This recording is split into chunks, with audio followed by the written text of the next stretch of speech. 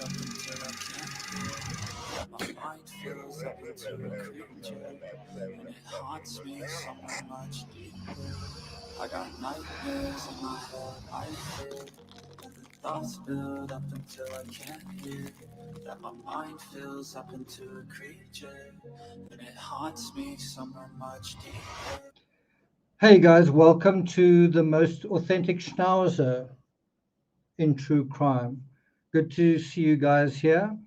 So we're going to be dealing with quite a cerebral subject, time, in this analysis. We're going to kind of go through several layers of it, and then we're going to tell me what you're doing. And then we're going to deal with the practical aspects of time and the timeline and the various issues that we need to deal with via 4 different cases. So we're going to look at the Idaho 4 case. We're going to look at the John Benet Ramsey case, which is an excellent case to test the idea of a timeline. We're also going to look at the Suzanne Morphew case, which is also a good example of where do you start now? Having just found human remains, what should authorities do? And so we're going to be dealing with a specific segment of the timeline in this analysis. And then there's a fourth case that we're going to be dealing with. Can't quite remember what it is now. Anyone on Patreon remember what it is? I'm hitting a blank. What was the 4th case? So it's Morphew, the Morphew case, the John Benet Ramsey case. What is the 4th case? Can't quite remember.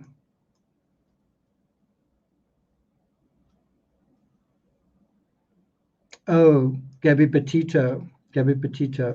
Okay, so let's have a look at who's here. Sorry, this has caught me a little bit by surprise. I took my dog for a walk, and when I came back, it was past. So I'm a little bit, what's the word? I've just settled into my chair. I'm just sort of getting used to what's going on. Just a quick greeting to the mods. Good to see you here, Terry and Sharon and Stephanie.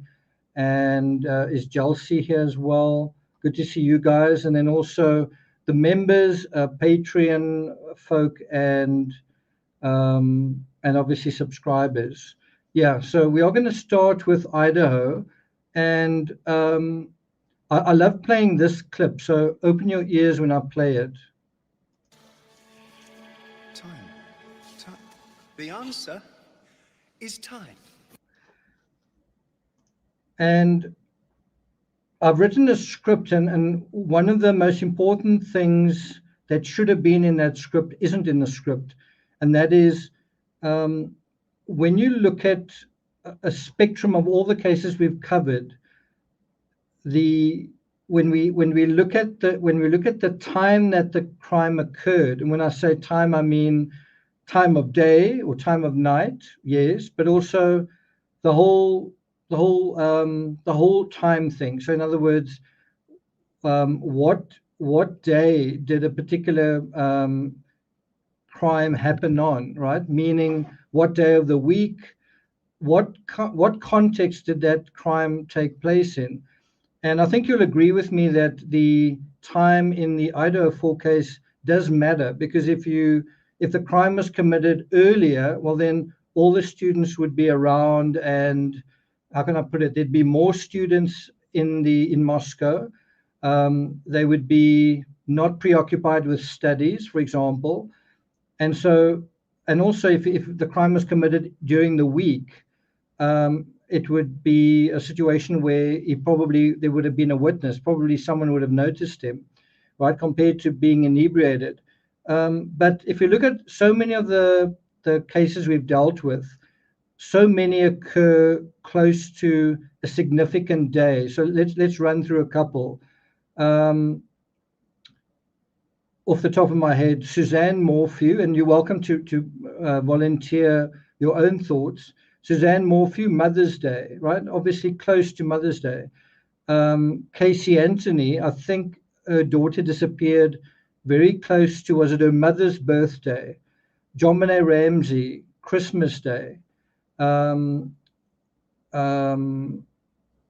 Stephen Avery, that particular case with Teresa Holbach happened just after Halloween, right?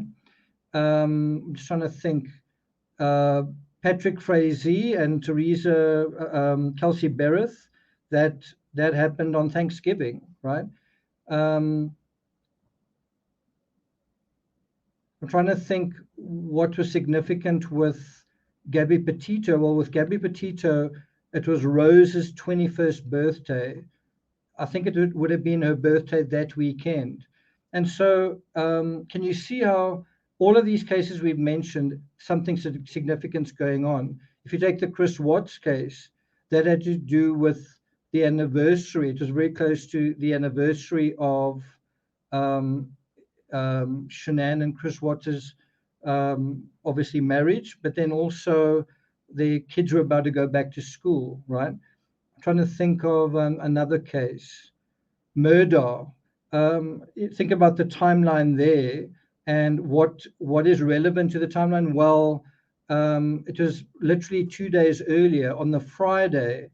They were wanting to. They decided that the settlement talks had failed and the case was now going to go to trial, and they were going to now need to audit his statements. It was literally within 2 days of that milestone. There you go. There's a good one. Delphi, Valentine's Day. Very good. Very good. Lacey Peterson, Christmas, yeah, as well. So can you see how just time can be a really, really valuable tool to decipher someone's motives in a case like this, right?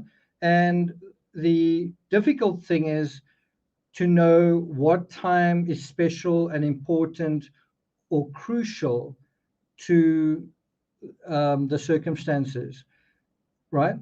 Because you're not going to necessarily know if it was somebody's birthday. You're not going to necessarily know if someone was about to be sued. You're not going to. What was also interesting in Patrick Frazee was he had a loan that was going to mature somewhere around 5th of December, a loan for something like $72,000, and then Kelsey Berth died around about a week before that. Another good example, Valentine's Day's Oscar Pistorius, and I do think that is a huge clue in that case. What happens on Valentine's Day? People contact one another often late at night and they say, I love you, or I'm thinking of you, kind of thing. Is that what happened in that case? Are there any other? I'm trying to think. In the O.J. Simpson case, I know that he'd broken up, him and Paula, what was her name? Paula Barbieri. Well, anyway, him and his girlfriend had broken up like that day. So that's also quite interesting. Andy Mundy. When I saw Mundy, I thought that sounds like someone who's Scottish. So can you see, just by running through all that, you can see how time, when we say time, we literally mean the exact time and date that something happened, seems to have some bearing on human psychology, on holidays, on kind of milestones. So that is a symbolic thing that you may or may not be aware of. And that is why it's so important when you go back to figure out a case, go through it chronologically into the timeline so that you get the feeling that you are moving in step with the circumstances as they develop. When you just look backwards, you are jumping back into the timeline without any kind of context. And so you don't really feel the tension and the escalation that one probably needs to feel. Does that make sense? Timmy looking longingly. Timmy's actually just, oh, he is. Yeah. Okay. Didn't know he was on camera. Okay, so let's get going. So how do we decipher the truth? Well, as I'm saying, one of the ways to do that is via the timeline. And I really, as someone who's written so many books, I've really found just reviewing the timeline, just going back into the timeline, reviewing the narrative step by step by step by step, is really the way to the best way to understand what you're talking about. So, do you remember when Bilbo and Gollum were in the cave? There was a riddle, and if Bilbo won, Gollum would lead him out of the cave into the light, and if he lost, Gollum would eat him. Do you remember that? But then Bilbo can't figure out the riddle, and so he asks for more time. And the riddle is, this thing all things devours: birds, beasts, trees, flowers, gnaws iron, bites steel, grinds hard stones to meal, slays king, ruins town, and beats mountain down. Another case where you can think about time as a pernicious quantity is the Titan submersible tragedy, where every dive that this craft took was literally critically wearing down the carbon fiber, right? Another example, you might say this is really taking it too far, but another example where you might think of time as a really valuable insight is the Titanic. At what time did the Titanic sail to New York, and what impact did that have in terms of icebergs? And there is that is relevant to that particular narrative. That's a really good point as well. That's a really good point as well. Some criminals commit crimes purposefully on a day when people will be away or distracted, or not really wanting to get involved, or whatever it is, because they are on holiday or whatever it is. Okay, so let's go on to the next thing.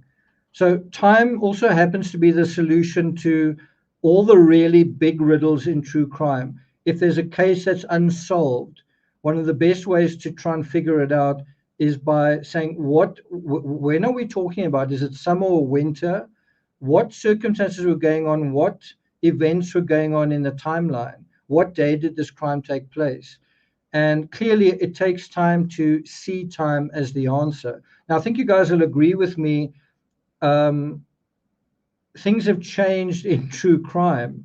I mean, there was a time when I wrote books, and it would take, I was writing books very, very quickly, but it would nevertheless take 3, 4, 5 weeks to bring out a narrative, which was my assessment of what I think happened as completely as I could with the information I had.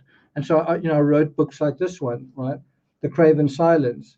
But it would still take 2 to 3 weeks, which is really quick to write a book, to write it, research it, edit it, format it, all those things.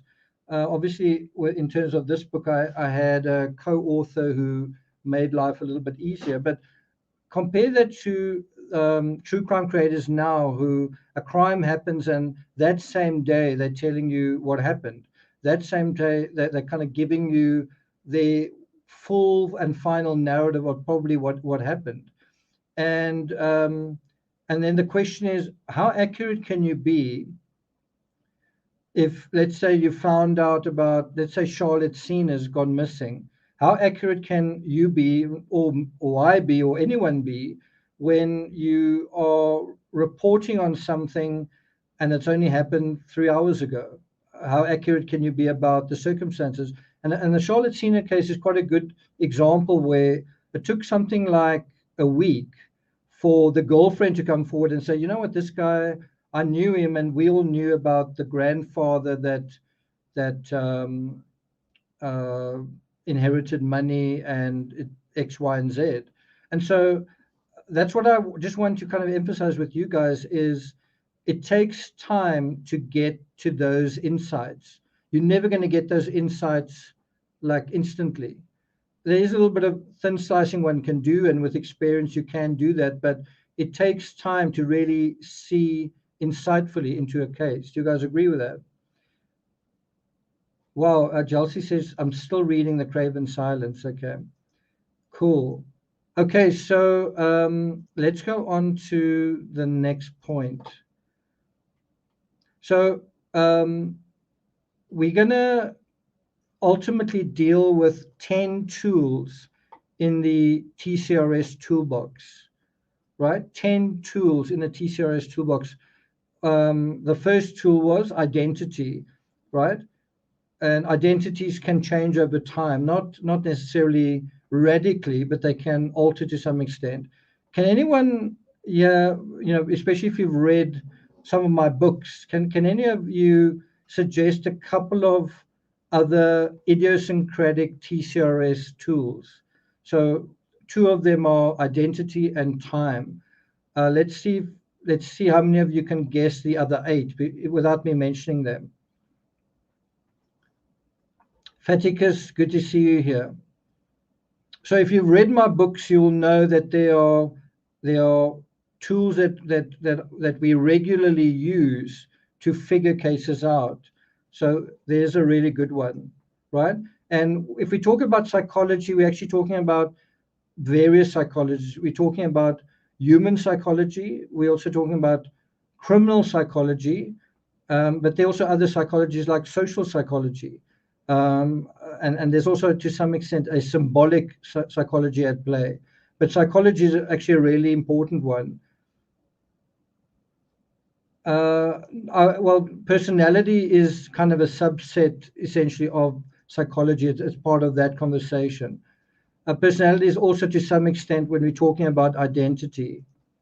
There you go, intertextuality. Very good. Yeah, we also want to look at the evidence, like what is the evidence that we have. Well, motive is also part of psychology. Digital evidence is related to things like the phone data review. So you want to put phone, yeah, let's call it digital evidence in its own category, right? Kerrigan says environment, it needs to be a little bit more. Welcome, Lali, welcome. I like the black cat. See if there are any other thoughts. Cat, I still want to have Timmy with the cow that you gave me in Boise so that you can see something that you gave me there is here doing its thing. Yeah, the psychological profile is also to do with psychology. Yeah, well, timeline is what we're talking about today.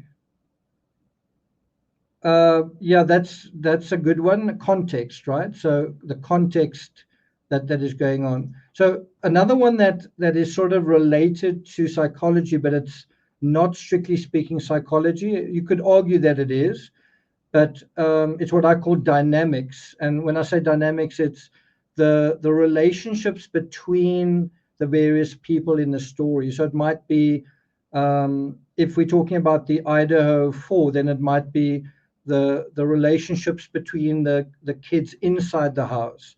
It might be the relationship between the kids inside the house and the kids that are visiting.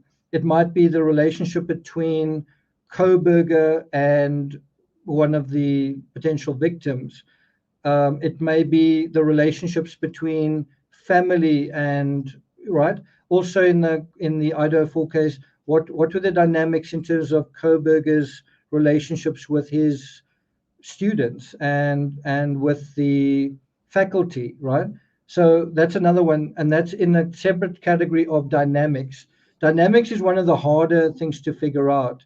You first want to figure out identity when you get to know the person, but then the next level of that, which takes a little while to figure out, it takes some getting used to. You need to speak to friends, you need to look at the social media, you need to see what is being hidden in a way. So a really good example of dynamics that are really helpful to a case is, I think, the Suzanne Morphew case. What relationships were going on at the time? What were the dynamics in terms of her marriage? What were the dynamics in terms of her affair? What were her dynamics with friends that she was talking to? What were her dynamics with her daughters? What role did the cancer play in affecting those dynamics one way or another, right? So dynamics is another really important one. In the John Benet Ramsey case, dynamics is also very important because you need to know what was John's relationship with Patsy? What was John's relationship with Burke? What was Burke's relationship with Patsy? What was Burke's relationship with John Benet? What was Patsy's? And so going through all those permutations. And so, for example, how would John feel about John Benet doing pageants, and whatever the answer is? How does Patsy feel about John Benet doing pageants? And then how does Burke feel about John Benet doing pageants? And through exploring those dynamics, you often get a very rich sense of what's really going on. In the John Benet Ramsey case, the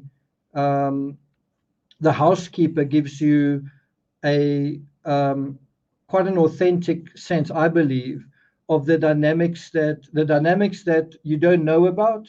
The housekeeper tends to possibly reveal some things that you otherwise wouldn't know, such as the extent of bedwetting, right? And she would say every day I would come in and just like normal, I would take the soiled blankets and throw it. You kind of got a sense that it was just normal to be doing this almost every single day, right?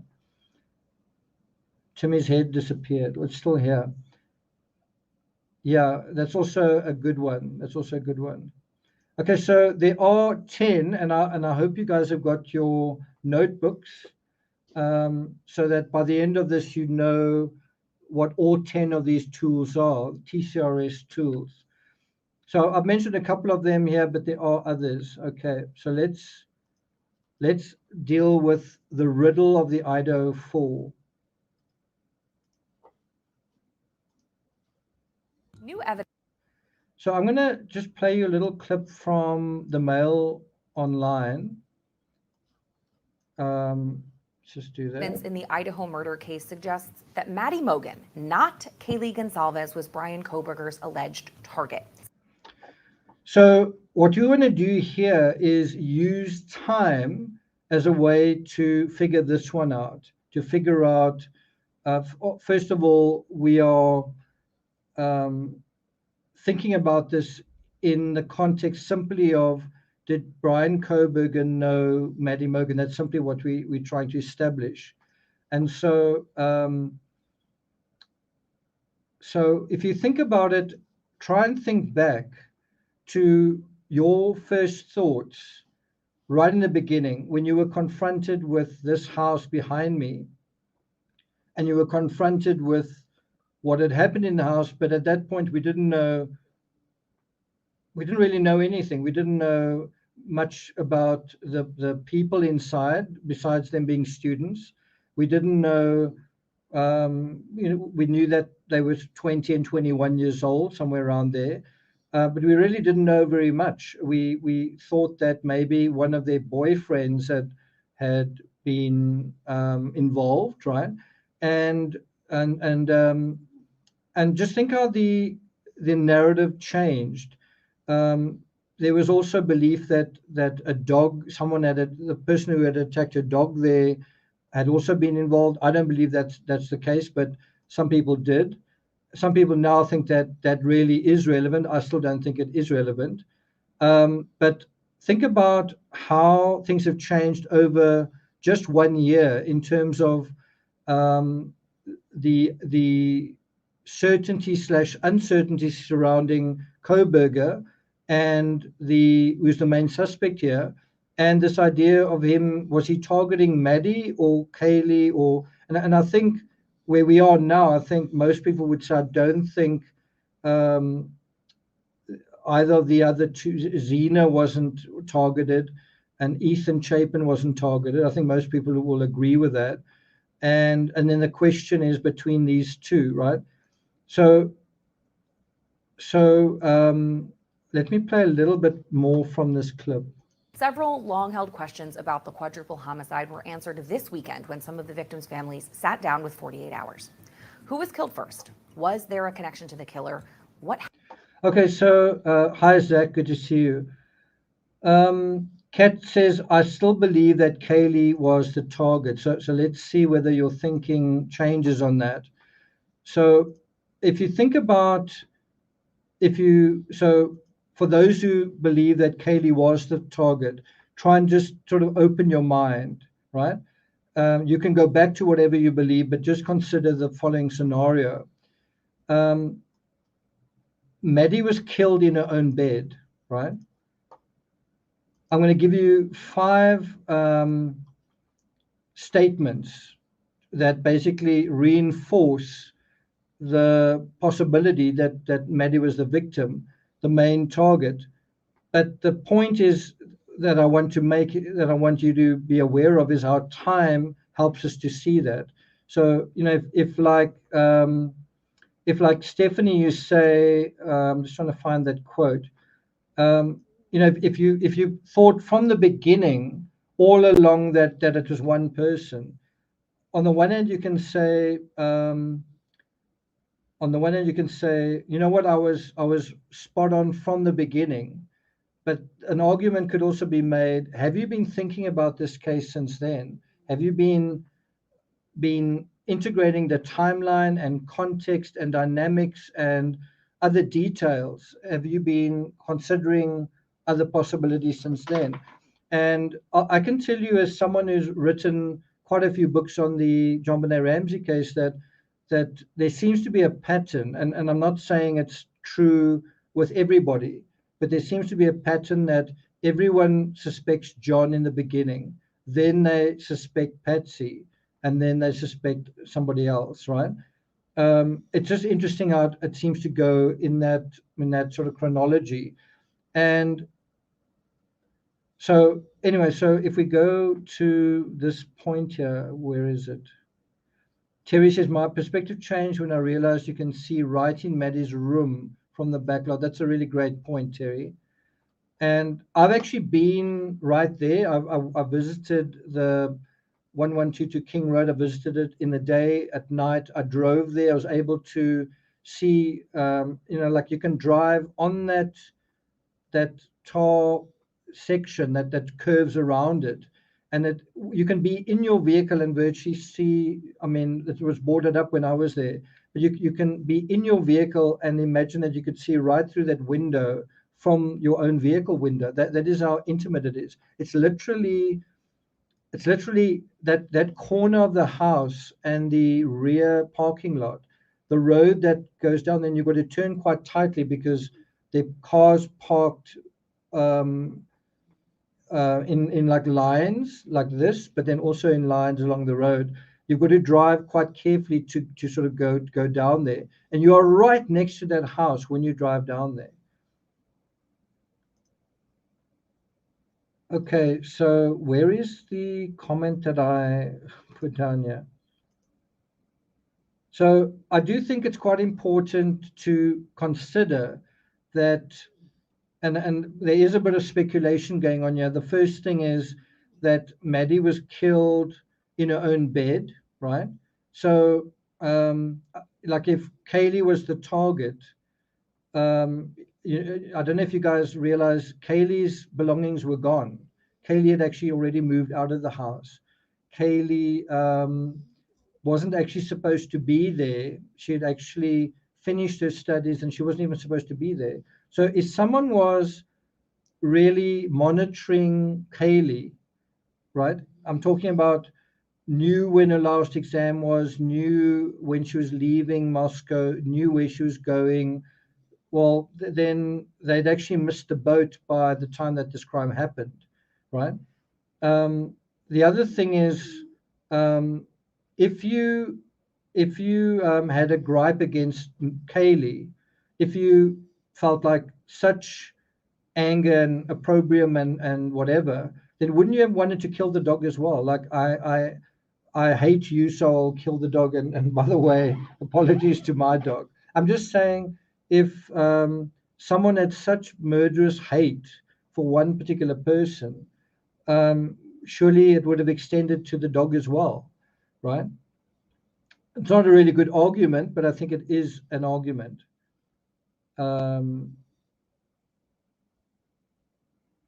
Yeah, that's true. That's true. Okay, so that's that's the first point. Now the time insight we get from Maddie being likely the first victim and killed in her own bed, is that does make sense if she was the first target, or the only target. Let me say that again. If Maddie was the first target, then it made sense for her to be attacked first, or if she was the only target, right? And although we are not at the point yet where we can definitely say that the criminal attacked Maddie first, it does appear that way from what Dee said in her statements.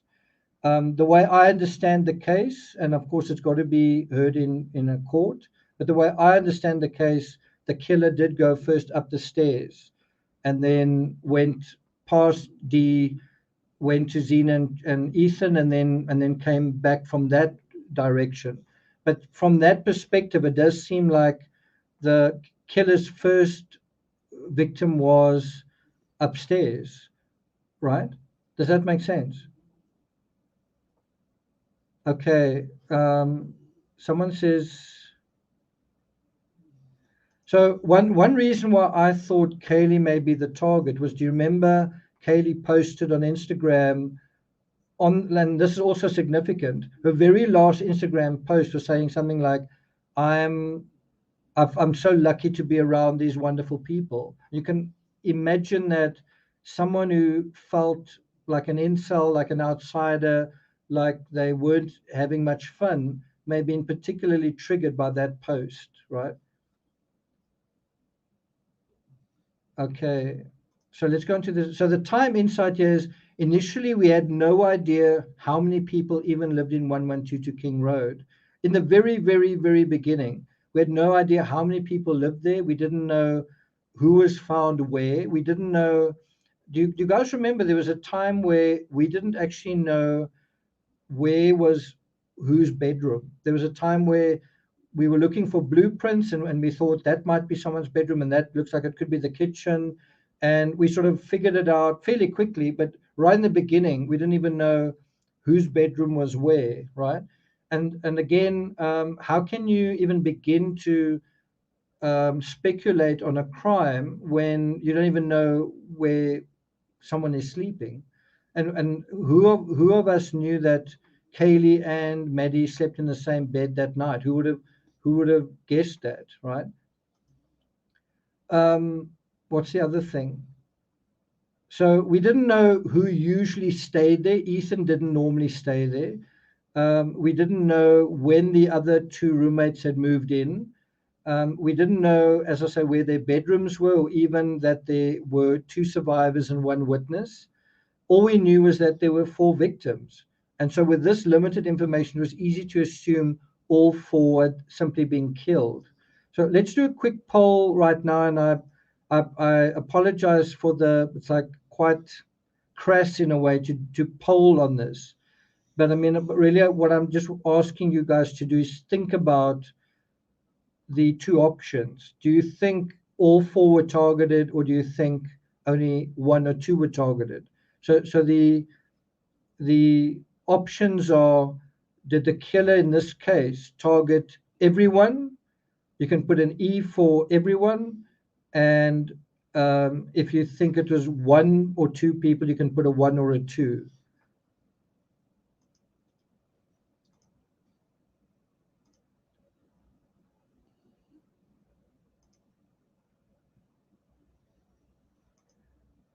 Ruby Slipper says 1 or 2. Yeah, most of you look like you're saying 1 or 2. Is there anyone who still thinks it's everyone?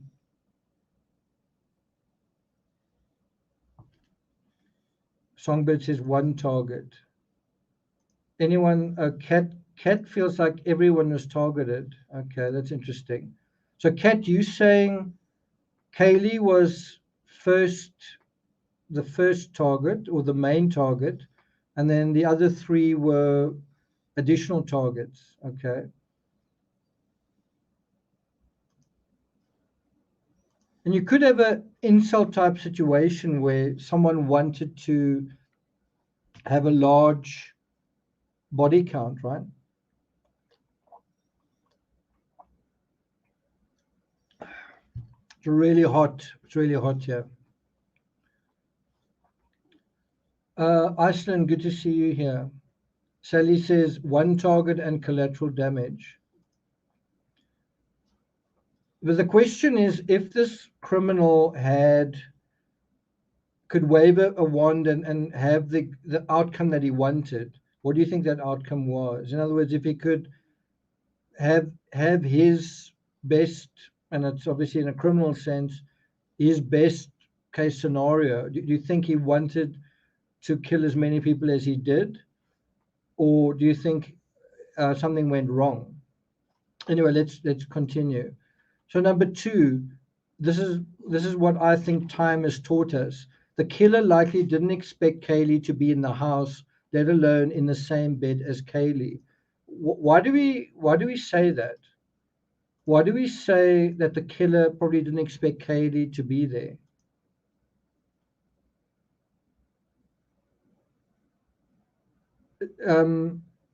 Baby Kisses says something went wrong.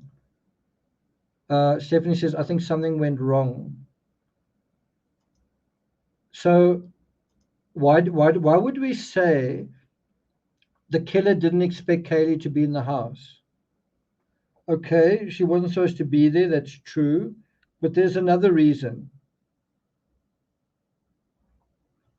There's another reason.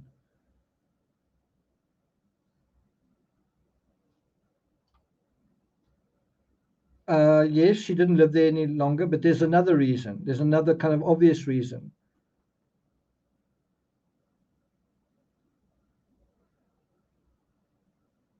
Well, they slept in the same bed because all her bed had been taken out. You know, all her possessions had been taken out of her room. She'd moved out.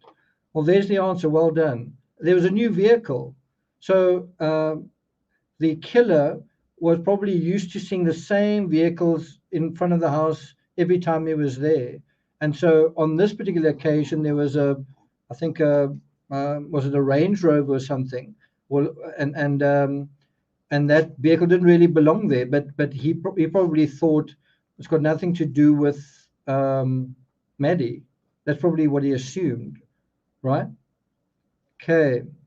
And so that is also something that's information we got over time, that thing about the vehicle.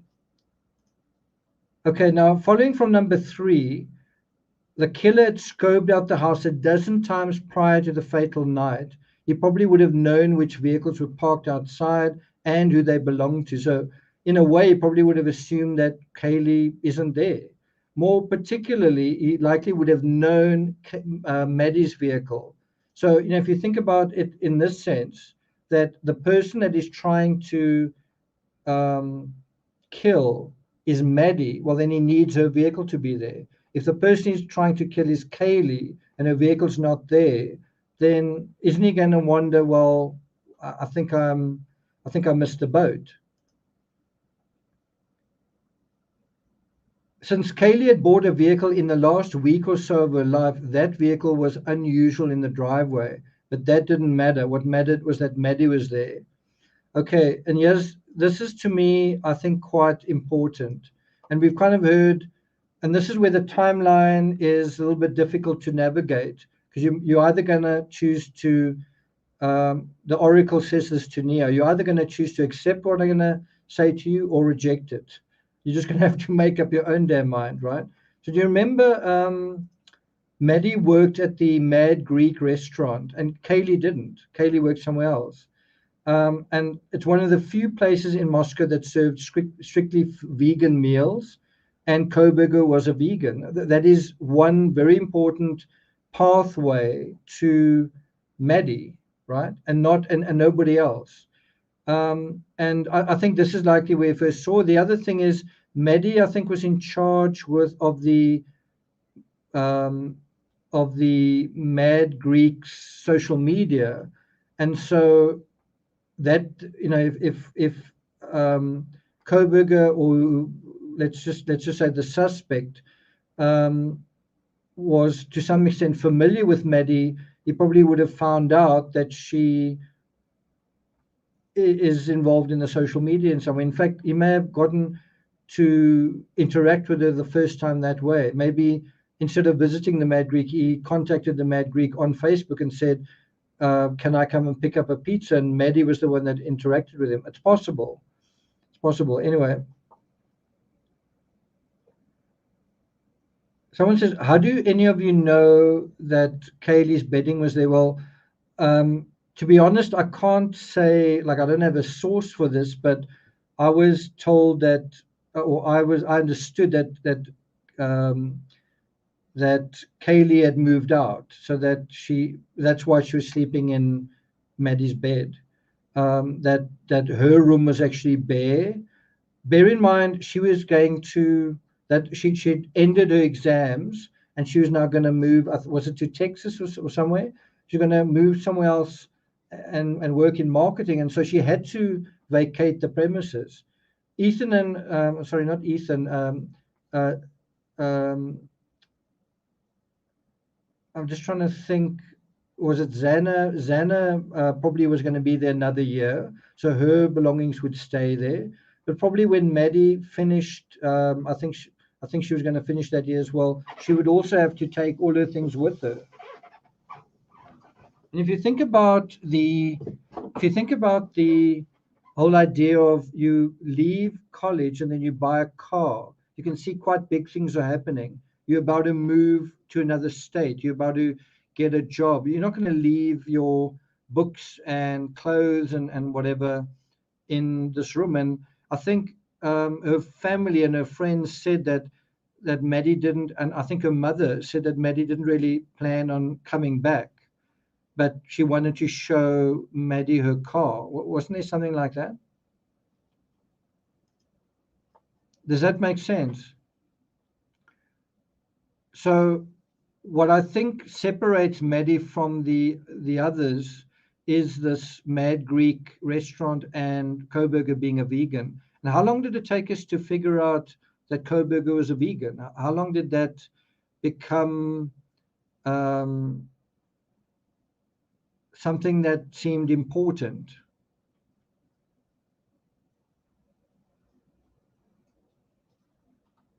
Okay, well, someone says she left a mattress. So it's not quite the middle of winter, but there's a mattress there and probably not bedding. So was there bedding on the mattress?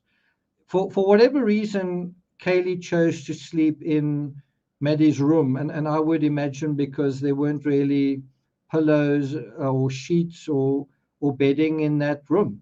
That's what I would imagine. Someone says, is your accent Lincolnshire? It's the first time I've heard that. Kat says his aunt said he was a vegan straight away. No, but what I'm trying to get at is, so when you found out that this crime had happened in November, we didn't know that like a vegan aspect was going to be part of this at all, right?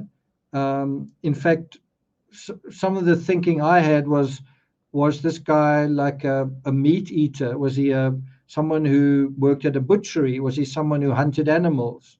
And some of that thinking was sound because he had worked skinning fish, so some of that was sound. But yeah.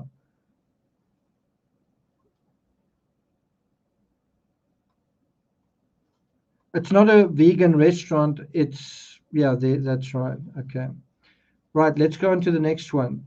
So this one is where you need to know the dynamics. And I've got to admit, I don't pretend to know the dynamics that well. So if you think of Kohberger or whoever the suspect you have in mind, looking at Maddie's Instagram versus Kaylee's, then who is who seems more available? And I must acknowledge that it's not, that first of all, it's a subjective question, and secondly, it's not, I don't think there's a right or wrong answer, but I do think that's what he was thinking. Are you available? And the answer is actually that neither of them were really available, right? Neither of them were actually available.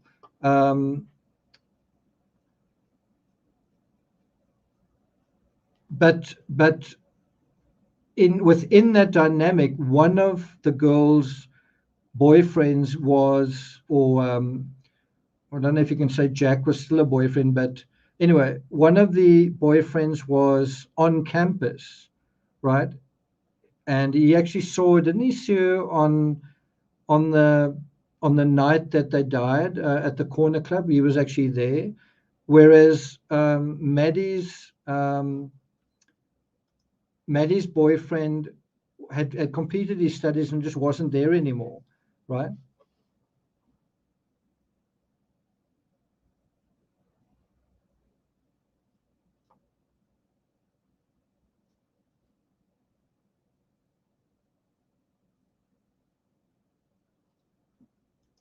I'm not sure if I agree with that. I've heard that he's a vegan from quite a few sources.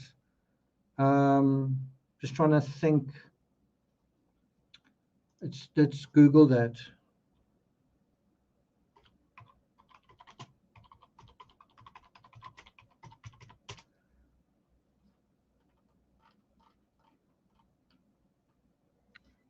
So this is in terms of the vegan narrative. 19th of January, twice ate vegan something nearby Greek restaurant. We know that some of the employees since said that that wasn't true.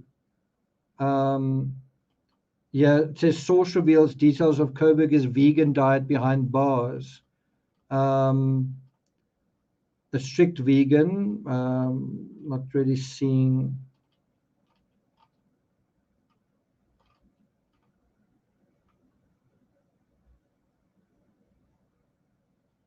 Yeah, anyway, I must say, I'm a little bit surprised to hear you say that he wasn't a vegan, but I guess that goes back to identity.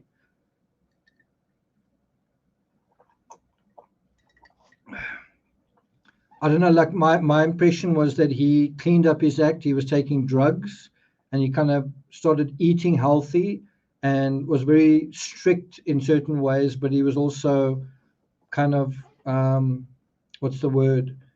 Quite anal in a way, in the sense that he was depriving himself of certain things while not being able to enjoy other things anyway.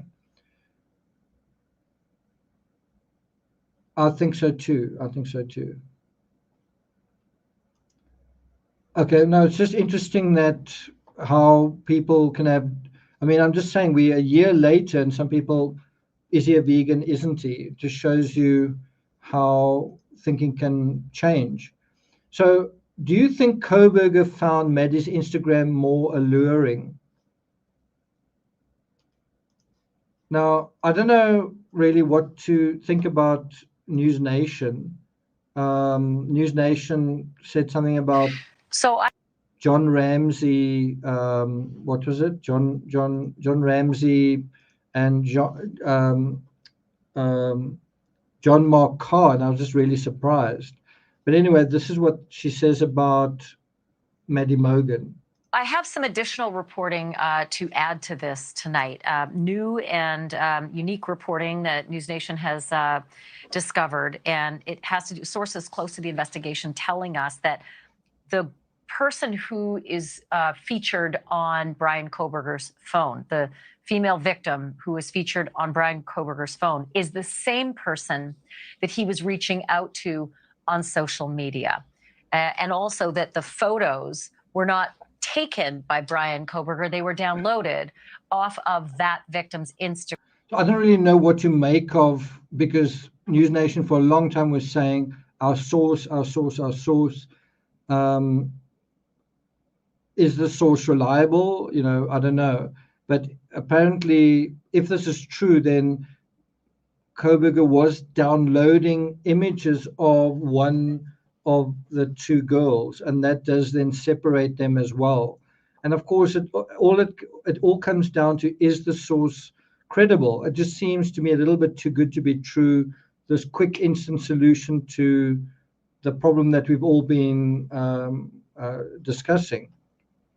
Instagram. So he had taken the pictures from that victim's Instagram.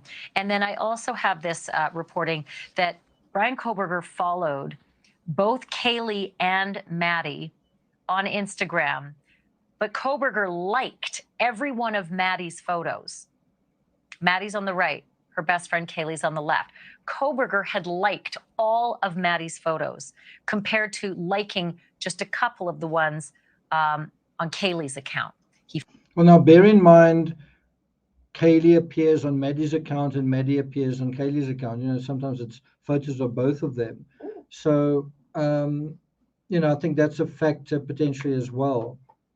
Followed both, but he liked all of Maddie's, and compared to liking just a couple of them.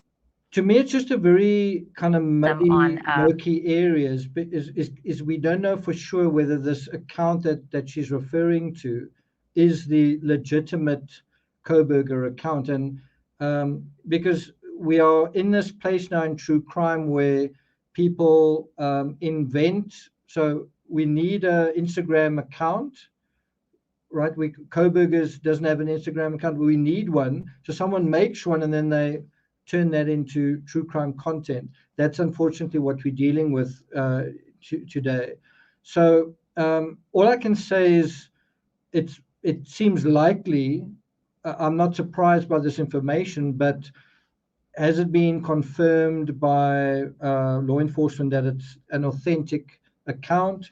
We'll only know when there's a trial. We'll only know whether that's true for sure in a trial. Yeah.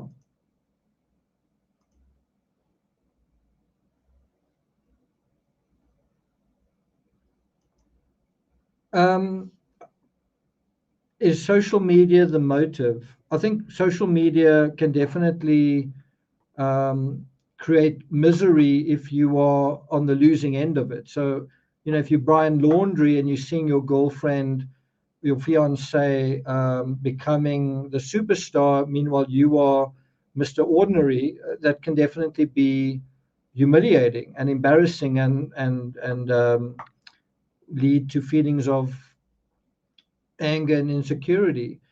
On the other hand, if Kohberger was following them and he felt like he was getting to know them, but it's sort of in a digital way, you know, he sees them every day, but actually not in real life. He may have kidded himself thinking that he knows them, or that, you know, they're just one little Instagram message away from saying, let's go out for coffee. Of course, they're also one Instagram away from not saying that. So it can be quite crushing. You know, it can be quite a crushing thing. Anyway, I wouldn't be surprised if that is a factor. And I think what is also interesting is the fact that Kohberger seemed to have zero social media clout, if I can put it that way. I mean, one of the things we talk about, and so one of the key true crime rocket science tools is the symbolic reality for a person. And that's one of the biggest things that is underestimated in true crime. People think, well, you know, people have a fairy tale for themselves, but someone else may have no idea what your fairy tale is for yourself, or may have no idea how much it means to you, or may have no idea what certain words or certain events may do to impinge on that fairy tale, right? And so if you think about Kohberger, his social media was confirmation of his social impotency, and it is for a lot of people. And I mean, the flip side is, and I can tell you this as a creator, when you've got so many thousand followers, you may say, oh, you really think a lot of yourself, or oh, that does that suddenly make you socially potent or socially important? It shouldn't. It shouldn't. In the true crime space, if I think I've achieved something, I see someone with 1 million followers in true crime, and I'm like, is he really that good? So I think you've got to be very careful living by the sword of social media as a measure of who you are as a person. I personally don't think if you don't have much of a following, it means anything, and I don't think if you've got a huge following, it necessarily means anything either. One of my best friend Alex, shortly before he died, I complimented him and I said, I'm really impressed that you're someone who's just not gotten caught up in the whole social media shitstorm. And his wife said to me, he's on Strava all the time, which is a fitness thing. And so social media seems to find a way of affecting all of us in some way or another. And that is part of your symbolic reality. Okay. So how is the time narrative relevant to all this in terms of the Instagram and the vegan side and all that? Well, when you look at Kohberger's relationships or lack of, right, with girls and women over time. So it's not just looking at Kohberger's relationships with women. It's over a long time. When he was in high school, when he was studying at, I can't remember what the college was, but that Catholic college, what's the name of it? Can anyone help me out? And then after that, here in in Moscow, how through that arc of time, was he having success with the opposite sex? And the answer seems to be no, and the answer seems to be he was having real issues. And that's it. Is it Dessalles? When you accept that aspect, then you can see why he would be infatuated in a desperate way, because he's trying to do what all young people are trying to do, right? And that's the context that's so important to remember. If you're thinking of the Amanda Knox Meredith Kercher case, you need to think of the psychology of a student. If you're thinking of the John Benet Ramsey case, you need the psychology of a child. To some extent, also Madeleine McCann. In this case, you also need to think about the psychology of students. And so what happens when you are at university and you can't get laid? You don't have a girlfriend. You might say, I was at university and I didn't. Well, maybe it didn't bother you, but it might bother somebody else. What if what if you've overstayed your welcome at university, meaning you one of the senior citizens there? You are 27, 28 years old, and you was being fired. But do you follow what I'm saying? You are one of the senior statesmen, and you still can't nail a date. You can't really, for some reason, you just can't get any traction in society. And it's starting to be a real issue. Society is starting to really not like you and are communicating that to you. And you are not liking, or you like society, but because society doesn't like you, you don't like society, right?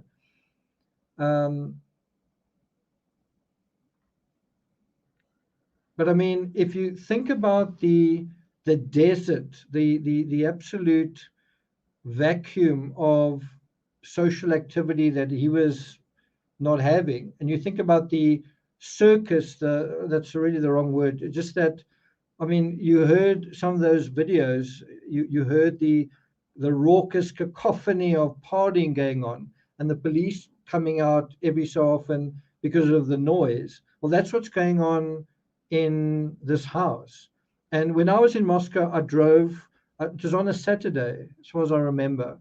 I drove from where Kohberger's apartment was, right, straight from there to 112 King Road, and it was like chalk and cheese. The one area was absolutely dead, like literally no one walking around, no noise, no vehicles moving. You kind of felt like, did everyone go home for the holidays, or is someone is I don't know, is something going on somewhere else, because there's nothing going on here. Meanwhile, when you drove to 112 King Road, you suddenly heard, if you had your windows down, you suddenly heard music coming out of windows. You saw kids sitting on balconies drinking. This is when I was there. You saw there were little groups having little get-togethers. I think I saw very close to King Road. I saw kids playing ping pong, like ping pong outside and sort of drinking. And when I exited that area, there was probably a dozen or so kids just on the sidewalk, and put up a big sign saying, "Hoot and you have to drink," or "Honk and you have to drink." And so they were kind of having. So there was this big social thing going on in Moscow at the same time that when you were in, is it Pullman, nothing was going on. Like certainly at the apartments, if you went to the area where the girls lived and you went to the area where Kohberger lived, it was like chalk and cheese. There was far more of a vibe and activity and energy in Moscow. And that is what Kohberger, I believe, wanted. He wanted some action, he wanted some excitement.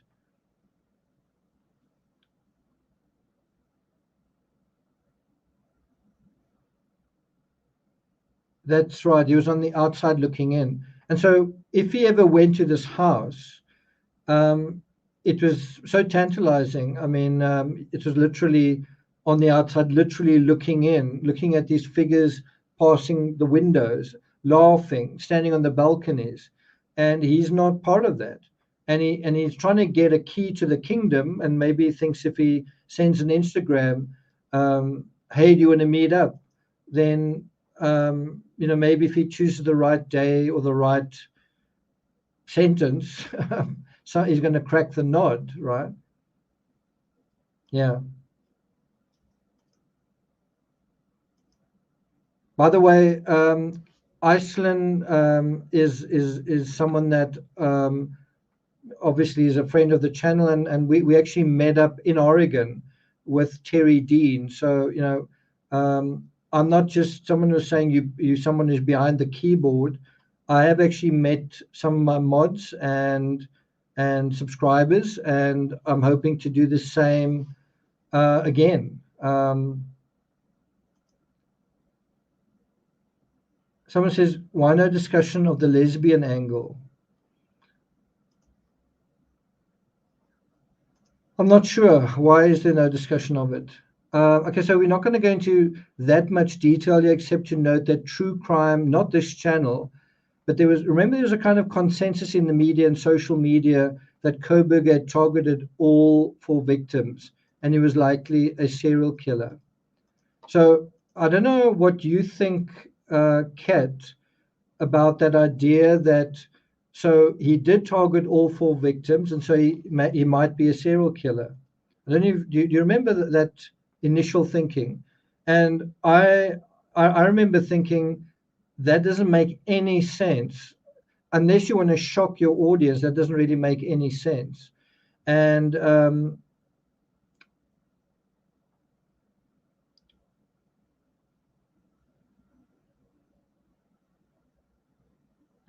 Hedy B says, I think he did want excitement, but looking from the outside was most comfortable.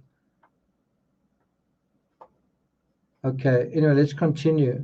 So where are we now? Well, now we several sobering months later, and the less shocking alternative is that Kohberger, just consider this, the less shocking alternative is that Kohberger only meant to kill one of the victims. it definitely seems that he wouldn't have wanted to engage in hand-to-hand combat with another dude in the house. And by all accounts, Kohberger left the scene after making a complete hash of his crime. And when I say that, I'm saying based on the police version of this, based on the affidavit, they're saying Kohberger, they believe, left the scene and saw someone who they're assuming to be Kohberger. And if you think about whoever committed this crime, not only left behind allegedly his knife sheath, but even a witness. So if the perpetrator was a serial killer or wanted to make this big statement with maximum bodies, then why not kill the fifth person that was right in front of him, right? And I think the answer is, well, one reason is he didn't expect a guy to be in that house at 4 o'clock in the morning. He didn't also expect to be doing hand-to-hand combat with a guy. I think he intended to commit one crime. Sharon McGee says, I totally disagree. So again, if he went into the house with the intention to leave behind the maximum body count, then allowing D to live makes no sense. And this seems to be an amateurish crime with a knife in a house full of students where one thing led to another. But that's not necessarily how it appeared at first glance. And so if you had a particular belief or view right in the beginning and you're saying, I refuse to consider any other possibility, then you are taking the time element and you're just throwing it out the window. So you must be aware of time as an asset where you say, I'm going to use time to fine tune what I know.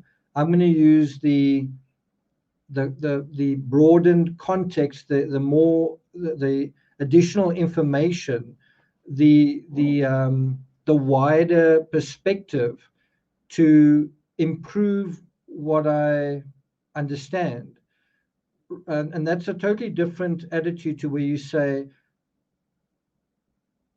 right in the beginning, I thought this was the case. And guess what? A year later, I haven't changed my mind about absolutely anything. Well, then, were you paying attention to all the information as it came out? If not, then you're an absolutely brilliant criminologist and you should start your own true crime channel. I'm just saying if on day one you knew exactly what happened and your mind hasn't changed at all, and information has come out, but you were 100% then as you are now, then you should start your own true crime channel, because we're dealing with a criminology genius here, right?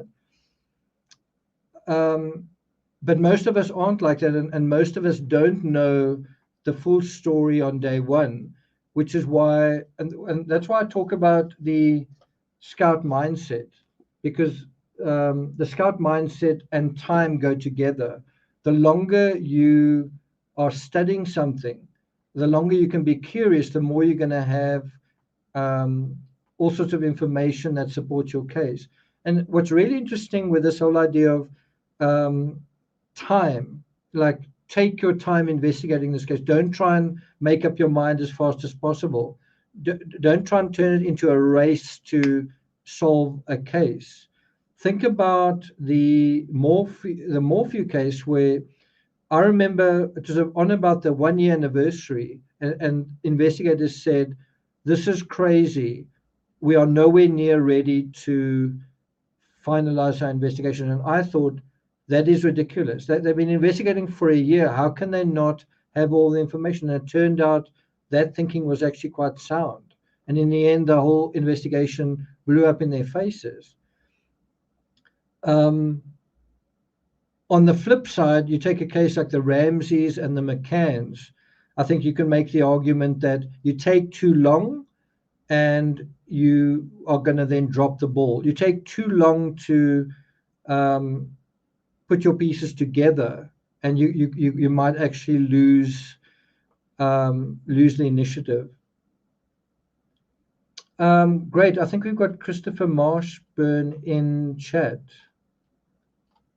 What's really wonderful about this community is that we've actually got folks who are lawyers and quite qualified people. It's definitely something I like to see. So anyway, this is why we must be cautious to arrive at a hypothesis when confronted with a crime scene and an unknown perpetrator for the first time. I'm not saying don't come up with a theory. I'm saying be cautious. Be careful when you come up with your hypothesis. And when we talk about that idea of being cautious, it's the same thing where you then say, I'm cautiously thinking in this direction because I may need to actually change. I may need to alter that, right? And I personally think the prosecutor has got the motive completely wrong in the Murdoch case. I don't think the motive is that Alec Murdoch cared about his family legacy. I don't think that's the motive at all.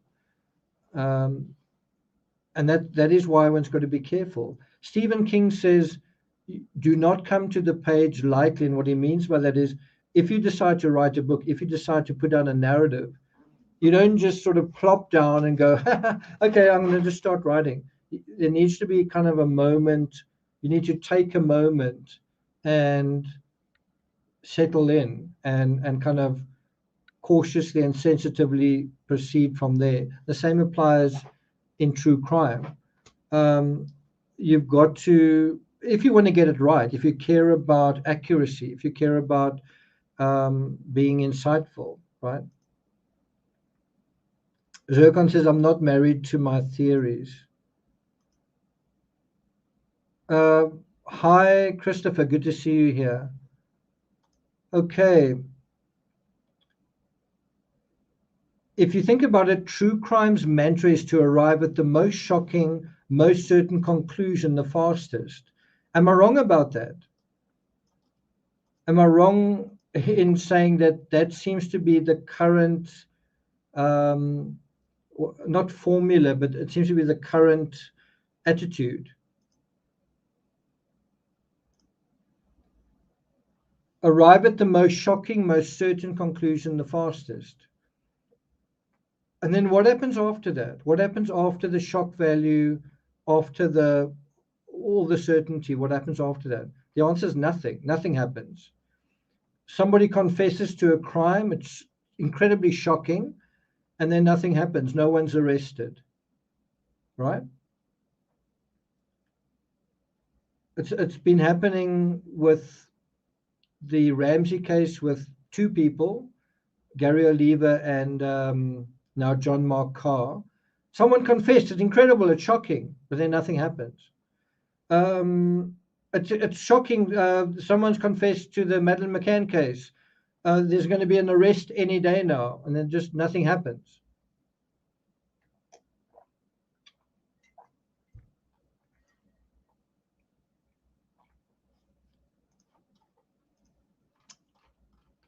And so the thing that time gives us is it offers us a different perspective.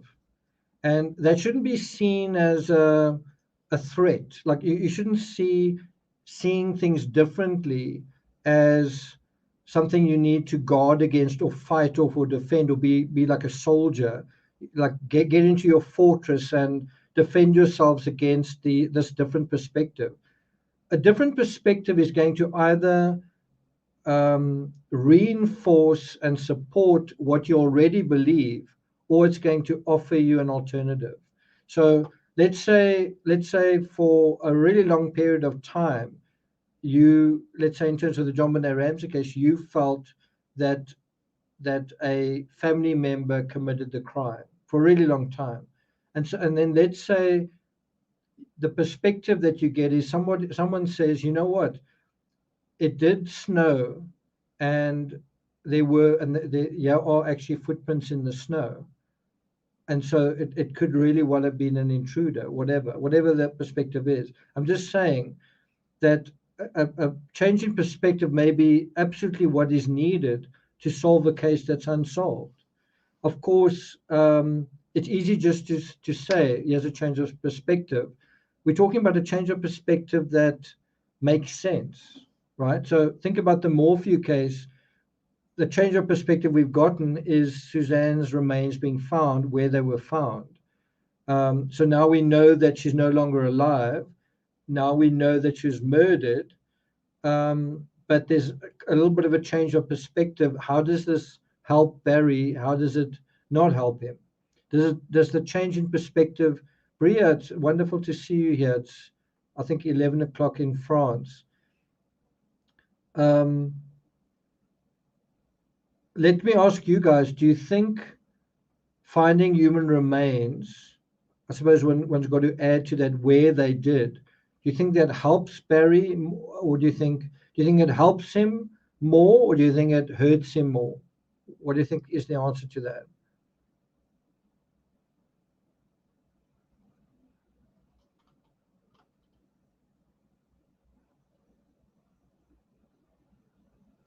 Okay. So we're about to finish our discussion with regard to Idaho. And I just want to bring back this little poem that came from The Hobbit. Time devours all things, birds, beasts, trees, flowers, gnaws iron, bites steel, grinds hard stone to meal, slays king, and this is the key part, ruins towns. And so as long as this case is continuing, it is hurting the town of Moscow. And I was very aware of this and sensitive to this when I was there. I sort of felt like this is a happy place, and the true crime community are doing what they are doing, but this is a place where people want to start their lives. They want to study. They want to fall in love. They want to have parties. They want to get to know the real world, but the nice things in the real world.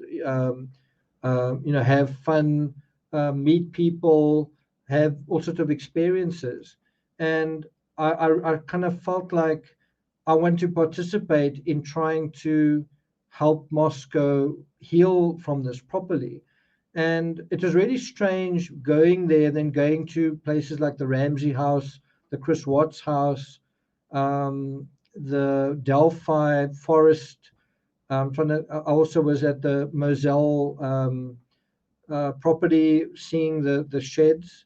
And I was also at the place, the spot in the road where Stephen Smith died. And, of all those places that I visited, Moscow was the merriest spot. It was the place that was the least. To some extent, Boulder was the same, because Boulder is also the Colorado University is around the corner. And in fact, when we parked right outside, when we stopped right outside the Ramsey home, there's a guy smoking weed, and he said, "Hey, do you guys not know where you are?" kind of thing. But and felt like there were actually students living in the Ramsey home. But the thing that I came away with is this idea of, can't we find a better way of dealing with tragedy and trauma than you just bulldoze something down, and then the criminal actually wins in trying to score a point against whomever, against society. They actually win. And so think about that whole thing. Time ruins a town, and that's kind of what's been going on with this crime that still isn't resolved. There still hasn't been a court case.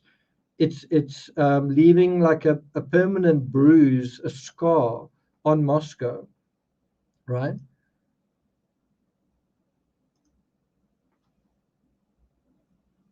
I thought so as well.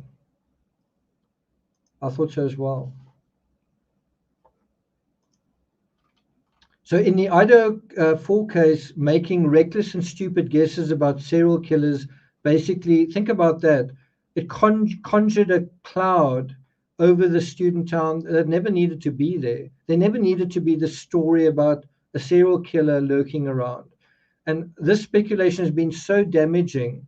The powers that be want to complete the devil's work. They want to tear this entire house down. That is the gift of inception, an idea of reality rather than reality itself placed into people's heads. And because that idea can't be gotten rid of, buildings have to be demolished. The actual fabric of society is now being destroyed because of false words and ideas floating in the ether. This is happening in Moscow and everywhere else. So if you say true crime is, it's just harmless speculation, and then you end up with a building like this, the one behind me, being demolished, it leaves like a permanent scar in society. There used to be happiness and fun in that place. Isn't there a way that a structure can be refitted or changed in some way that it still exists and can still do something, but it doesn't remind you of what it originally was? And that is what's so ironic, is that the Watts home has done just that. That there are homes like the Ramsey home that still stand, and as far as I know, there were students living in it when we were there. So, is it really necessary to raise a building to the ground when a crime happens in it? Repurposed, yeah.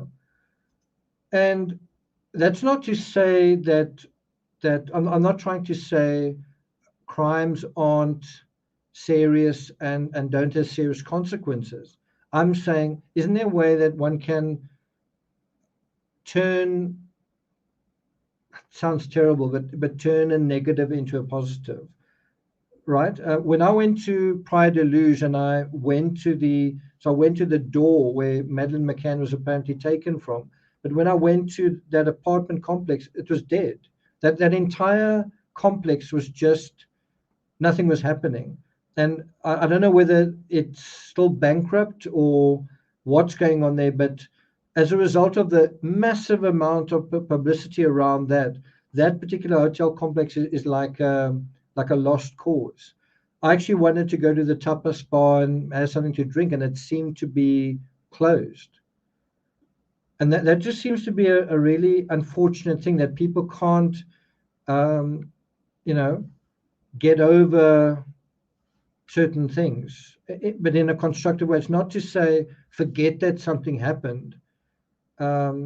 It's deal with something that has happened constructively. And America's had to deal with that with 9/11. America's had to deal with a horrific situation of destruction and say, well, we've still got to have a city here. We've still got to continue living.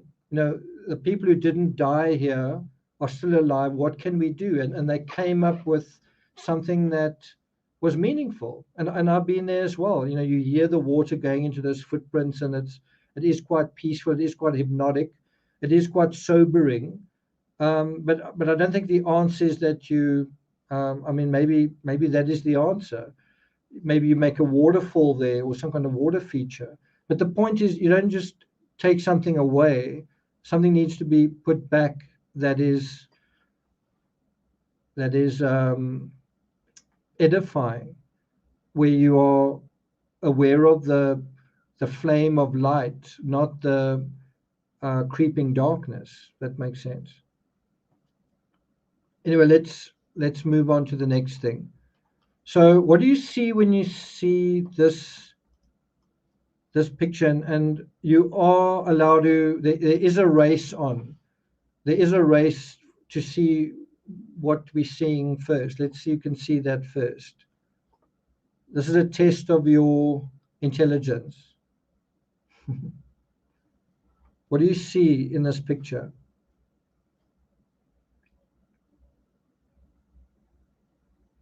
Wow, so someone says a duck or a rabbit.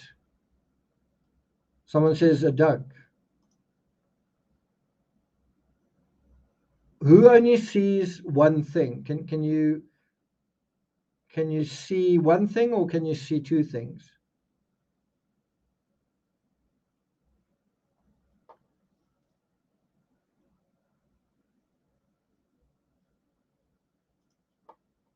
So I promised you that this analysis would have a sort of a cerebral element to it, and now we're going to be dealing with that. We're going to go on a couple of cerebral tangents, but we will come back to the whole true crime thing. So if you look at this picture and you think about how the thinking in the beginning of this crime was the bloodbath at 112 King Road, that the entire bloodbath was deliberate, and then you exaggerate this exaggeration as the work of a serial killer, that is random, fragmented thinking. It's not really based on any facts or any evidence, right? And that in a way is like you seeing something. So there's something in front of you, but the thing that you're seeing may not be the thing that it is. So let's say, for all intents and purposes, this is a duck or it is a bird, right? Let's just say, hypothetically, that it's a fact that the thing on your screen now is a duck or a bird, right? But you seeing something else, right? Then over time, maybe you will be able to see that it's not the thing that you're seeing. And you've got to be able to do that. You've got to give yourself permission to do that, to try and see what you're seeing in a different way, right? And you may think that changing your mind about something is weakness, but it's not. It's the opposite. And I'm going to give you some kind of scientific corroboration of that in a second. There's nothing wrong with seeing either a duck or a rabbit in the optical illusion below. So if we take this and let's say that what is on screen is actually a bird, right? But you seeing a rabbit, there's nothing wrong with you seeing it as a rabbit. The problem is if you refuse to see it as a bird. If someone says to you, well, can you see it could also be a bird? And you say, I refuse to see that. I see a rabbit. That's where the problem is coming in. Welcome, Ken. Right? Do you follow what I'm saying? That is the scout mindset. Sybil says, I just see a duck. Okay, well, try and see the rabbit as well. And I'll tell you why that's important. How long it takes you to cycle between these two opposing perspectives, and they are opposing perspectives. If you are looking at it from left to right, then you're seeing a rabbit. And if you're looking at it from right to left, you're seeing a bird, right? How quickly you can cycle between the two perspectives and see both is actually a sign of creativity and intelligence, right? It's easy to see the obvious quickly and easily. And if we come back to what we were saying earlier about what true crime tries to do, it tries to shock you with the most, not obvious, but the most, it tries to shock you with a version of events as fast as possible, right?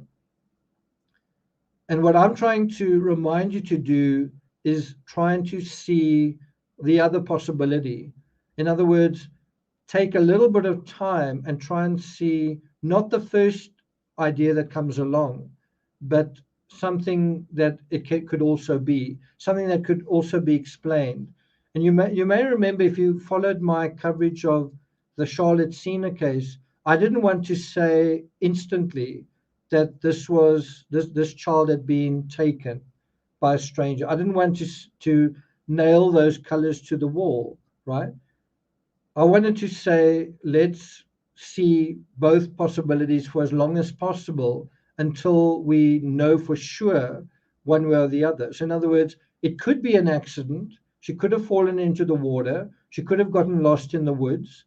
And of course, after a certain period of time, after a certain amount of searches, after an hour, it starts to become a little bit less like an accident, like an innocent situation.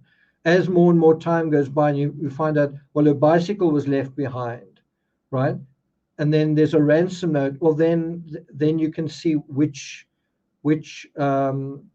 scenario does make sense. And even the police said the same thing. They said, what did they say? They were worried because it was late at night and she could be in danger because of the elements. I'm sure they were worried about another scenario as well. But even they were trying to keep an open mind.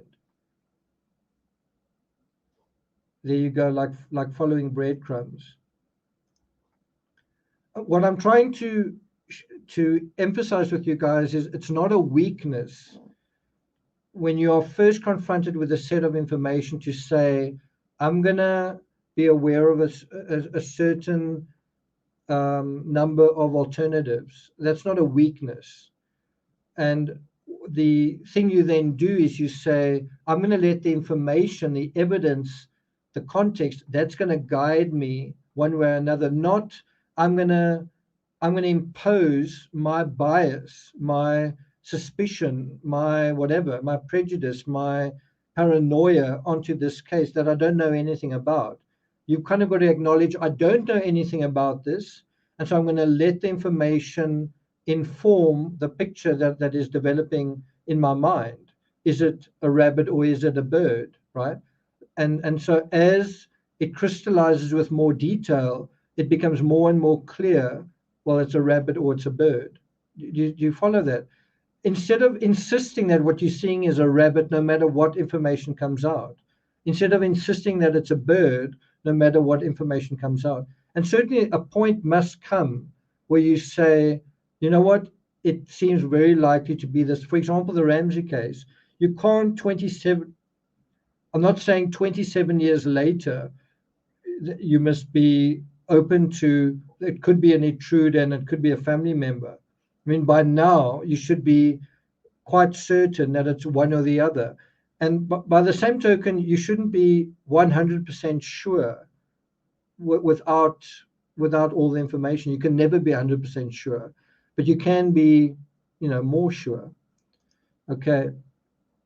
So let me summarize. It's easy to see the obvious quickly and easily. It's not so easy letting go of what we think we see and being open to another interpretation. And so that applies with this Idaho 4 case. If you think that Maddie was the target, at least be open to the possibility that everyone may have been the target. If you think everyone was the target, be open to the possibility that Maddie may have been the target. But you basically do want to inform that sense of, that sense of uncertainty with information either way. I personally believe a year later, the information tends to, and you can quote me on this because, I mean, I could be wrong. It could be that he did target all 4. It's possible. It could also be both, that he targeted Maddie or Kaylee, and then he thought like, what's his name? Elliot Roger. Elliot Roger meant to kill his 3 roommates and lots of people. That was an incel attack, and he wanted maximum casualties. It could be something like that. Could be something like that. I do think there's an incel element here. The question is, how bad is it? And the thing that I don't really get is, I don't think Brian Kohberger was part of any incel forums. He's got a lot of the characteristics of an incel, but incels tend to agitate, and they gather in online communities, right? And have a very, they've sort of given up on the opposite sex, and you kind of get the idea that that he was still trying till the bitter end. That's the impression I get. Okay, now on to the next thing. So the other thing I want to show you guys is sometimes what we see isn't accurate, and it's not our fault. It's simply the way that things are presented, right? Let me say that again. Sometimes when we see something, and I'm not referring to the picture on screen, I'll show you another picture. Sometimes what we think we are seeing isn't accurate, but it's not our fault that we see it the way that we do. And here is an example. Let's make this full screen.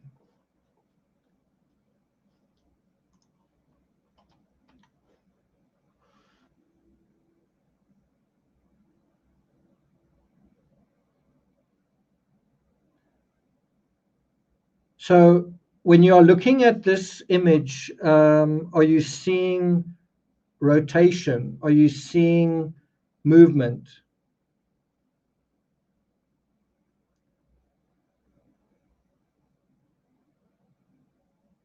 Would you believe me if I told you that this is not a GIF picture, it's not animation?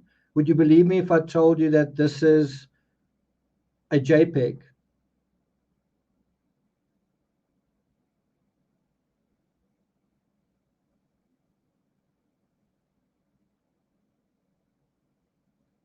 Sharon Edwards says no movement. Are you not seeing any movement? I don't see any movement at all. That's strange because I do. Is there anyone here that does see movement?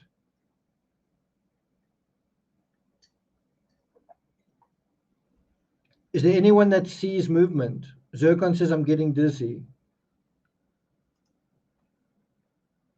Stargirl says at times I get the sense that it's moving.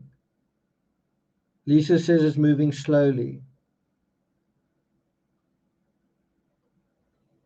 So even scientists don't quite understand how this works, because what's actually happening is you see movement in your peripheral vision, not when you actually look at a particular spot, you're seeing what you're seeing, but it's in terms of your peripheral vision, it seems to animate. And so when you look towards the thing that's moving, then that doesn't move, but then where you were looking does move. And that is not so in other words, what you're seeing isn't reality, but it's not your fault. It's not your fault to make that mistake, right? But it is important to be aware that you can make mistakes that are not. It's nobody's to blame. It's simply that we are capable of seeing things that simply aren't true, right? Someone says, when I look up close, I see movement. Okay, so I'm going to give you another chance. Put your eyes close to the screen and look closely.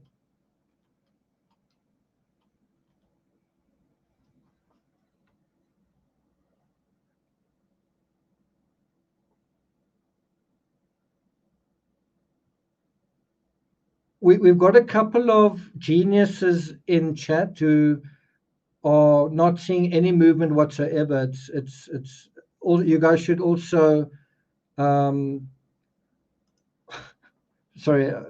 to be sarcastic, but I was going to say you guys should sign up for the Nobel Prize because you've got extraordinary vision, I guess. Anyway, I'm being a little bit sarcastic. But anyway, for a lot of people, you will be seeing a kind of rotation, and that is because of the way our eyes are designed. In other words, you're seeing something, but it's simply not real. But it's not, although it's a mistake, it's not your fault, right? Now, it's when we can be aware that thinking errors are normal, not science. It doesn't mean you're gullible or stupid.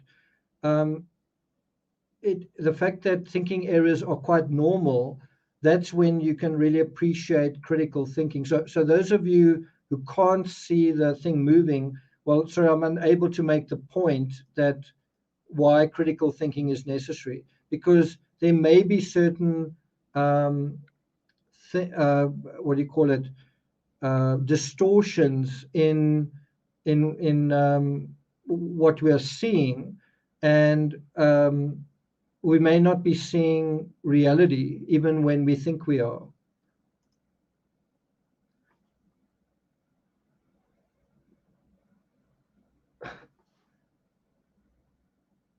There you go. Someone was actually saying you can have 3 eyewitnesses, and I think it was someone from Core TV. You can have 3 eyewitnesses, and they can even be worse than circumstantial evidence because each one will give a different story, can give a different story. Now let's move on to Gabby Petito. I don't know, that's such a heartbreaking picture. So it's it's easy to play Monday morning quarterback with the Moab stop in the Gabby Petito case. But the fact is someone did call 911. Someone did see something. Someone did report it. Someone did say they saw a gentleman strike a woman. So all of that was, all of those factors were actually helping Gabby. The fact that someone saw something and what they saw was real and serious. Someone did something about it because they thought it was serious enough. The police were summoned, and I mean, no one knew at that point that this was going to end up being a murder, and in fact, 2 people losing their lives. But all of that information was provided in the beginning, and it was now just a matter of, are you seeing a rabbit or are you seeing a duck? Are you seeing a picture or are you seeing movement? Are you able to see what's really going on here? And when it comes to dynamics, if you new on the scene, you don't know anyone from a bar of soap, it really is difficult to do that, right? So in this particular case, what happened? Gabby did lie about Brian not hitting her. And I made a video recently about if you play games like that with reality, right? This is the game Gabby played with reality. She wanted whatever she wanted. She wanted her adventure to continue. She didn't want an obstacle in the way of that, but she was playing games with reality. The person who called in, what the officer said, Gabby was sort of calling that into doubt. Well, I hit him first, right? And so you're kind of playing with reality, and then what ultimately can happen in a situation like that. And that is what is so tragic about this story, is something that seemed like something small. If that had been handled differently, it could have saved actually 2 lives, 2 young lives, right?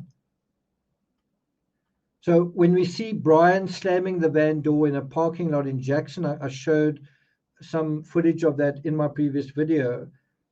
That's 2 weeks after this. We see another side to the joking, light-hearted Brian of the Moab stop. And how do we see that? Because of time, right? The Moab stop is a fragment of time. And although it gives you a lot of information, it's incomplete. Something happened after that. Something happened before that. And so what is so remarkable about the Gabby Petito case is, when did this photo eventually come out? Like, do you remember everything was over? Brian had died. Everyone had moved on. And then out of nowhere, this picture was released. And then also the footage in the grocery store was also released. The fact that on the day that Gabby was killed, you actually see her killer walking with her. And the police had been holding on to this all along. It is pretty incredible.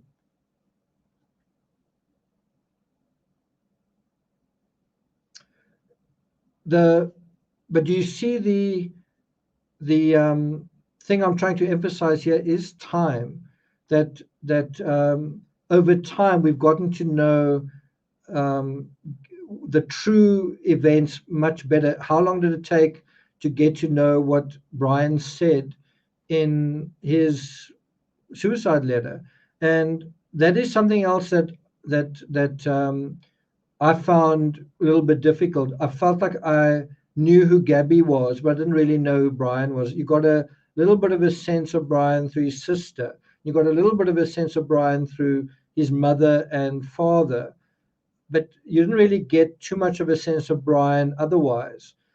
And then the suicide note that he wrote, you realized what a con artist he was, and what a bullshitter he was, basically. And you saw a little bit of the bullshitting at the Moab stop, but then you also got a sense from all of those staged texts where he said, he sent a text from Gabby's phone, no service in Yosemite. You got the sense of someone who is a real con artist, right?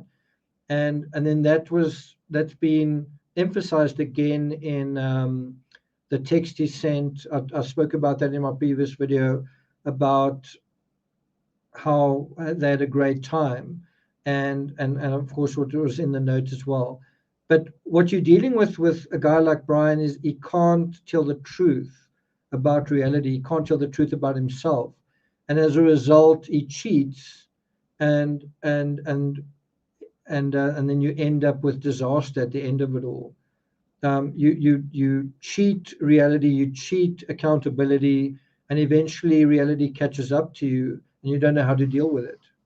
You can't live in the real world because you're used to not living in the real world. And if you think about Gabby and Brian, they were both always reading books. They were artists, and I think they could both have done with a little bit more of being. I think Gabby was a lot more grounded than what he was, but I think both of them could have done with being a little bit more practical in terms of their attitude to the world, you know.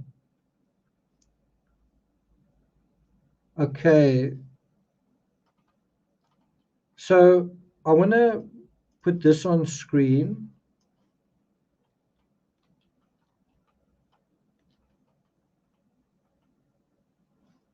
And why do you think that's on screen? Why do you think I'm showing you the length of two of the world's longest rivers? What do you think the relevance is of a river to a timeline?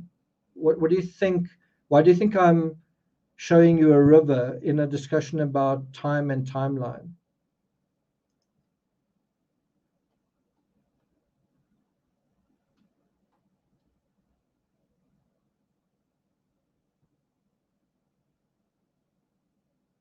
So another thing just to emphasize with Gabby and Brian, and I can say this out of having traveled for 9 weeks through America. There were periods for me, you know, bear in mind it's 2 months and a week, right? There were periods where there were periods where I was having a lot of fun. There were periods where I was definitely down and not happy. There was a period where I thought of going home earlier when someone was looking after my house. The laptop got stolen. Also, my dog was apparently not dealing with my absence very well. And anyway, for whatever reason, I was going to end my trip prematurely. So I also had ups and downs. And then there were other times when I had fantastic days and I didn't want to leave wherever I was, and so on and so on. So Gabby and Brian, if they were a couple traveling together and getting into an argument over a weekend away, and I'm talking about if you are the cops dealing with the Moab stop, if you're dealing with a couple who are, and I've been to the Moab stop, I've been to Moab, I've been to the that co-op, right? If you're dealing with a couple who are spending a weekend away and they're arguing, it's not the end of the world. It's not really a big deal, right? If they are spending a week away, if they're like on a week-long vacation and maybe they've had an argument, it's also not the end of the world. But when you're dealing with two very young 20-somethings and it's a 4-month trip, or it's supposed to be a 4-month trip, and they barely passed 2 months into it. And I don't know if you guys remember when the officer said to Brian, you know, can you stay at a hotel? Do you remember he said he didn't have any money? Do you remember he didn't want a plastic bottle either? Although they were very hot and they needed water, Brian didn't want a plastic bottle. Gabby took 2, right? Just shows you how stubborn he was within that circumstance. But the thing that I think the officers were missing was that what kind of stress and tension could this couple be under, having traveled for 2 months, and it's hot and they don't have any money, and they are actually both injured. Gabby actually had a cut under her eye.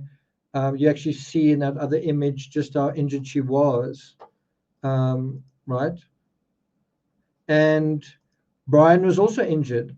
And at what point does the officer say, you know what, you guys aren't children anymore, but you're also not really adults, and you want to go and spend another 2 months aggravating the situation? That's exactly what happened. But what I'm trying to say is, if you were the officer looking at that through the context of time, we've been on the road for 2 months. I'm trying to work, and he doesn't believe in what I'm doing. How is this going to end properly? How is this going to end favorably? And the answer was that it didn't. But did these officers see it through that prism of time? That this is 2 months into their 4-month van journey, right? And he could have asked Gabby a little bit more, for a bit more detail. I don't know if she would have told the truth. How much have you been arguing? She actually does say that she said we've been arguing all morning, but what she needs to reveal is that they've been arguing more and more. And we know that they argued at Mary Piglet's. Anyway, I'm just saying, can you see how time presents a solution to knowing what to do in the Gabby Petito case?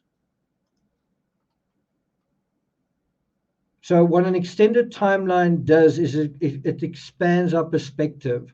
Either you're going to get more reinforcing information in a particular area or you're not. You've just got to be open to that. And that brings us to the next area in this sort of discussion, scale and scope. It's very difficult when you come into a new set of circumstances to know how much weight to give something. So, for example, when Charlotte Cena disappeared, how much weight do you give to the lake that's there? How much weight do you give to the other campers that are there, that sort of location? How much weight do you give to the fact that she was riding a bike? How much weight do you give to her age, right? How much weight do you give to the scope of the search, where you say, you know what, I think they probably haven't found her because she isn't there. It's difficult to know. It's difficult to know how much weight to give either of these. Time and timeline encourage integrated thinking. It promotes the idea that something arose through a process and builds up out of this process towards an inevitable denouement, right? Let me say that again. Something arose through a process and builds up out of this process. And when I've written books, what has shocked me, and it always shows you're probably on the right track, is that when you get more and more information about the personality of the person you're dealing with, the circumstances, the stresses, the finances, the dynamics, all of these things, you get a sense of inevitability about it. You sort of feel like there was no way that this wasn't going to happen. Or put in another way, the only way that if this wasn't going to happen was if something out of character, something unusual had taken place that would just change the outcome completely. But you could see that that wasn't going to happen, right? So when you look at these rivers on screen, they arose because of, how can I put it, through a process. A river doesn't just, it's there, right? A river's not just, there's water over here. A river is fed by streams and tributaries and watersheds and terrain, right? All of that feeds into what becomes essentially the river at the end of the day. And that is the same with crimes and the timelines that feed into what, and the crime is right at the end of that. And it's important to see that as a process, not as a kind of a singularity. It's something that builds on something and builds onto something else, and ultimately that process becomes sort of irresistible. It's kind of like a momentum that cannot be stopped.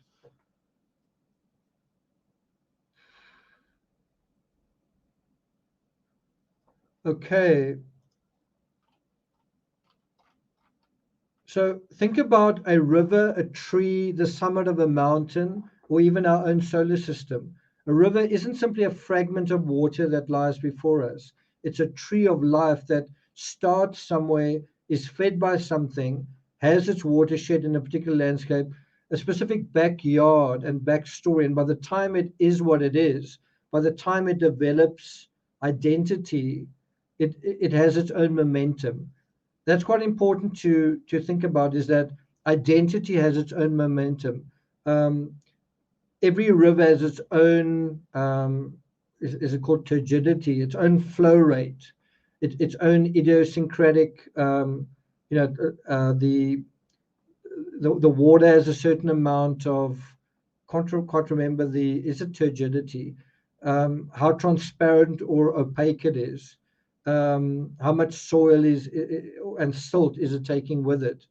And rivers can also be seasonal. Sometimes rivers flow at a certain time, sometimes they dry up completely. People can be the same way. Some people can become sort of inert and kind of go into a hibernating state where not much happens. And then they come out of that, and that's part of their process. But the momentum can't be fashioned. I think I'm saying that wrong. The momentum of a river, you can't figure that out at the mouth of the river. You've got to be aware of everything that went before that. You've got to be aware of all the water that is aggregating from various sources inevitably towards the mouth of the river, right? And when I was with my dog on the Wild Coast, there were quite a few rivers that stopped just short of the sea, where there was a little bit of a bank of sand, and the river didn't quite make it there. And that's another example of a process that, for whatever reason, is just insufficient to get the river where it needs to go.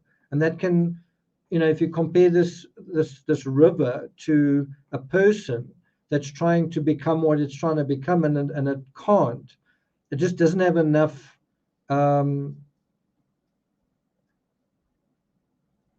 supply. It doesn't have enough things precipitating. Then it can't become what he wants to become. And isn't that what was going on with Kohberger? That he wanted to become a man. He wanted to become a member of society. He wanted to be like just everybody else. But for whatever reason, there were things going on in his backstory that were broken, and things that would have normally flowed into his life force just didn't, because of whatever the thing was, right? And so if you compare Kohberger to a river, it's like a river that just couldn't quite get the get flowing. It couldn't quite get the supply of water, but that would be things like love and respect and whatever, to get him where he needed to go. And look at how what a failure his life was right at the end. I haven't really seen other people emphasizing the whole bad Teachergate thing, where he was literally humiliated in front of half of his class, and his own students hated him, and they didn't like how strict he was. And so he was becoming a failure as a human being, like a complete failure, failing at work, failing at education, failing at romance or relationships. And why? Why is that happening? So, if you think about it as a river, that's one way of thinking about it. But the whole point is that who you are now is who you were then. It's kind of a factor of what's going on, what went on before. The river that you see in front of you is based on something that's going on there. That's the point. And that's why the timeline's so important. Brian failing when he failed, I think a big factor of that was his chronic heroin addiction when he was a young kid, when he was supposed to learn the skills to, I don't know, go to school and have friends and have girlfriends. He was taking heroin and losing shitloads of weight. He wasn't really living a very positive. He wasn't doing a lot of positive life enhancing things, I suppose one could say. And so if you take that lifestyle, a heroin addict going to college, what are you going to really have in common with your fellows? It's an open question. Maybe you would have things in common, I don't know. So trying to figure Kohberger out by simply looking at 1122 King Road, or trying to understand the Petito case by only looking at the Moab stop, is a fragmented and flawed approach. And we are always seeing that approach. We're seeing that approach constantly in true crime, where you see a fragment and you say, that's the truth of this case. We need to see the sort of integrated whole. And so there's another way of looking at it, in the same way that you can look at a river as almost like a tree that branches and becomes eventually what it becomes. You can see it as that as well, that whoever we are comes from lots of, I mean, you've got to almost see this in reverse, that who we are comes from all these different sources: education, environment, culture, personality. Yeah.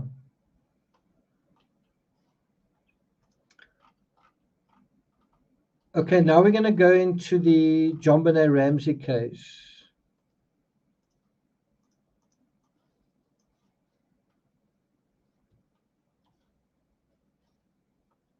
How many of you think that amnesia is the problem? How many of you think that amnesia is the problem in the JonBenet Ramsey case?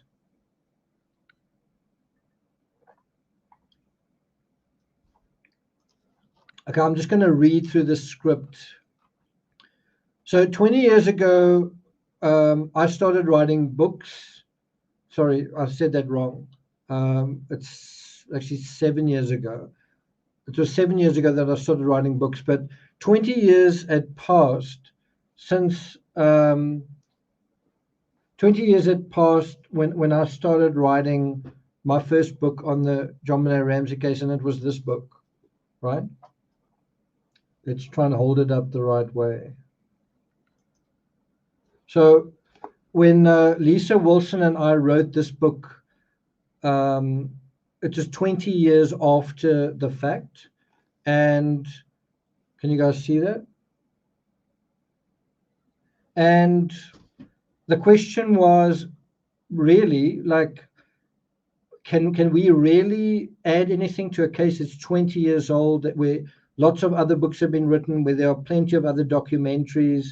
What more is there to say about this case?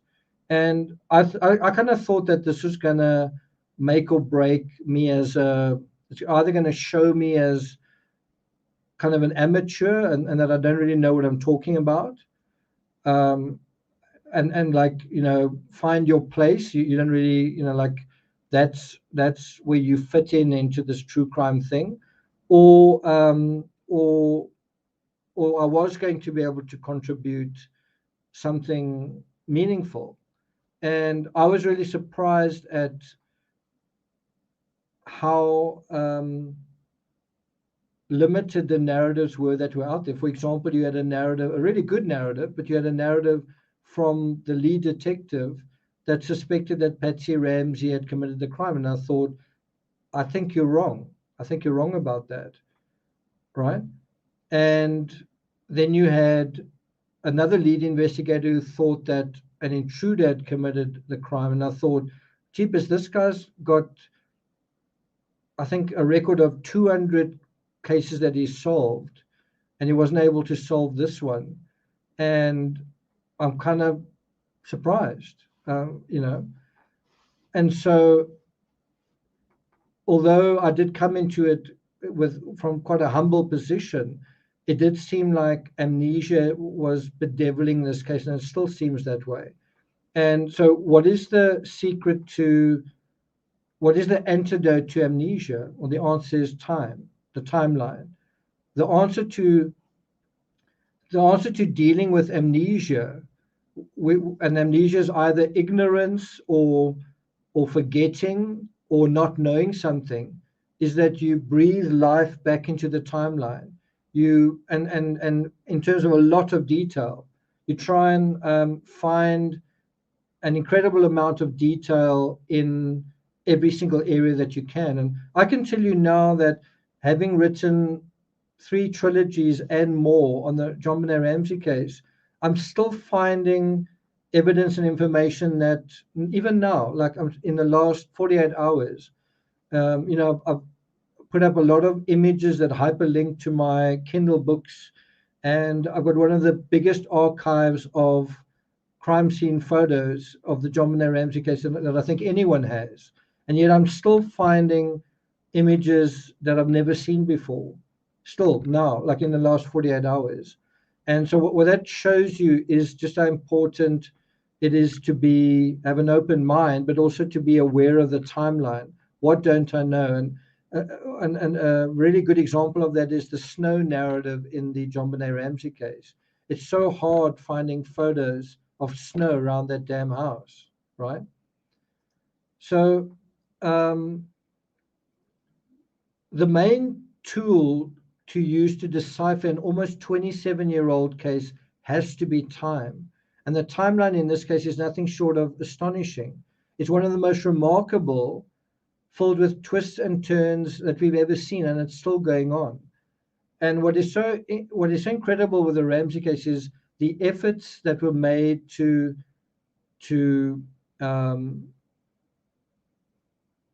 mislead, to what's the word? To manipulate people into thinking certain things that were simply not true by clever people, by very clever people, and they succeeded for a while in pulling the wool over people's eyes, and then people saw that for example the grand jury had voted the way they'd voted, right? So the books I wrote, some with co-author Lisa Wilson, they started off interrogating the crime scene and then going a little beyond that. So how did we, when we wrote our books on this case, like where did we start? We started at the epicenter, which is basically Christmas Day, the house, the crime scene, whatever. And then we kind of went like this. The way we were looking at it went wider and wider and wider. So in other words, we were going beyond Christmas Day into the future, and also before Christmas Day into the past, further and further and further and further and further. And eventually you stop at a point where you start to realize our theory, based on all this information we've gathered, is now becoming to some extent concrete. And now you can start narrowing it down again. So you've widened the timeline in both directions. And now you can start narrowing it back to the original, right, to Christmas Day. You can take it back there. And now you can suddenly see what happened there with far more insight. Now you know the family dynamics. Now you don't just know who Patsy Ramsey is, you know that Patsy had a sister. And you know what Patsy's mother was like. And you know that Patsy's father worked for John Ramsey. And you know that John Ramsey had a brother, and that his brother went with them to CNN, and et cetera, right? And you can go on and on. Thanks very much, June. You can go on and on with these things that start to reinforce some narratives that are in place there. You get the narratives from the various housekeepers. You get the narrative, the fact that Patsy studied journalism, and she knew how to write, and she knew how to, she was also someone who knew marketing, right? And so the more one zoomed out and you added more of the timeline into the narrative, the more the case crystallized into sharper and sharper clarity. And it doesn't seem to make sense to say, I'm going to go away from the crime scene. I'm going to go further and further away from the crime scene. And I'm actually going to learn more and more about it. It doesn't make any sense. But it does actually. The timeline, if you see it as a process, like I said, like a river that starts somewhere, well, the further you go back, the more you're getting all of that water that is moving inevitably towards where it ends up, if that makes sense. Someone says, couldn't John Bonet have fixed the pineapple herself? So the Craven Silence dealt with the Ramsey marriage. It dealt with John and Patsy's respective backstories, Patsy's cancer narrative, Burke's childhood, and also John Bonet's entire life, the pageants, the nannies, the bedwetting roller coasters, and not just the Christmas of 96, but 95 and 94 as well. So another technique that I've used in my books that I find incredibly useful is if you're trying to understand, if you're trying to find out what is an aberration, what is unusual, what is suspicious, you want to look at a pattern from one day to the next, right? So, for example, let's take the Morphew case. What you would want to look at is, what time did Barry normally go to bed? What time did Barry normally wake up? Same with Suzanne. What is normal? Also, Barry says that Suzanne went mountain biking every day. Is that true? And what we do know from that is Suzanne would Instagram every time she went mountain biking. Well, the fact that she didn't Instagram then is one sign that she didn't, one obvious sign that she didn't.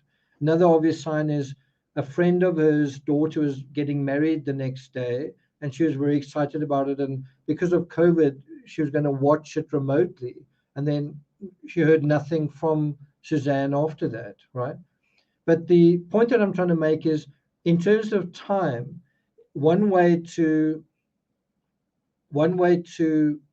interrogate the Christmas of 1996 is to compare to the Christmas of 1995 and 1994. And there are many ways of doing that. One is you can say, how much footage, photos, etc., were recorded in this year compared to that year, just in terms of family photos on Christmas. Another way of dealing with that is you can say, what was the Christmas message Patsy gave in 1996? Because she wrote like a newsletter. What was the newsletter in the one year and the other year and the other year? Who is the star of the show in the one year compared to the other year, compared to the other year, right?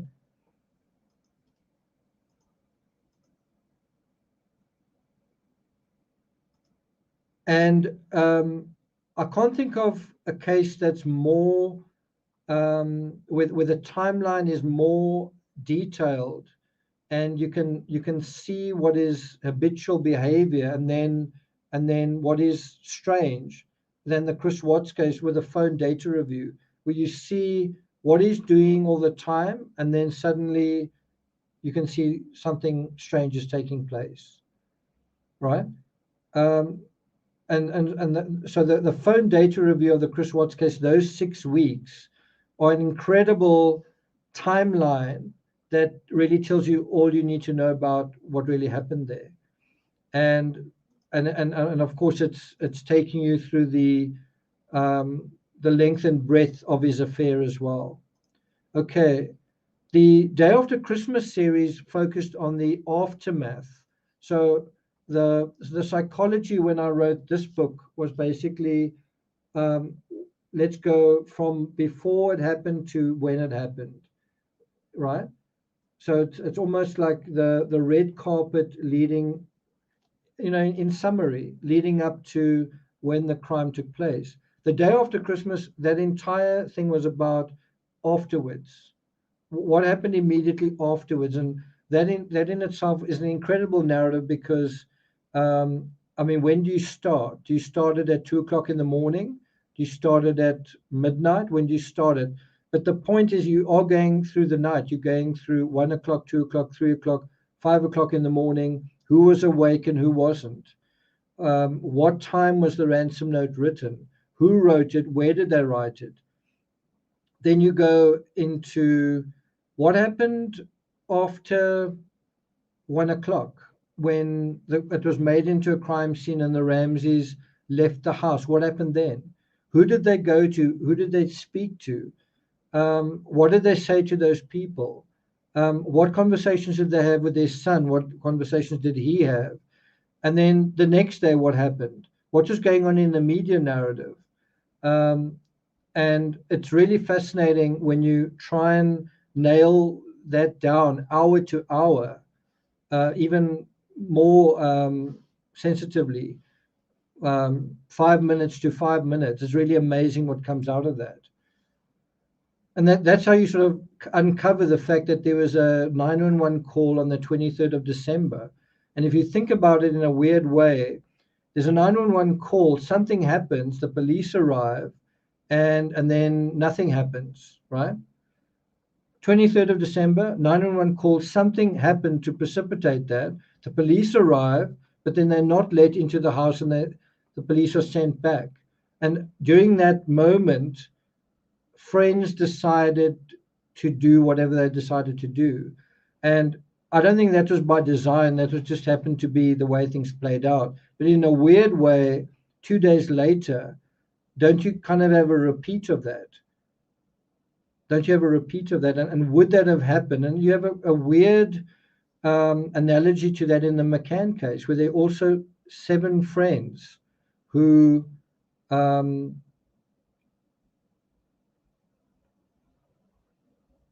part of the fabric of the case. And then the question is, how helpful was it having them there, right? It's quite interesting that you have that similarity. So the day after Christmas, that series dealt with the aftermath, the hours, the days, the weeks, all leading to the grand jury trial in 1999. And it's incredible how much information there is on the grand jury trial. The media would say who is testifying today, which expert is testifying today. Really incredible. It's all in the media narrative. And then the incredible thing about the aftermath is it helps make clear who the people are you're dealing with, because they show them who they are repeatedly. They show that they say the same things over and over again, or they fine-tune those things slightly. Every interview, every book they write provides more material to work with, more statements to cross-reference. And a good investigator knows how to distill all that chaff rather than drown in it, right? So the final series that I wrote, Black Star over Bethlehem, that turned out to be almost the most astonishing of all, because now you're moving years away from the ground zero of the crime. Now you're going to 2006 and further. And it's just astonishing how much is going on. Like everything seems to be over, and yet there's so many things going on. Patsy gets cancer again. John runs for political office. Burke goes off to school. The Ramseys move in with a particular family. John sells his business, and et cetera, et cetera, et cetera. And so all of that is really a fascinating part of the aftermath that you don't often hear about in a lot of detail.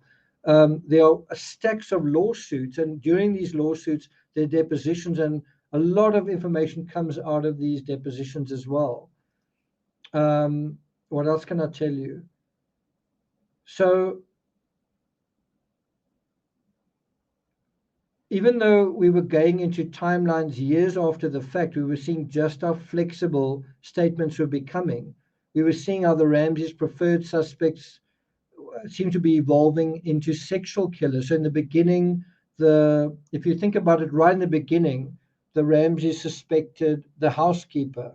The Ramseys suspected, I think his name was Jeff Merrick, but he was a ex-employee of, he was someone who'd worked, I think, for Access Graphics. So, but you can imagine saying, I think the housekeeper did it, or I think this colleague did it. You're not suggesting a sexual crime.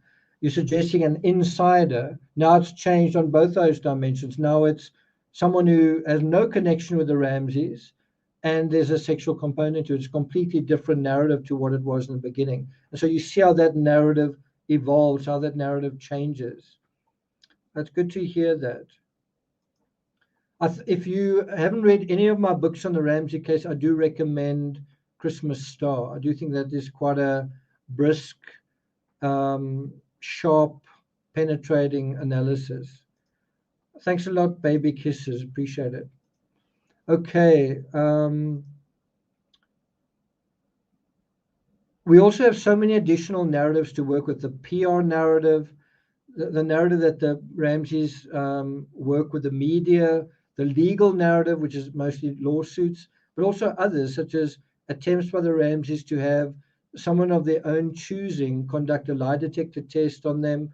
We also saw our friendships with the Ramseys unraveled. Most of their friendships seem to unravel and deteriorate, while others seem to flourish, such as with who is the guy who owned the pizza place?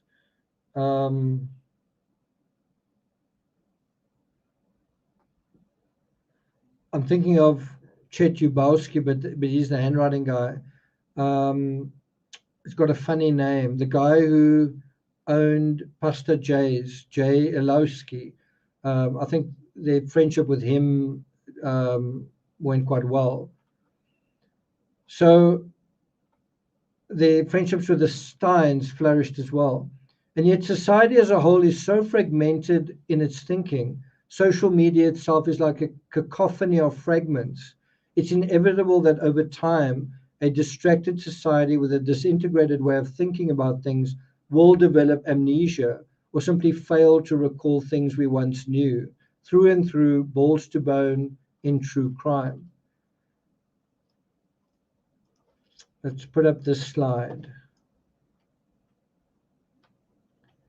What do you think we mean when we look at that? Thanks a lot, Deborah, and thanks so much. Appreciate it. What do you think we mean when we say correlation is not causation? What you see on screen is there are a lot of stalks. Let's make it full screen here.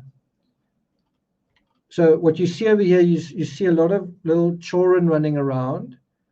And at the same time, there are a lot of stalks on the chimneys of these houses. So lots of children, lots of stalks. So is there a relationship between stalks and children? There it is. Number of children and number of stalks on the roof.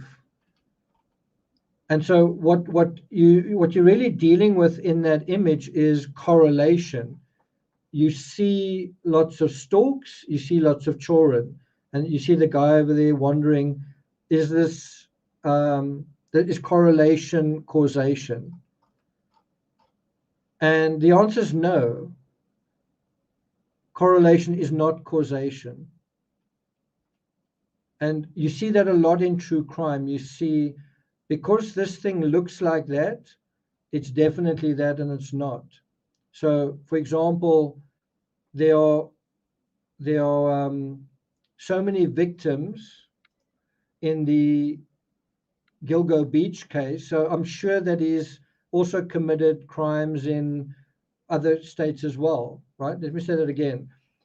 Okay, so there's a serial killer in Gilgo Beach, but he's also got homes over there. So I'm sure that it's correlated. I'm sure that he's also committed crimes there and there. That's not how serial killers work.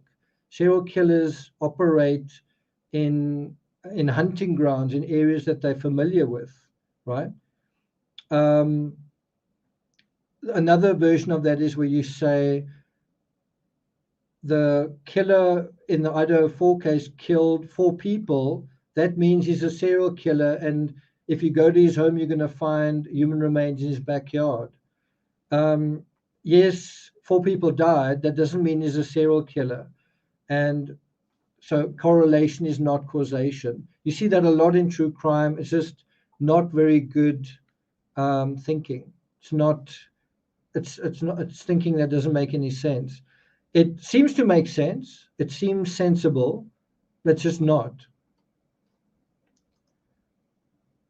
So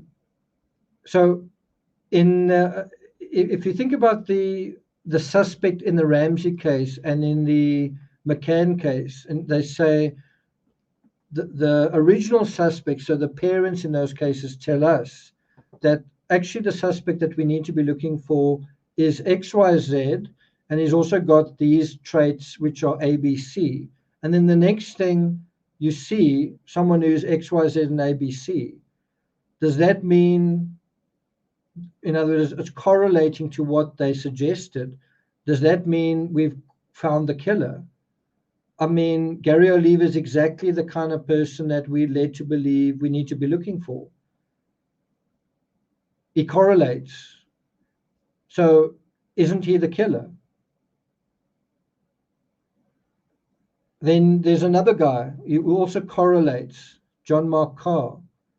He correlates in all of these ways, this, that, and the next thing. So isn't he the killer? The same with Christian Bruckner in the McCann case. We've been told to expect a certain kind of criminal, and then this one appears. And so isn't correlation the same as causation? Look how it's correlated. He was in the area, he did that and that and that, is exactly what we're looking for, but it's not him. Or is it him? And I would argue that it's not. Correlation is not causation. That's why you're not seeing any arrests in those cases. Okay, now on to the next thing. So something that is particularly problematic in old cold cases is the slippage of information. I can't tell you how frustrating this is. You know, one of the challenges with writing a book, and I don't necessarily mean the paperback version. I mean, you write a Kindle book, and you're trying to provide a credible narrative where you basically say, I got this information from here. I didn't suck this out of my thumb, and the source that I've got it from is a well, you can decide for yourself what you think of the source. This is where I got the information. And then you plumb the various narratives. You put images on your website, or you hyperlink it in some way, and you develop whatever archive. When you look again, someone has scrubbed that hyperlink. And sometimes it's accidental. Sometimes it is a news story, and Boulder's Daily Camera have just sort of updated their platform. But now all of those links that they had, that entire archive is gone, right? That information that is so integral to this narrative, where you can get additional background, is gone. It's just lost. And some of it's lost forever.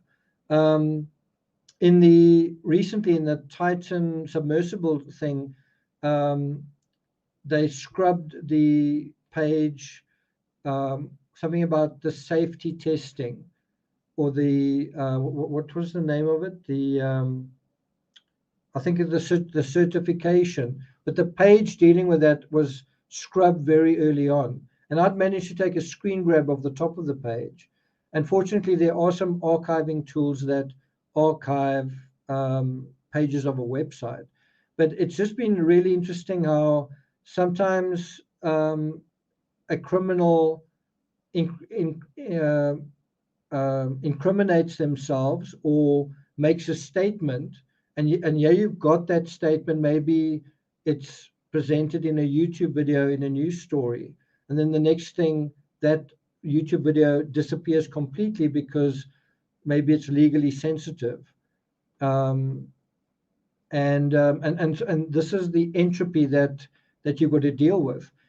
this is the part that I hate the most as someone in true crime is it is hard enough to bring to you guys the signal, that thread that is reality, right? It's hard enough to figure out what it is, and once you've figured out what it is, to represent it, to try and communicate that, that's a hard enough thing to do. Meanwhile, the people around you are contaminating that narrative with shock and sensation, and I'm the first to tell you the story. I don't really care if it's that accurate, blah blah blah blah blah. And so this thread that you're trying so hard to, and the reason it's important to have a thread like that in the narrative is that people are able to say, "Wow, I see what you see. I see that is that thread," right? And I'm talking about intelligent people who do want facts and evidence to support what you're looking at. Meanwhile, you've got other people around there that they simply opportunistically trying to be the first one to have a bite at the cherry, and then they go on to the next case, then they go on to the next case. Meanwhile, the truth is lost, and it's not just the truth that is lost. We are fast losing the capacity to discern the truth. And I would add to that, we fast losing the capacity to care about whether something's true or not. That is actually bothering me the most of all. Like, do you care whether something's true, or do you care more that, I don't know, you belong to a community, or that you had a fun time listening to a particular thing? I mean, I studied the law and I care about justice because I actually find it such a fragile thing. And, when I say I'm the most authentic voice, it's something that I aspire to be and want to be. And it's really up to you guys to decide whether I am. But I think we can all agree that true crime needs authenticity. It needs the truth. And yet so much of true crime today isn't that. Thanks a lot, Rolona. So much of true crime isn't the truth. It's fake crime. It's shock crime. It's circus crime. It's entertain crime. It's joke crime. And it happens over and over again. Each case we come to, when it comes to court, they say, how can we protect this trial from social media? How can we protect this trial from basically the public? In other words, we're trying to pursue justice, but letting the public know everything is actually not going to help us get there. Thanks, Chelsea. Not everyone thinks that. Someone says, I care so much about the truth. So if you look at the Snow narrative, it's just one of very many narratives in the Ramsey case. And you ask the question, what's the truth of the Snow narrative? And what I'm trying to do here is simply illustrate how just trying to tell one story within a story is so difficult and so fragile. So I have previously spent hours, plural, looking for the image that you see on screen right now, right? I knew that the image existed within my own archives, and I was simply just trying to retrieve the image. And obviously, the fact that you're seeing it, you see it. Have you ever seen this image before? Let's just hear it from you guys. Have you guys ever seen the image on screen before?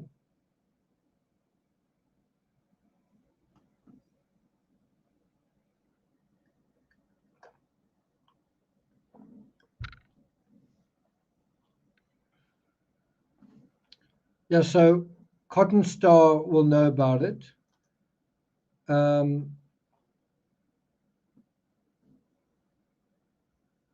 And here's the next part that's quite interesting with this particular image is there's no date with the image, but it does say actual Boulder Police Department crime scene photo, right? and what you see is snow in front of the grate, right? And so my question when I saw this image was, I believe it is, and I've got my own reasons for this, which I'll share with you guys in a moment. I believe this is a genuine photo. But what is the source of this image? Meaning, how did we get hold of this image, right? And I did solve this. I mean, I knew it when I wrote the book, but I've since forgotten about it. And the reason why this image is so important is it deals with the critical intruder narrative in a very elegant way, which is if there was snow and if there was snow completely surrounding the Ramsey home and there were no footprints on the snow when the police arrived, well, then it definitely, then you can just like that forget about any intruder narrative, and you don't even go down any of those rabbit holes, right? If you can do that, kind of a fairly big if, right? If you can't, in other words, if it turns out that it didn't snow, well, then you can't make that argument, and then you've got to now theoretically entertain both scenarios. And so this becomes quite a significant image, because if you look at this image, there's snow going right up to the grate, and there certainly aren't obvious footprints over there. I don't see obvious footprints going in there unless you say those are footprints. But the issue here isn't, I'm not trying to make the case either way. The issue here is, where did this photo come from? How do I have this photo? Because that's going to tell you something about everything, the timeline, the context, the credibility of the photo, and what to think about the photo, right? If you know the source of the photo, then you may also have a better sense of what you think about the photo.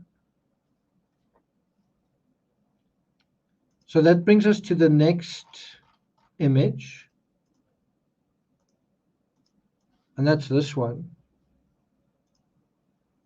And I'm sure you'll agree with me if you look at this image and this image.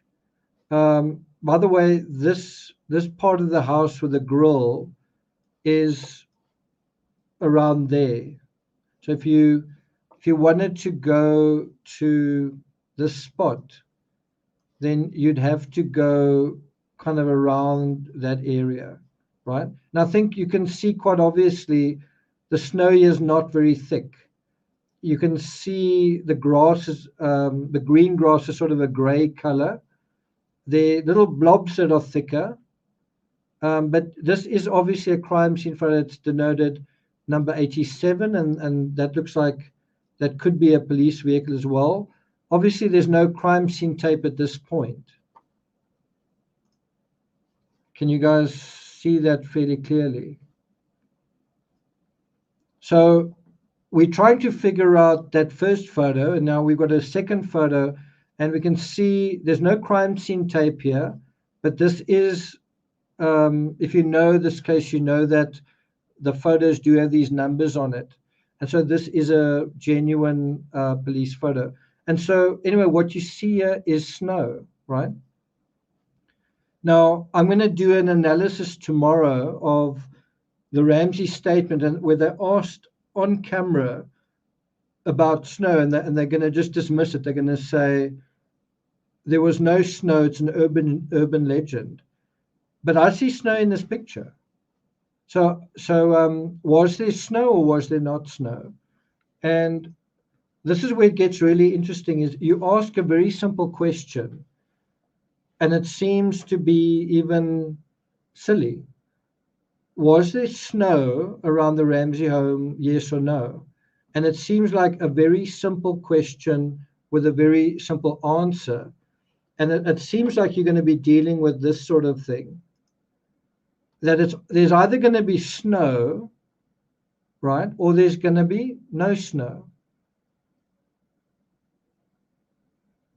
It's either going to be the one or the other, because surely it can't be both. right? Either there was snow or there wasn't snow. Surely it can't be both. And so it's quite interesting when you go to the narrative, even just through photos, then you see, well, in that photo, I see snow. Then in this photo, you say, well, there is sort of snow there, not a lot, but there is some snow there. And then you go to another image, and there's no snow. And there you can see another, well, the edge of that is cut off, but that's the number that law enforcement gave to this particular photo. But anyway, in this photo, there's no snow.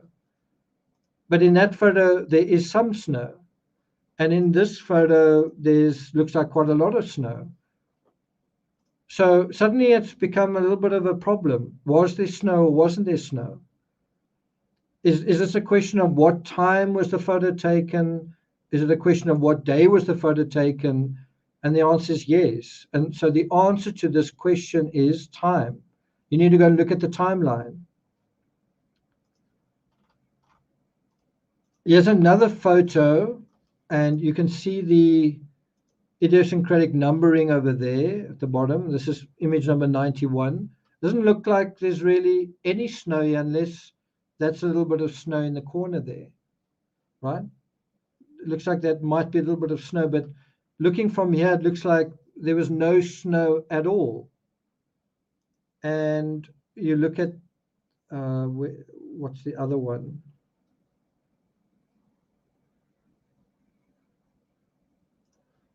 Look at that one. Looks like there was no snow at all. So what are we dealing with? Snow or no snow? Are we dealing with snow or no snow?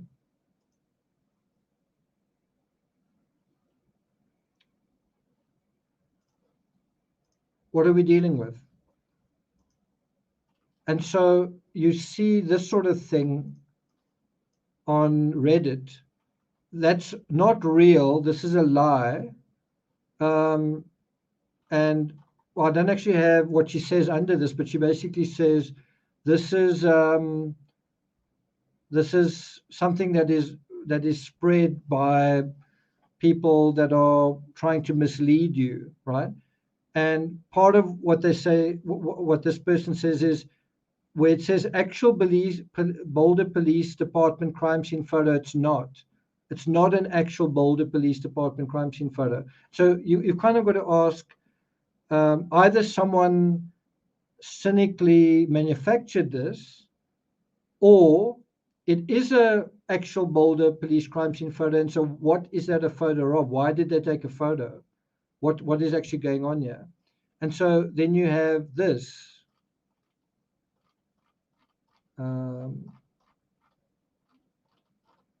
Actually, I don't have Cotton Star's response to that.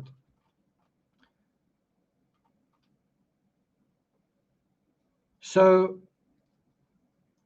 what I'm trying to illustrate is the difficulty in knowing what's true and what isn't true, right?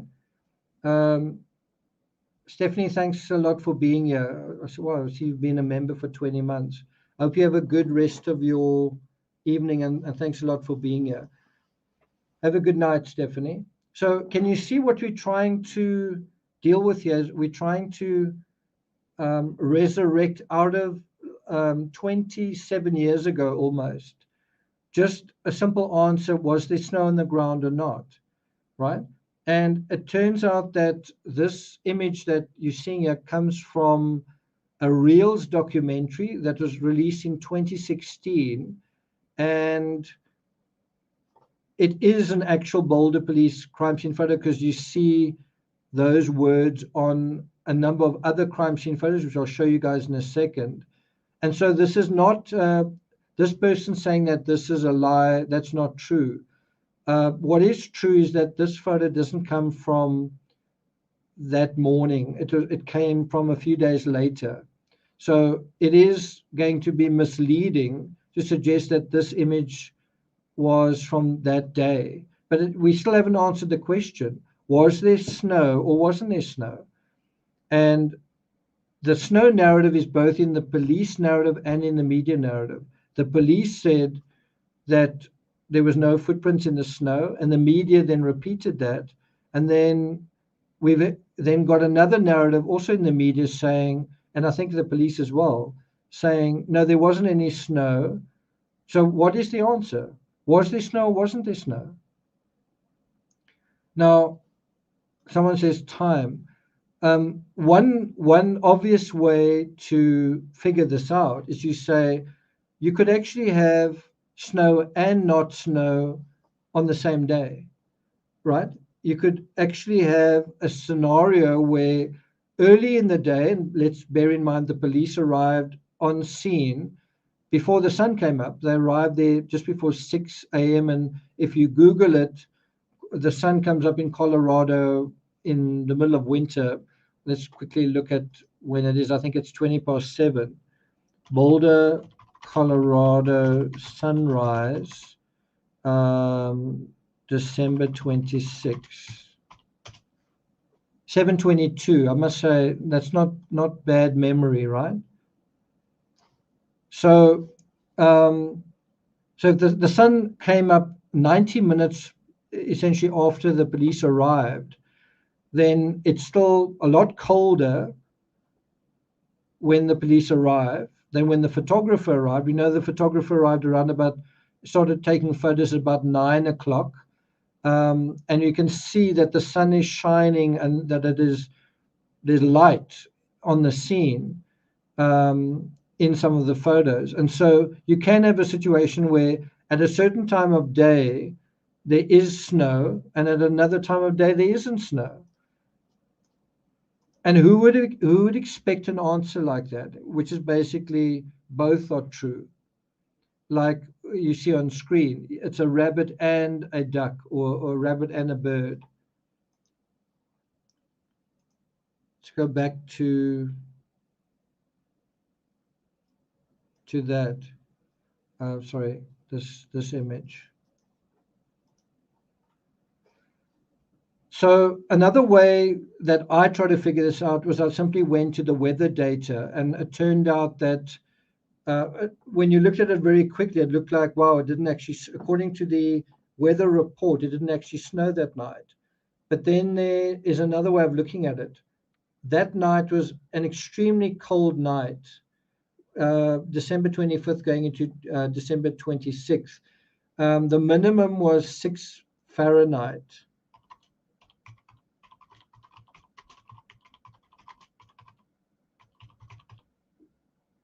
Which is -14. That is an extremely cold night, and that's already giving you a little bit of insight into what is going on in the Ramsey home. If that night is really, really cold, then would you want to go to bed earlier? Would you want to be in a cold basement? How would you dress on a cold night? What kind of food would you want to eat on a cold night like that? All sorts of things like that.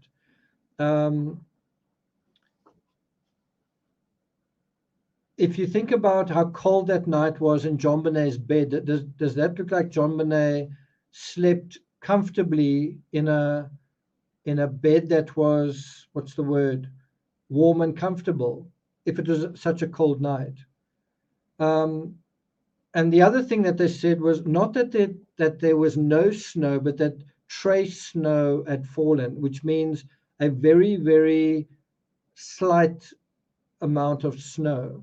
And if you know winter, then you know, and if you know winter in very cold places, you know that snow and frost together can create like a crystal layer over lawns and whatnot. And if somebody, dew does kind of the same thing. And so if somebody walks over, it doesn't even have to be snow. If somebody walks over a frosted lawn or a lawn covered in dew, you can actually see that someone had walked there. I've done that a lot with my dog. In winter, you walk the dog on a soccer field, but in a very cold morning, and then you can actually see where the dog has run over the grass. It's actually quite clear. Yeah, so Daniel says at that temperature it's frost, not snow. And yet the weather report said trace snow, right? In other words, a very thin layer of snow.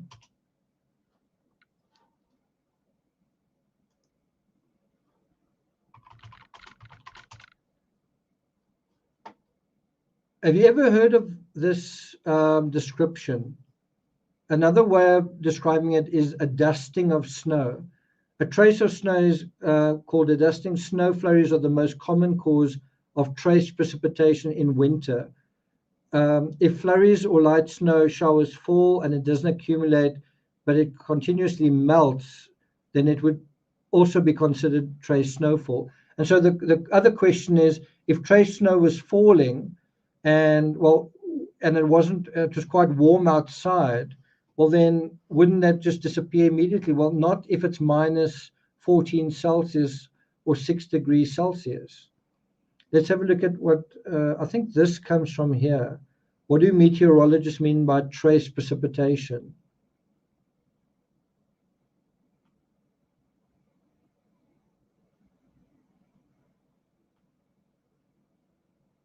Anyway, that's the source of that. So you have this really bizarre situation in the Ramsey case, and that's what makes it such a interesting but also confounding case. You want to answer a question kind of in an absolute way. Was there snow or wasn't there snow? And the answer is kind of neither.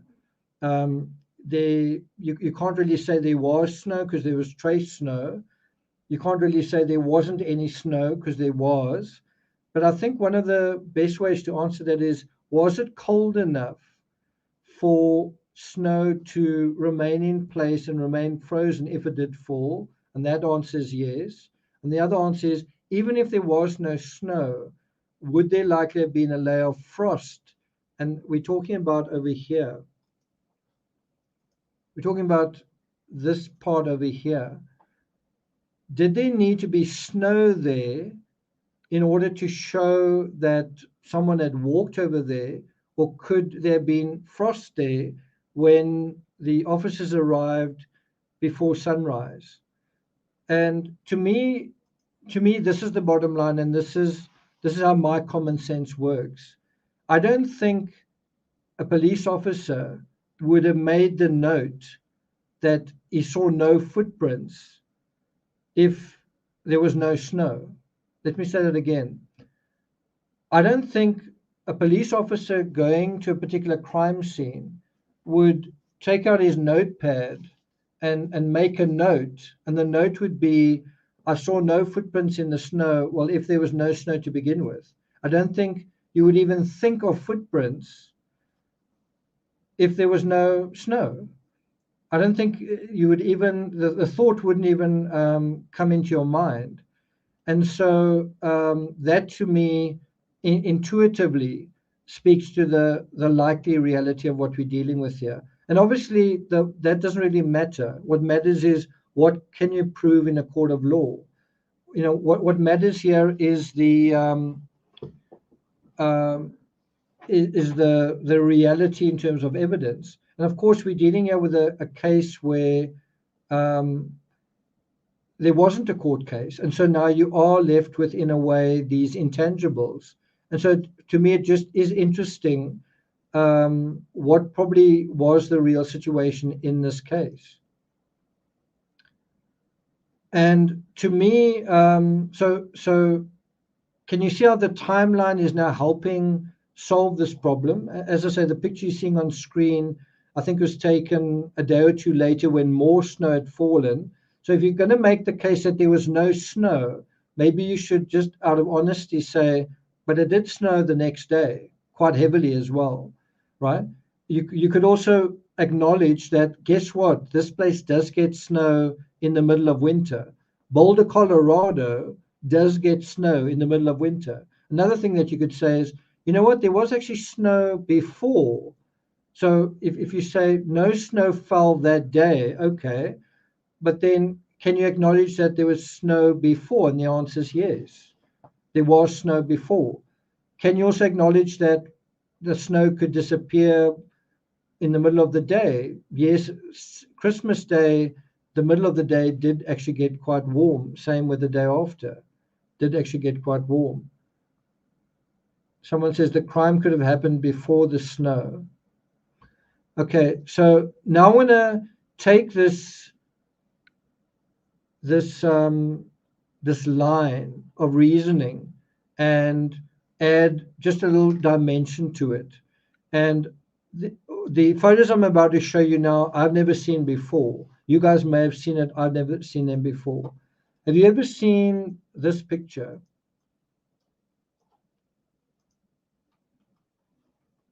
Is anyone here who's seen that picture before? So obviously what you're seeing here is the Ramsey home, and you're seeing where you see this, you're actually seeing when you see this area, that is that area.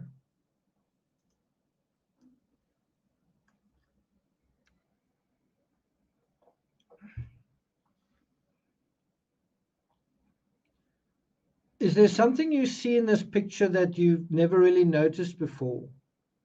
Because we've seen this perspective before, or certainly I have.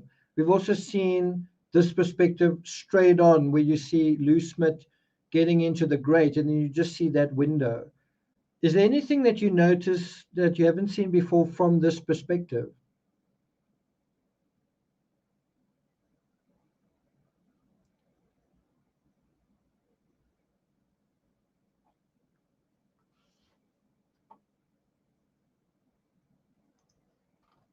I'll put another picture on screen that might help you out. Have any of you seen that picture?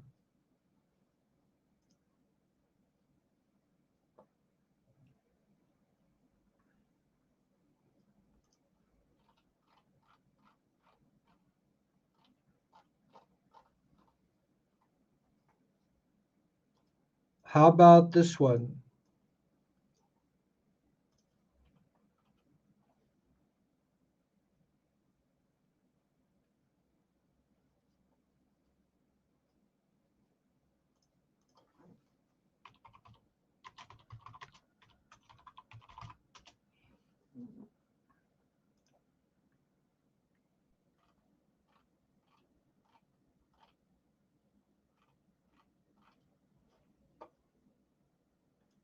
So I'll be with you guys in a second. I just want to...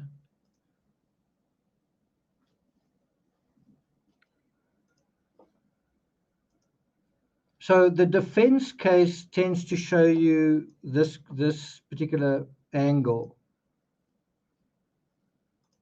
right? So you see the grate over there. Can you see the window through the grate over there, right? But the defense case tends to show you this angle, and then you do see sometimes these three windows. I just want to see if I can find where Lou Smith goes to the basement window.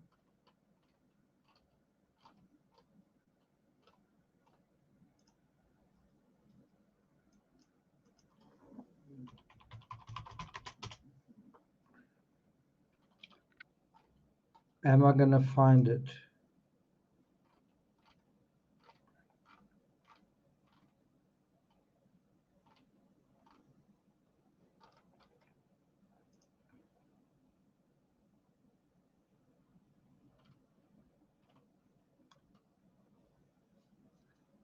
Maybe I must just make it a generic shirt.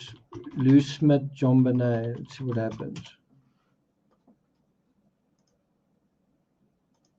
It's such a famous photo.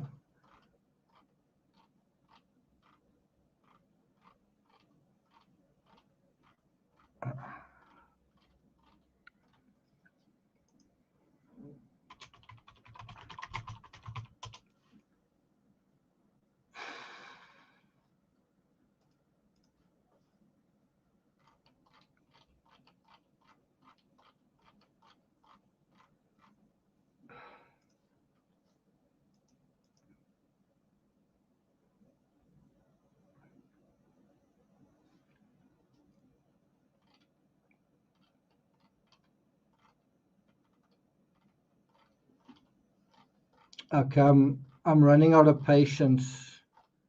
The closest picture I can find is this one.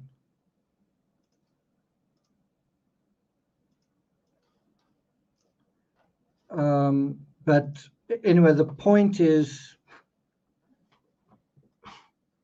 the point is, I'm not being funny. Okay, so that's him climbing through the window.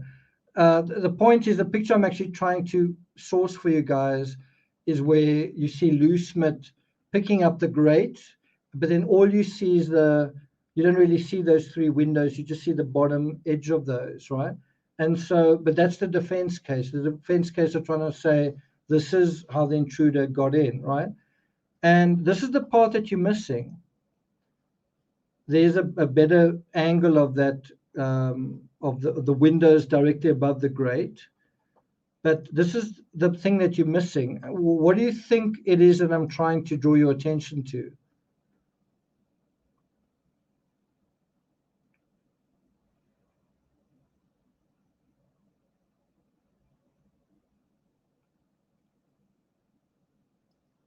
Okay, so can you see how many windows are looking in on where the grate is?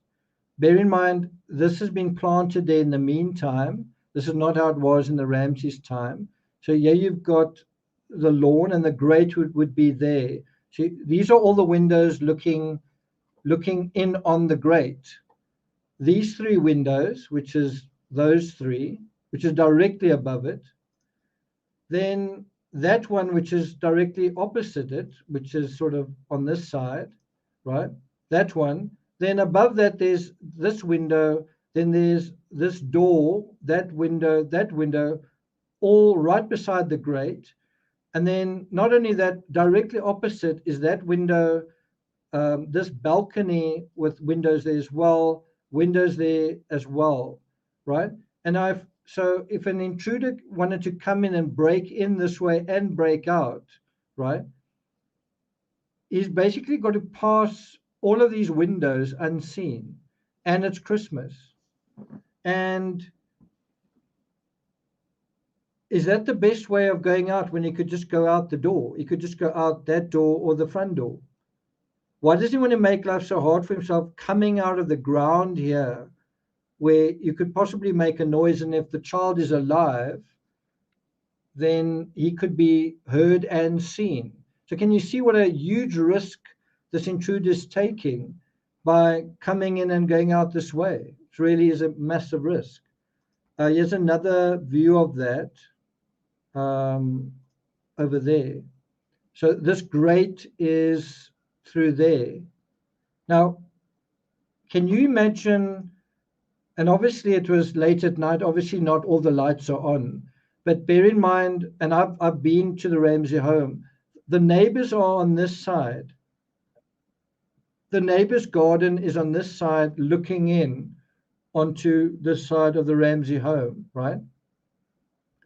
And so this side is quite exposed to the neighbor that is on this side. And so look how you've got to, would you want to go from this position and then go into the ground over there and then come back out there with cargo and think that you're going to be able to make a quick getaway? Now, it's important to compare this to Charlotte Cena. Look how that perpetrator came and left very quickly and easily.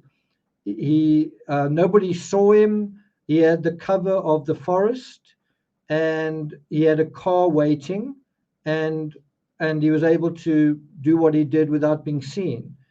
Now, here's someone who's not only going to go into a house, but he's going to go in under all of these windows. Is this the best house to commit a crime like this in? If this is the crime you want to commit, is this the best you can do? That's my point. That's my point. And so when you study the Snow narrative and you get to know this house really well, you can see how it's, did you know that this house has got 104 windows? So it's a particularly transparent house. That's the other thing. You want to go into a house where there are windows all over the place and Christmas trees that are on as well. It's really not a very safe environment to enter without being seen. So there are 104 windows, of which 100 show to the outside. I mean, pretty much that entire house, except the front facade, is window, window, window, window. Look at it from this perspective. Look at all these windows. Have you ever thought of the Ramsey house as a house filled with windows? And now you want to go into where the grill is there. That's where the grill is. You want to go in there, and you've got to come out and not be seen by anyone. The bedrooms there's a bedroom over here. Just somebody hearing a noise, looking out this window, is going to be able to see someone.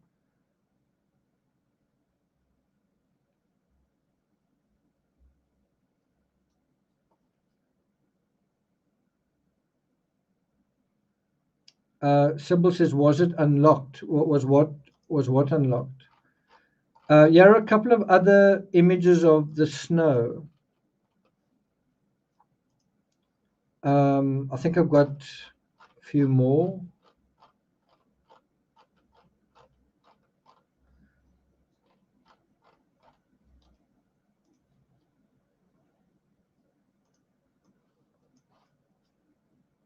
What is this image that we're looking at on screen now? So you may have said, you know what, it's inconclusive. I can't decide either way what we're dealing with. Even though we do have crime scene photos, we've got not that, not that, not that. We've got trying to see where it is. That is a crime scene photo. That's a crime scene photo. But the one I'm looking for is, where is it?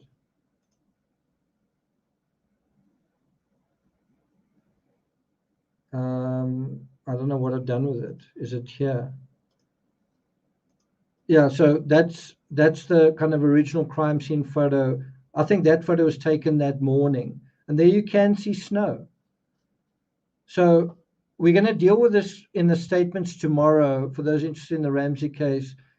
And I don't think you can say there was no snow. I don't think you can say that. You can say there are some photos where there are no snow, but I don't think you can say absolutely that there was no snow. But then you have this image. Is it this one? What do you think that image is on screen? What do you think we're looking at in this image?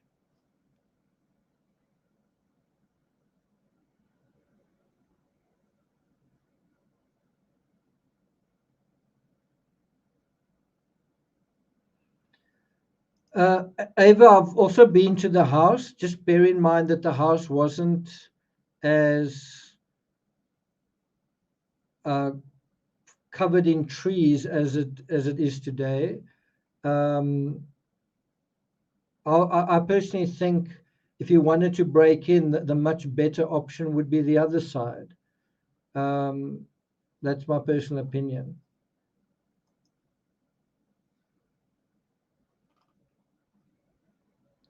So there, yeah, that's right. So what you see in this picture, thanks, Karina. I hope you're doing well in Austria. Good to see you. So what you see in this picture is, this picture was taken on around about 8 o'clock at night on December 26th.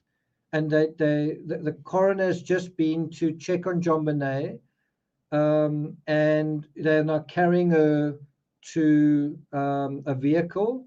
There's actually video footage of this. The media recorded this. And so, what do you see on the ground at their feet? Snow. So this is JonBenet coming out of her home, and it didn't snow that day, right? It didn't snow on December 26th. I'm talking about in the afternoon, right? There was trace snow in the morning, and then that's it. And so what do we see here? Well, we see snow over there. So how on earth can you say there's no snow? Do you follow my point? This is much later, but the fact that there's still snow in the evening is evidence that there definitely was snow. You can't say that there was no snow. You can qualify it and you can say, well, there wasn't a lot of snow, but you certainly can't make an absolute statement that there was no snow on the day that JonBenet Ramsey died or was found. Don't think you can make that statement. If we look at this, where's that other image? If you look at this image, can you see the snow over there is quite thick? The snow next to this path is quite thick, there and there. Whereas over here, it is quite thin. It's quite a, what's the word? It's a kind of almost a transparent color, almost as if the snow got caught in the trees, right?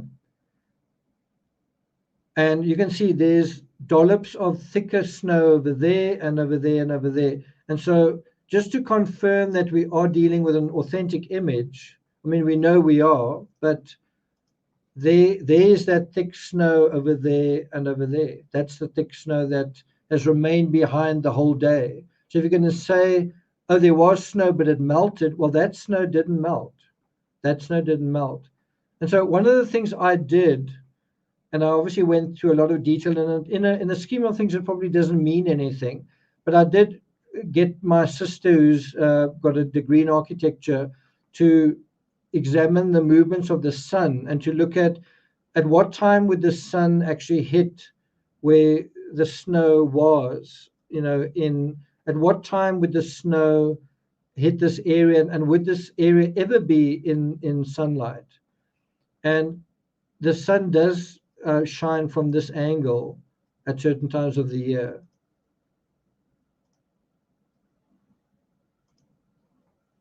And you can obviously see that in this image that is in sunshine.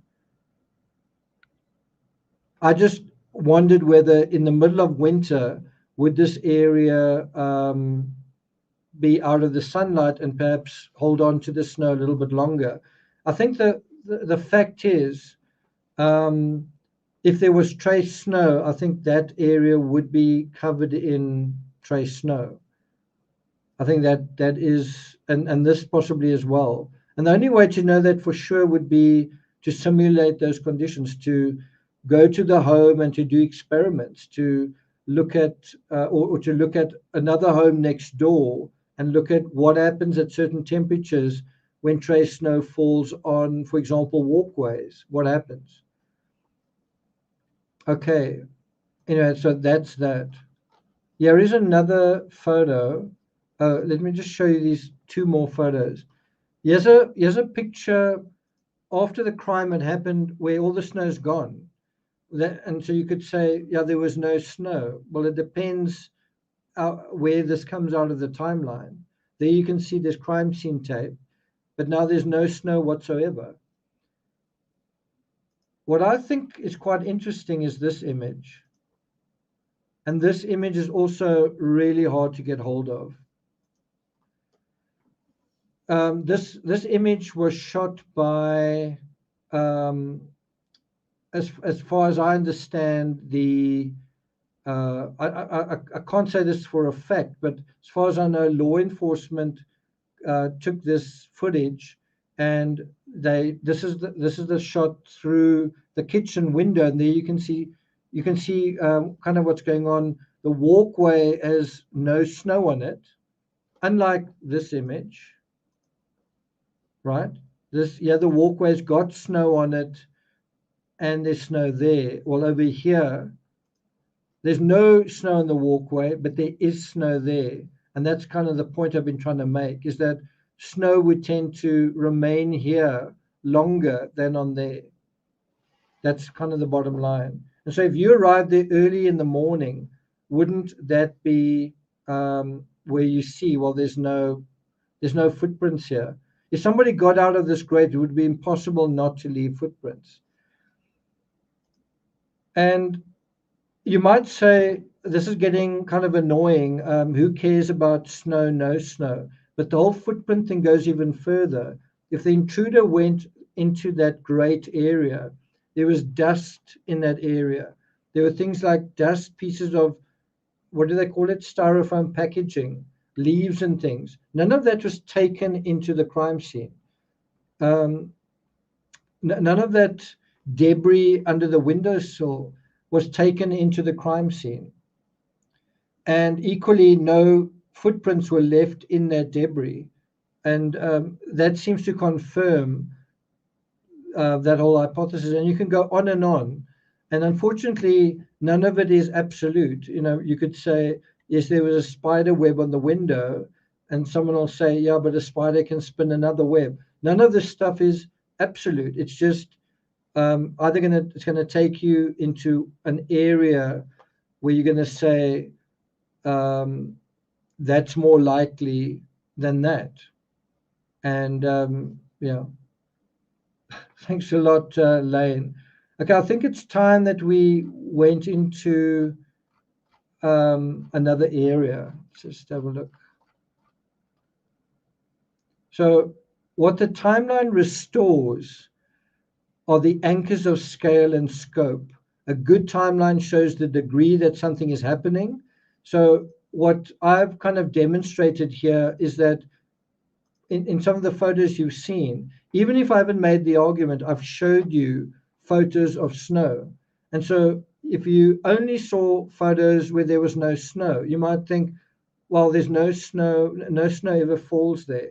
But now you've seen snow at the time and how much snow was on the night when Jean Bonnet's body was taken out there. You can see that anybody making an absolute statement is wrong either way. So whether it's law enforcement or the defense case saying there definitely was snow or there definitely wasn't, it's got to be qualified, right? It's kind of a subtle thing. And obviously we want the jackpot where you say, hallelujah, this is evidence of XYZ. But that's why that's why it's a 27-year-old cold case, because nothing is absolutely clear. That's why it is the way it is. But you've got to decide between certain opposites. I don't mean you've got to say there was no snow or that there was snow, but there was either some snow, but very, very little, or there was enough snow for somebody to say, wow, I don't actually see any footprints. And I don't think you would have thought that if you didn't observe it. I don't think somebody walking over grass, if there was no snow, would have even thought there's no footprints on the grass. I don't think people think that way. And that's the flip side of that. So a good timeline shows the degree that something is happening, such as things like bedwetting, or how much snow has fallen, or how cold it was, and also the scope, the range in time, where this and perhaps other scatological behaviors may be evident. In other words, it coagulates subtlety. So that's the thing that the timeline helps you with. If your evidence is thin, it helps gather more, although it's minimal, although it's not a lot to work with, the deeper and further you go into the timeline, the more stuff you end up with. And so just in the short narrative, I've shown you a lot of photos, and I've also told you a little bit about the temperatures that were evident at that time. And all of that is expanding your insight into what is actually going on beyond the facile thing of there was snow or there wasn't snow.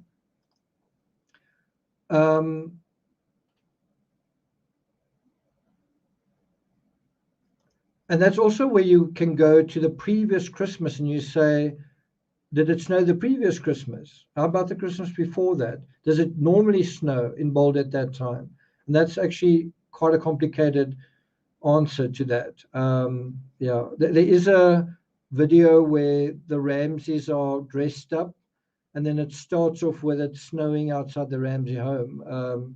But whether it's on Christmas Day, I don't know. And so that then brings us to the Morphew case. Where do we start the clock in the Morphew case? What do you guys say to that?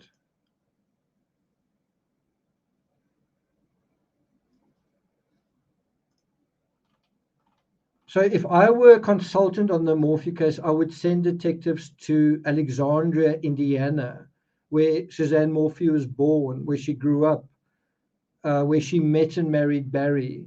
I would send investigators to her roots and look at what kind of person she was and what kind of culture that she may have had, right? And what sort of cultural upbringing she had.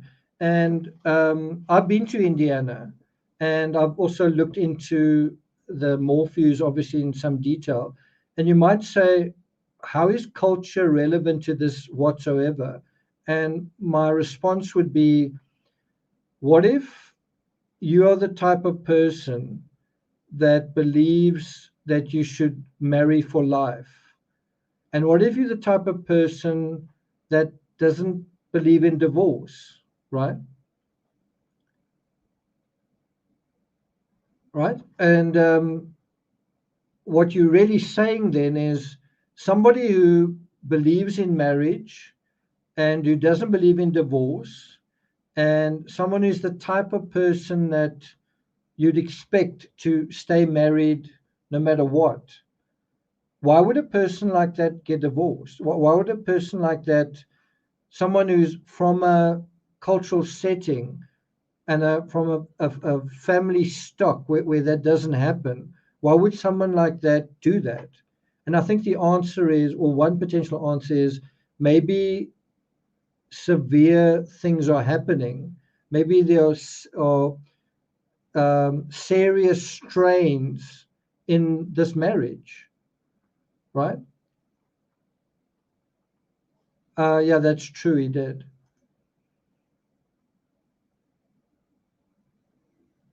And do you guys think that that is the case? Or do you think that Suzanne was the kind of woman who, because of her religious beliefs, was more inclined to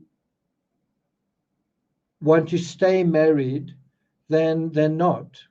Or would you say that that is completely irrelevant, that her decision to, because I think they were married for something like 25 years.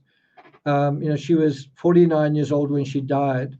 Do you think that think about yourself, the community you live in, what does your community think about that sort of thing? Does that affect you? Does that affect your family?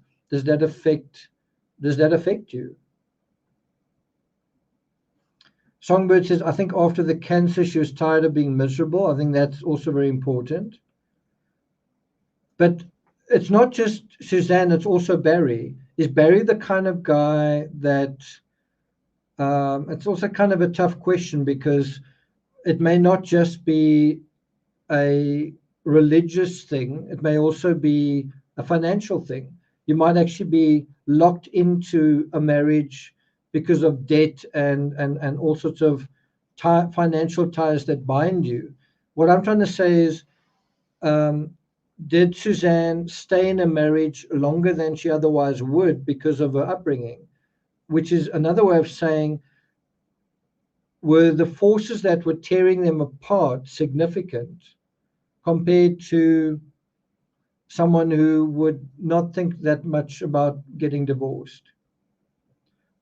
Because what we seem to be dealing with here is two people. I don't know this for a fact, but it seems to be two people who are having an affair or having affairs, and yet they feel that they must stay married. why are they doing that? Like, if they don't love each other and they're arguing and they're having affairs, then why are they still together? What's actually the reason for that? And you might say it's money, but they could have split up long before that. And so I'm simply saying, is some answer to this aspect in the timeline in terms of her backstory? And I think the answer to some extent is yes, because I think Barry was one of her first boyfriends and they met in high school.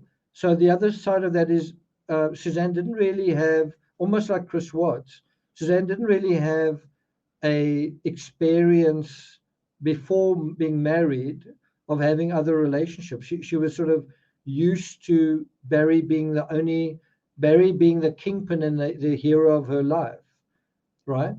But she hadn't really gotten to know other men besides Barry in that same way, right? And so that kind of can lead to sort of a naivete, right?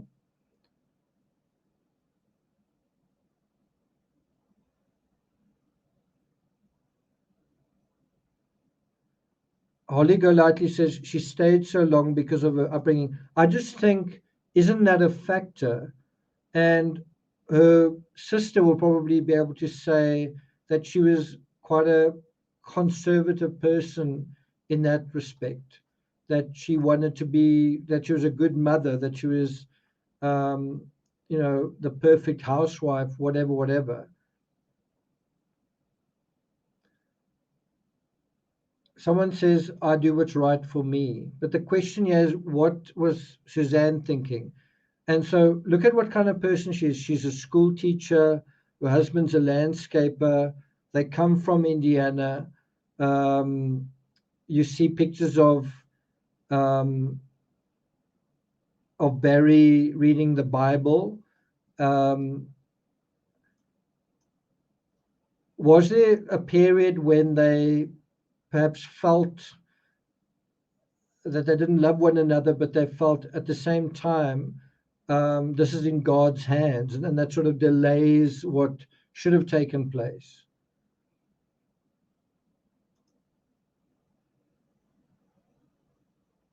Okay, so the other thing is, what sort of personality did Barry have? Like, what kind of person was he in Indiana? Not who is Barry when you find him on Mother's Day. Who's this guy? Oh, he's a hunter and he's a landscaper. Who was he in another life? And then the answer is, he wasn't just like a well-known and well-liked football star. He was like the golden boy of his class. He was like the pick of the crop. He was like, he was the golden boy of the school that he was at, right? And so that's who she marries. She marries this golden boy. And isn't that also part of the fairy tale that takes a really long time to wear off? You're in a fairy tale, but it takes you a while to realize that you're not. Barry's also trying to keep the fairy tale going. He's trying to say, I'm still the golden boy, right? What happens when the golden boy finds out that the golden girl has found somebody else? When he's used to being seen as the alpha male, as the guy who can do no wrong, and meanwhile his wife realizes, I actually like that other guy at school that wasn't the hero. He's just a nicer guy. How does that feel for Barry? How does he deal with that as a man?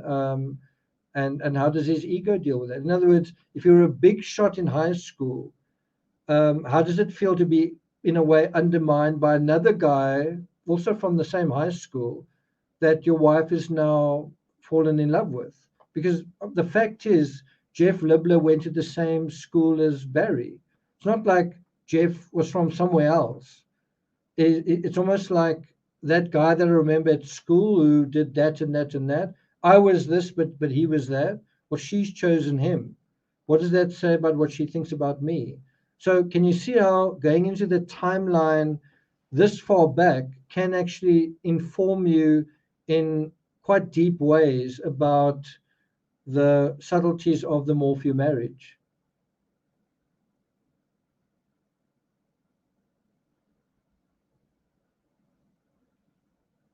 Very deflating. Liesel, good to see you here. Okay. So there you can see Barry Morphew. I don't know whether Jeff Libler's in this picture. Don't see his name. But here's another picture of Barry Morphew. There's his name. And I think Jeff Libler was in the same newspaper over there. And so if nothing else, investigators could actually look at some of these photos, look at the names on these photos, and speak to some of these people and say, tell me a little bit about this guy. Was he quick-tempered? Was he honest? Was he hardworking? I don't know, all those sort of things. And because there are certain aspects about us that don't change over time. You know, if you quick-tempered in high school, you're probably going to be quick-tempered later on as well. If you've got a lot of friends during high school, you're probably going to have a lot of friends later on as well. If you were shy and introverted in high school, you'll probably be shy and introverted after that as well. And so you can get a sense perhaps of who someone is, including people like Rex Heuermann and Lucy Letby, by going to their school friends, right? That's how far back in the timeline you can go to deal with the source of whatever is driving the momentum in the present moment. Where did all of that start? That's true. Okay, what's next? So all those answers. So if you think about it, who were they in their first lives that made their second lives one big disappointment, right? A lot of crimes are about not just something happened that was very disappointing. It's I had great expectations and then something happened that was really disappointing, right? So here are a couple of examples. In the Stephen Avery case, Stephen Avery thought he was going to win, he was going to get paid whatever, $34 million. It was this huge amount. Stephen Avery thought he was going to get this massive amount of money. And I'm not saying he wouldn't have gotten it, but suddenly something else happened after that, right? It's a little bit more complicated than that, but there you go. Think about JonBenet Ramsey. It's Christmas. Children have high expectations about Christmas gifts. One kid gets a bicycle, does the other one. Is one child unhappy because of what another child gotten? One is spoiled, or the children might be spoiled children. And so they really look at how much is your gift worth compared to the one that I got, right? I'm trying to think of so another really good example is in the Gabby Petito case, you had Brian Laundrie thinking, I'm going to marry this girl. Brian Laundrie's thinking, I'm engaged to Gabby, I'm going to marry her, only to find in the reality of the van life journey, it looks like he's going to lose everything. The van life adventure was horrible. he's been invalidated by the social media, I guess, where everybody likes her and nobody seems to like him. He can't make any money, and even his girlfriend has kind of decided, I don't really like you. I don't know. I don't really think I must be with you anymore. And Rose is going to join me or whatever it is.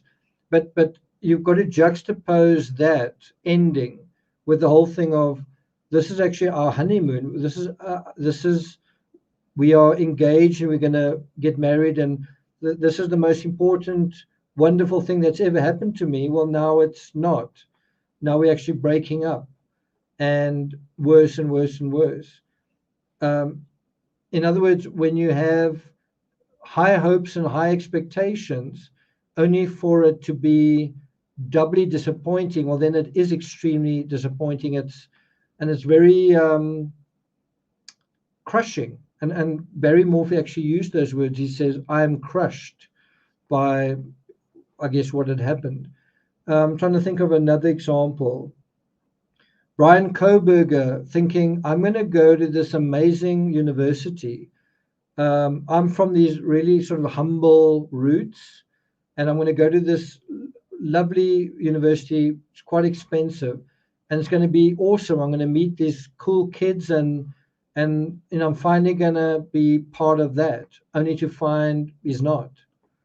He has these expectations of being a lecturer and whatever his expectations are, only to find nobody likes him. It's not a fun situation.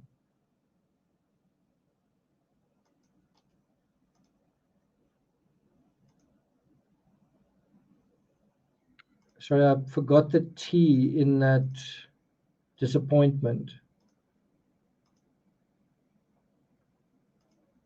And the same kind of applies to us, where who were you in your first life? And does it feel to you like the rest of your life is one big disappointment? Well, then you need to find a way to reinvent yourself. You need to write a new story for yourself. You don't want who you were to overshadow who you are. I know if I speak for myself,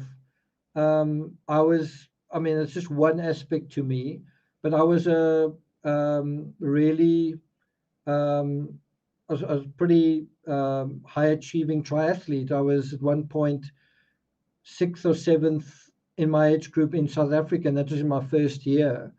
And I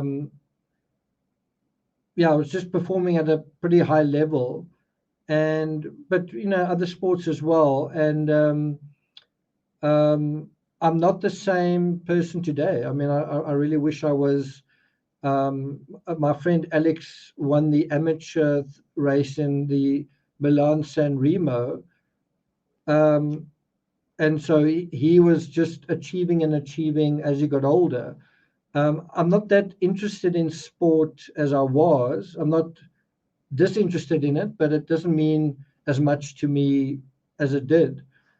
But to some extent, I do feel that, who I was then, that aspect I do miss in some ways. And how you deal with that is a sign of maturity. Do you accept some limitations, or do you desperately, obsessively kind of remain in a kind of denial? Obviously don't give up, but sometimes you need to make a choice that's practical and realistic. I've got a bone bruise right now in my left knee. All the work ethic and discipline in the world isn't going to change that. Although that's not strictly speaking true. I suppose I could do rehab in a certain way, and I could, I suppose. But what I'm trying to say is, if I just went out and ran, and if I simply just said, mind over matter, I'm just going to go out and run, that wouldn't solve the problem. And so isn't the solution then you say, you know what, that's not perfect, it's not ideal, I'm not happy with it, but I'm going to find another level of success. I'm going to find something else that does inspire me, whatever it is. But in terms of, another good example is Amanda Knox and Meredith Kercher. They, in a way, had a similar thing going on as Brian Kohberger. You are going to a college situation that's supposed to be an incredible amount of fun, an incredible adventure. Meanwhile, you're staying with a roommate that hates your guts, that's ruining everything. Kohberger goes somewhere where it's supposed to be an incredible amount of fun. His own neighbors don't want to hang out with him. No one wants to go on a date with him. And so this thing that's supposed to be so good, so enjoyable, ends up being humiliating for all intents and purposes. And so you only get a sense of the degree of that by going far enough back in time to see, well, that person didn't have that or that or that or that. So if you take Amanda Knox, she, I think, went to was it a Catholic school? Maybe she's not a very good example. Brian Kohberger had an unhappy schooling. He went to school and he was bullied, and then he had his drug episode. But the point I'm trying to make is, so he had an unhappy block in his life. And so when he goes to college, he's thinking, now I can have some fun. Now I can have that happiness that I think I'm due, but then he still doesn't have it. And so if you have happiness deferred, delayed, frustrated, on and on and on, then that thing that you might say is not a big deal. You might say, when I was in college, I didn't have a boyfriend, or I didn't have a girlfriend, or I just studied. It wasn't a big deal to me. But then it depends if you had a miserable childhood and a miserable phase after that. What was it like for that person? Okay. So all of those answers to questions like that, to questions like, who were they in their lives that made their second lives one big disappointment? Those answers will be found in time and in the timeline. Do you agree with that? We've just seen that very thing happen in the Charlotte Cena case with this, where opening up the timeline suddenly makes sense of so many riddles, where this news article comes to our knowledge via a girlfriend of the perpetrator, and it took a week for that information to come out, and it all made complete sense.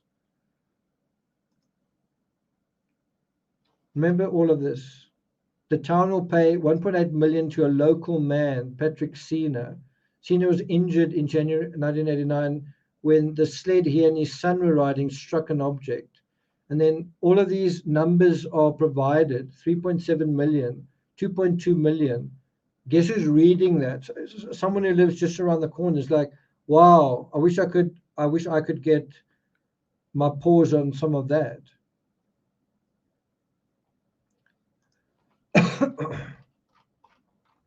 Okay, now we're going to look at proportion. Proportion. So can you see what's below that? Well, technically, I have an abrasive personality and a tendency to alienate everyone around me. But sure, let's go with lone wolf. And think about that as a description of Brian Laundrie, Brian Kohberger, name whoever you want to name, maybe even Rex Huerman. Technically, I have an abrasive personality and a tendency to alienate everyone around me, but let's go with lone wolf. Well, you're only going to know who this lone wolf is by, as I say, going through the backstory and finding out from the other wolves, not really the other wolves, but the other animals in this person's circle, what's really going on with this person that you're trying to deal with, that you're trying to find out. And if you ask me, I think we found out the most about Rex Huerman from people that knew him in high school. which is quite surprising. You'd think, I mean, if you wanted to find out a lot about me, I don't know if you'd get a terrible amount of information from when I was at school. You'd probably get some, but you probably get more from recent girlfriends, right? And could that apply to someone like Kohberger? No. Could that apply to Rex Huerman? Well, he was married, but I suppose it's not quite the same, but you get what I'm saying. So remember, all of us are in a way like Pinocchios running around, right? Let me stress this. And this is kind of taking us into psychology to an extent. All of us are to some extent Pinocchios, trying to become real. We're trying to, this little idea that we've got in our minds of who we are, we're trying to make that manifest. We think we deserve a certain kind of job. We think we deserve a certain kind of partner, certain kind of life. And some of us are wrong about it. Some of us are aiming too high. Some of us may be aiming too low. But the issue that is at stake is proportion. Do you have the right sense of proportions of your own, I guess, ego, of your own potential, right? And that is why you going back into your own timeline can help you get the right sense of perspective and proportion of where you are and maybe where you want to get to and all that kind of thing.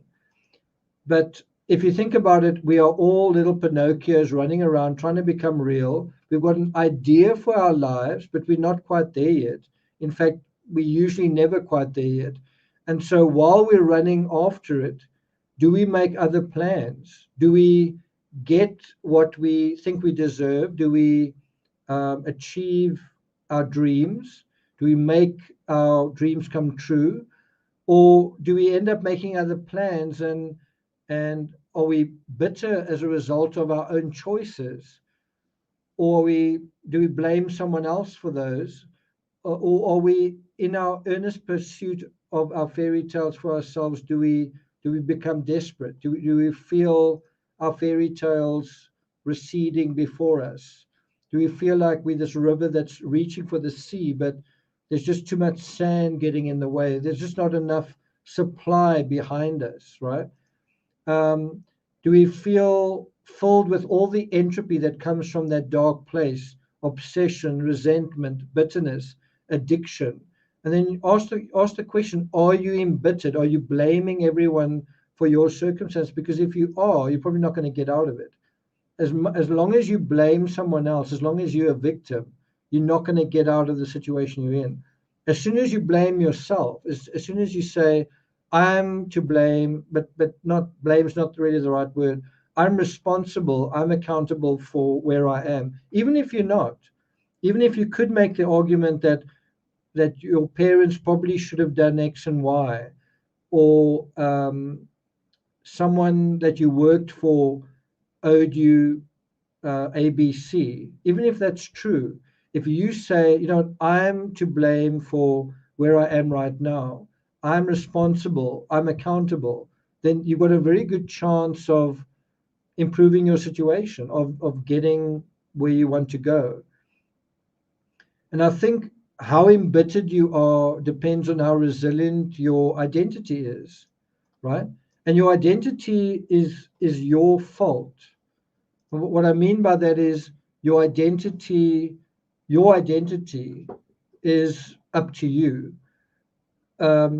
Someone can decide what they think of you, but to the extent that you allow that to define you, that's on you, right?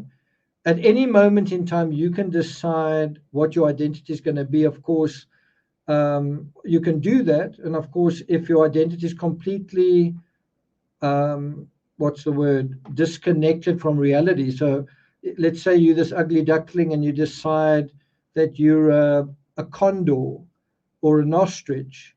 That's very unlikely that you're going to find your way to authentic happiness. Whereas if you can imagine that one day you might be a little bit stronger and a little bit more have a little bit more agency, and that as time changes, you might figure out a few tricks, and you might your looks might improve or whatever. In other words, you use what you have, then and you believe in it and you back yourself. Well, then you can be responsible and take yourself somewhere. But of course, you need to think about time as something that's your ally in that sense, something that you can evolve with, and that you can think of it as a process. You don't just change into the person you want to be. You've got to grow into that. Someone says, "Is that Barry?" But I'm just saying, if the way you see yourself is the way you think others see you, then you're in trouble. You need to have the inner locus of control where you decide what your identity is. And I think when we talk about this, we're talking about Brian Laundrie. That Brian Laundrie feels like social media is making fun of him. Whereas all you do is you don't pay attention to social media, or I don't know. It's not necessarily that easy, but you can basically decide, I'm bigger than this. I'm making Gabby a star. That's my role, and I'm part of that. I'm part of that glittering enterprise. I'm big enough to feel that I don't need to be part of that whole thing. Excuse me.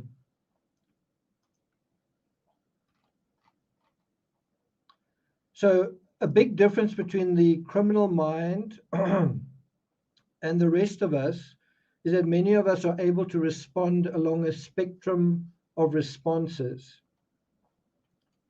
I'm going to quickly get some more water. Please excuse me.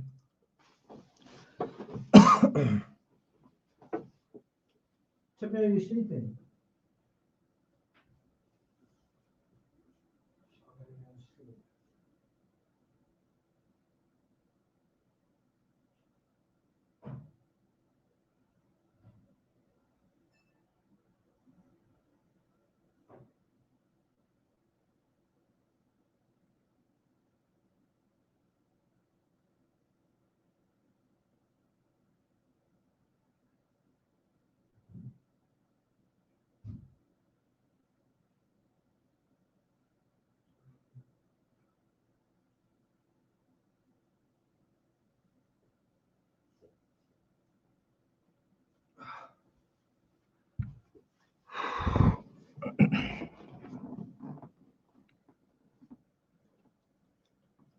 Okay, I'm back. Well, it's getting really late. I really need to wrap up. It's 1:30 in the morning. Someone says the grass is only greener from the other side. Mel says, a very long time ago, I decided to embrace who I am and stop worrying about how others see me. Okay. So a big difference between the criminal mind and the rest of us is that many of us are able to respond along a spectrum of responses. So even if you're not a criminal, it's important to remember that we can respond along a spectrum of responses. That there's not just one way of responding or reacting to a given set of circumstances. There are many. And it's also important to take a little bit of time to decide which one is going to be more effective, right? And I'm reading an excellent book at the moment called How Big Things Get Done. And the guy says the secret to success with any big idea is think about it for a long time. I don't know, that's not quite what he meant. It basically means think about it, and it doesn't necessarily mean passively or in a static way. I mean, you can do trial and error as well. But he's basically saying there must be quite a lot of thinking and planning, more than you think, and then you need to act very quickly. it doesn't mean come up with an idea and then blank, don't think about it and just act. He's not saying that. He's saying we need to think about what we do in more detail and with more planning. And it can also be active planning, where you have an iterative process. But when you do take action, you need to act fast, because the longer it takes to do something, the more there's a window open for black albatross to fly through. But the point is, act fast. And I can certainly corroborate that with writing books. Is you need to think about it a lot. You need to figure it out. There's a lot of that going on. There is planning. There is setting out a framework. There is the research. But the writing itself needs to be really, really fast. Otherwise, you're not going to complete it.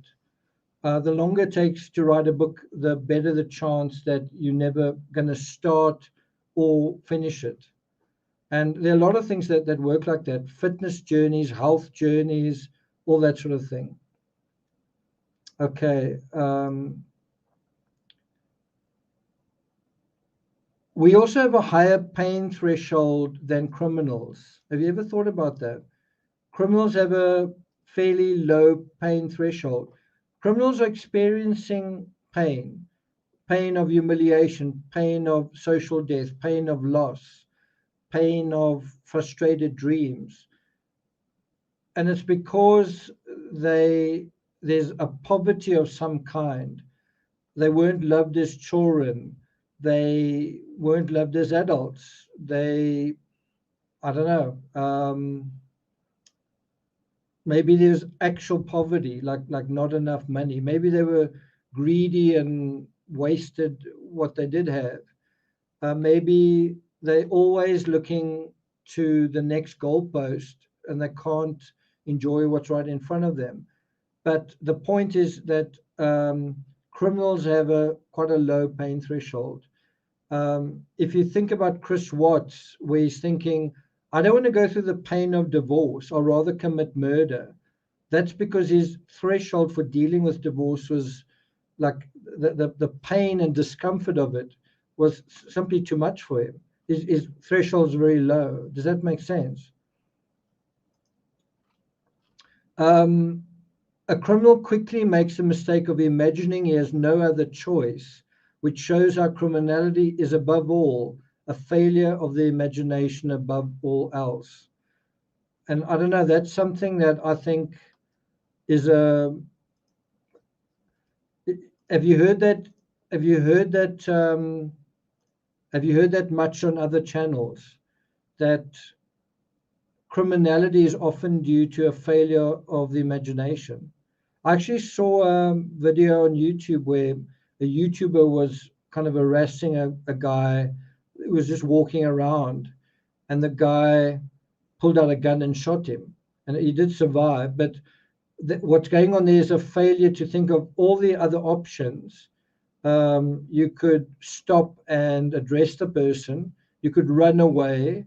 You could try and trip the person, I guess. You could, but I mean, all the options besides taking out a gun and shooting someone.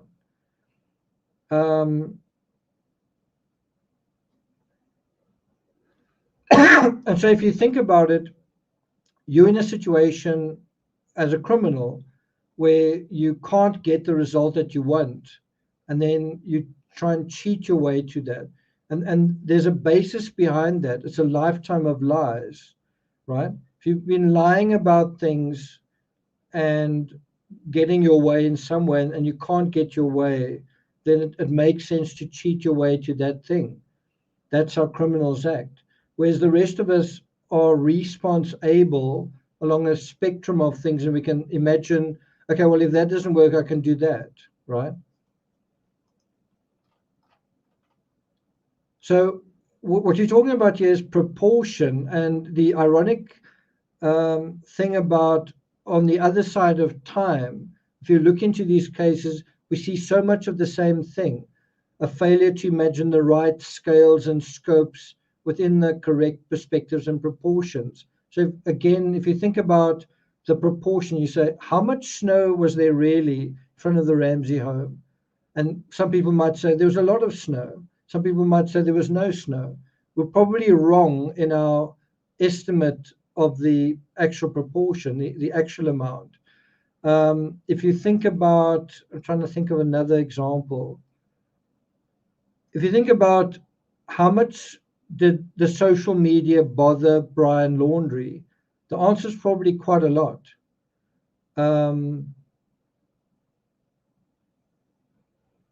Given that they both had Instagram accounts, and they were both in the same place, and they were both Instagramming, and they were both getting feedback constantly from that, right? And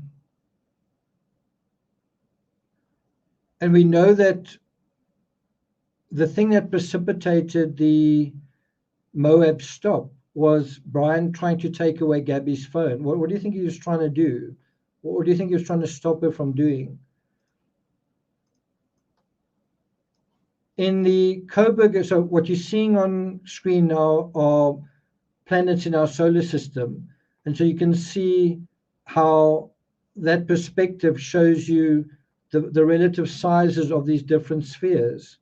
And often in graphics that show the solar system, some seem slightly bigger than others, but actually it's not anywhere near the accurate proportion, right? And that's something that's also lacking in true crime. How much proportion? So think about Charlotte Cena. How much emphasis should the sexual aspect be given to that narrative? How much emphasis should the financial aspect be given to that narrative? How much emphasis should the health narrative be given to that?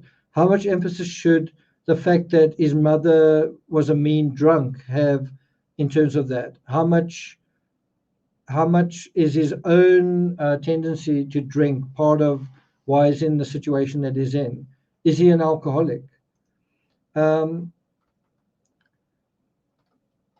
so remember I showed you that image where I said what you're seeing isn't reality, where it seems to be moving.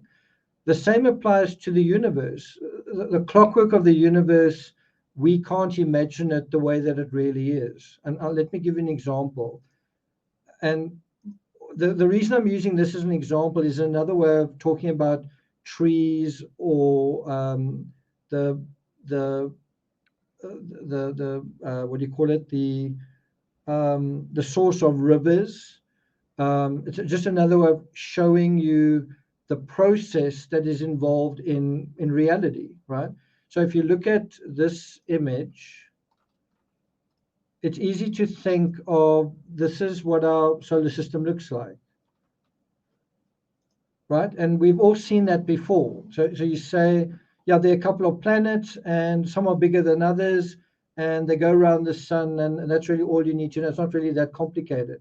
Same as, was there snow or wasn't there snow in front of the Ramsey home? It's not very complicated. Actually, it is quite complicated. And also, there's another narrative besides that, the windows that are around that and all that kind of thing.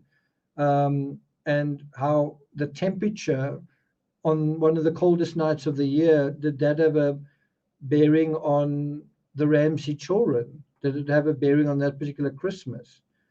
So the clockwork of the universe is a lot more complicated than we imagine, and this is what I mean. Look at this on screen. Let me do it like that. And this is just not the universe, this is simply our solar system in 3 dimensions.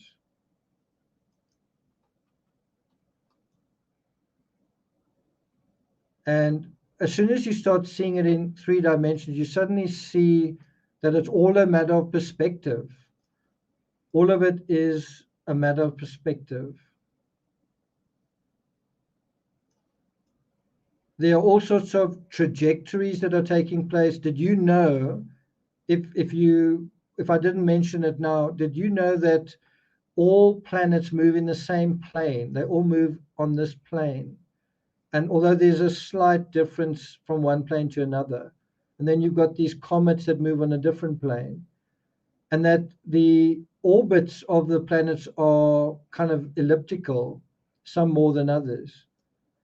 But that is a very different way of looking at our solar system compared to that, that. It's a very different way of looking at it. And so it's easy to think about true crime and timelines in quite a simplistic way. So the timeline is, let's deal with high school. Okay, let's deal with the marriage. Okay, let's deal with the work narrative, right? Well, are you seeing how all of those dynamics play out chronologically and in a way that is, how can I put it, a way that I guess is three-dimensional, where you see how these trajectories interact with one another? Or do you just see it as a very sort of one-dimensional, well, there's that narrative and then there's that one, or how do they affect one another? So, for example, how did Barry's high school life affect his marriage? How did Suzanne's cancer affect their marriage? How did the cultural construct, which most people underestimate, you might say, I don't think it has a very big impact. I'm not affected by the society around me. I think many of us are very affected by the culture within we find ourselves. And so this is just a reminder that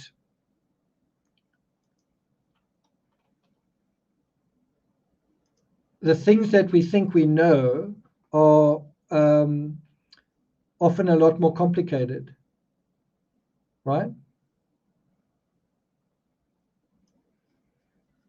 And I'm using this example just as a reminder to say, guys, we need to think critically. Guys, we must remember we don't know everything. Guys, we must remember that sometimes when we see things, we're actually not seeing reality, and it's not our fault. All these are different ways of saying we need to try harder to figure out the timeline. We need to try not to race to get to the answer.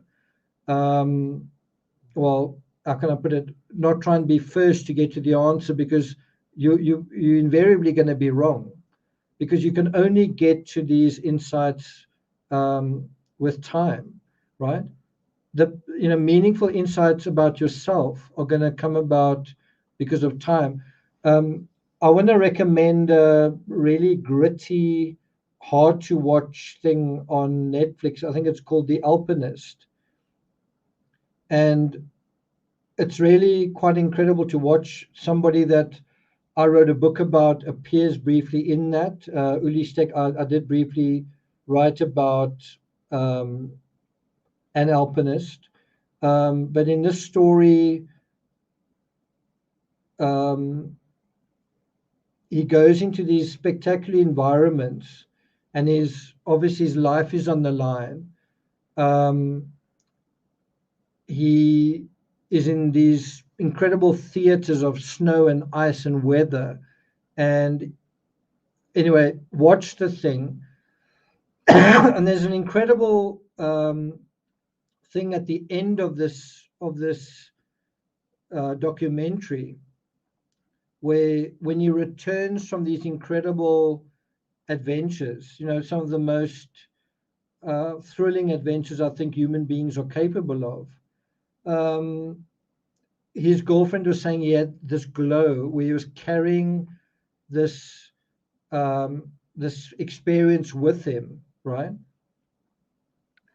Anyway, let me I'll put the name in chat. It's called The Alpinist, and it's on Netflix.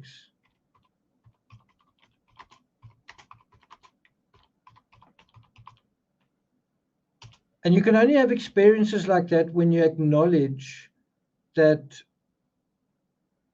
you not having them, that you don't know all that there is to know, that there's something out there that is beyond what you are knowing and feeling.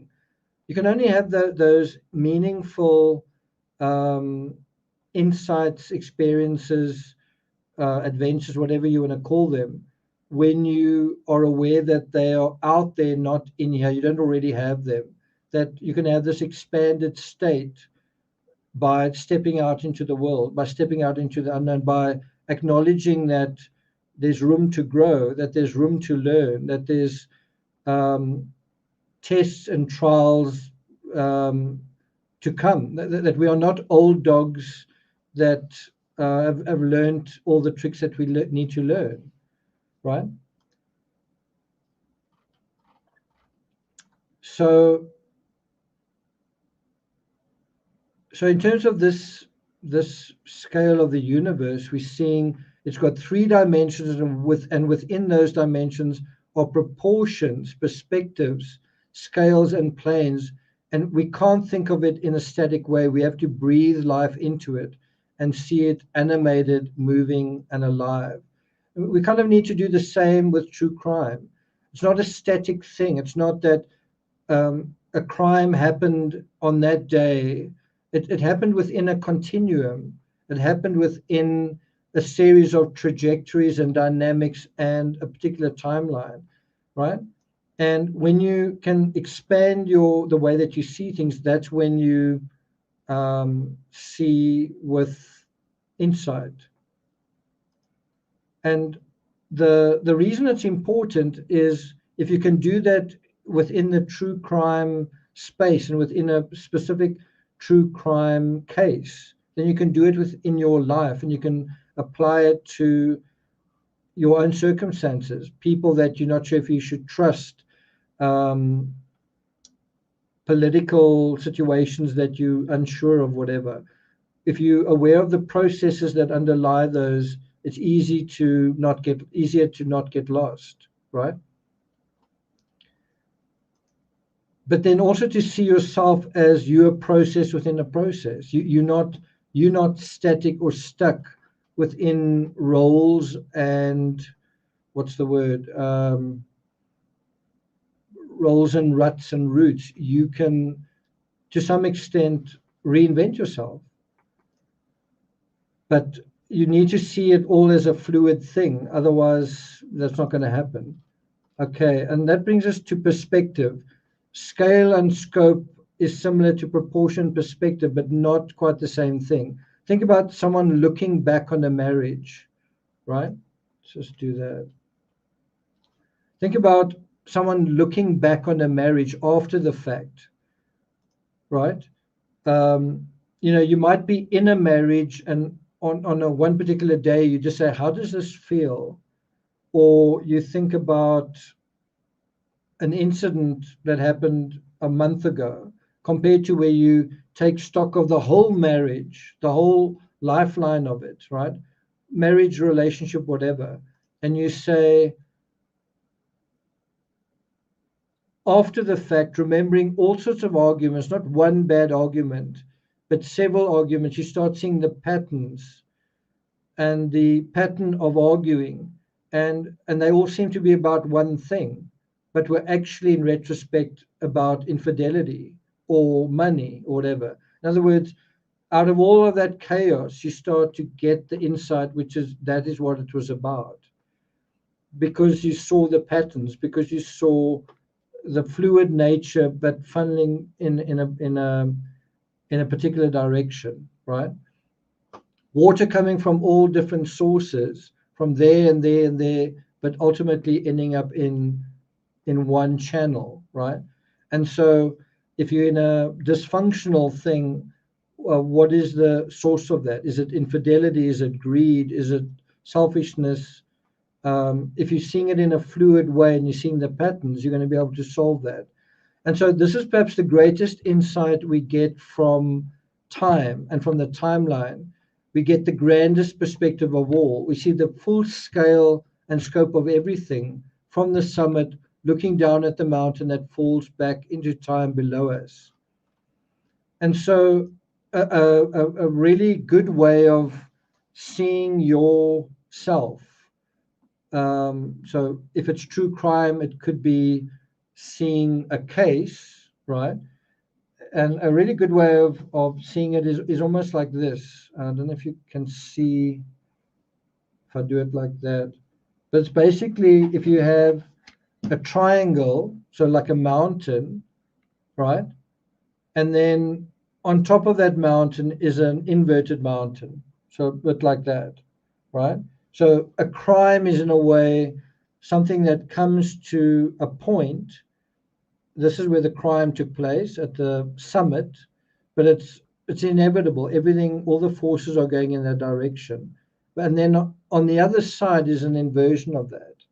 So if you think of the Chris Watts case, the summit, the mountain, is, I guess, a bad marriage, and the apex of that is the infidelity and murder. And then what he wants is an inversion of that. He wants to be married to someone else. He wants to be in a relationship with the person he's having an affair with. He wants to swap this life for that one. He wants to begin a new life that way. That's what criminals are trying to do, and that's why it reaches this point. They don't want their lives to continue the way they were, and then from this point onwards, they try and build, obviously on skulls and whatnot, their future. Now, in terms of your life, it's the same thing. Your life below this point is everything that is built up to where you are now, and you can either just let it continue. You can continue where you're going, and there's nothing wrong with that. Or you can decide that the mountain stops here, and I'm going to decide on the mountain that is to come. And that's how you can think about identity. And of course, that's something you've got to build and construct and feed and nourish and work on. It doesn't just happen overnight.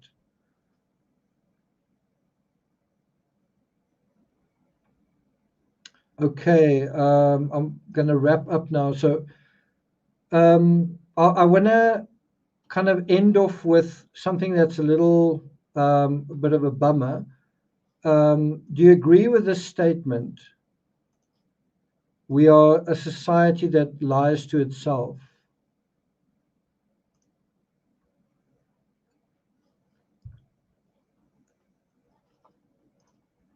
When I was a photojournalist covering big things, I would write about energy, nutrition, health. I don't know if I wrote about politics very much, but it soon became clear that we were a society that lied to itself. Corporations lied to us about cigarettes not causing cancer, about sugar, about shoes. Since then, now, in other words, I realize society, it's not just society lying to itself about big things, but little things too.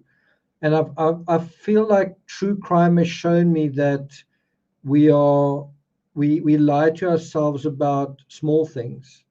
We're lying to ourselves about almost everything. And some people lie that it's not even lying. It's simply we're just not honest about reality, or we can't tell the difference between what's real and what isn't. And I think if you don't care about that, that is a kind of intellectual dishonesty.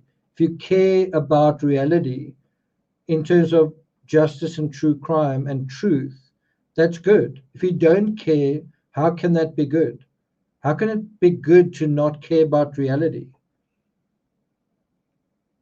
How does that help anybody other than the person who's manipulating you or whatever? How can that be good? I think true crime is an excellent example of society lying to itself about the truth. So it's like saying, I'm going to tell you the truth, and then they don't.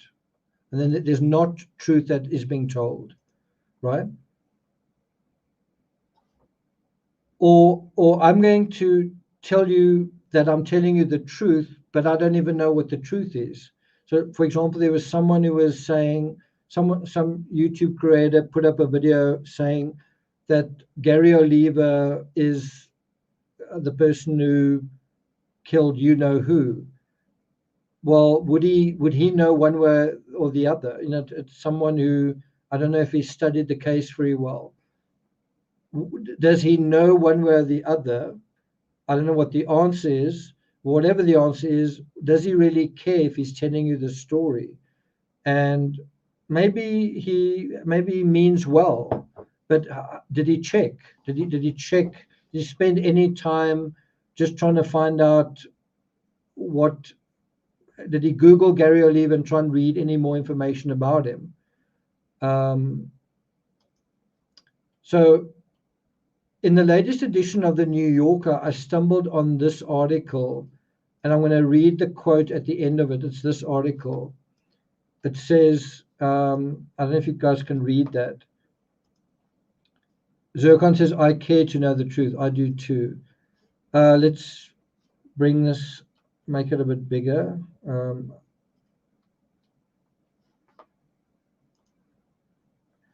It just says, they studied dishonesty. Was their work a lie? Right? And so this is actually about, what is it?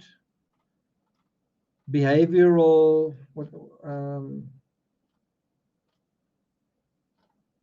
I think it's behavioral economists.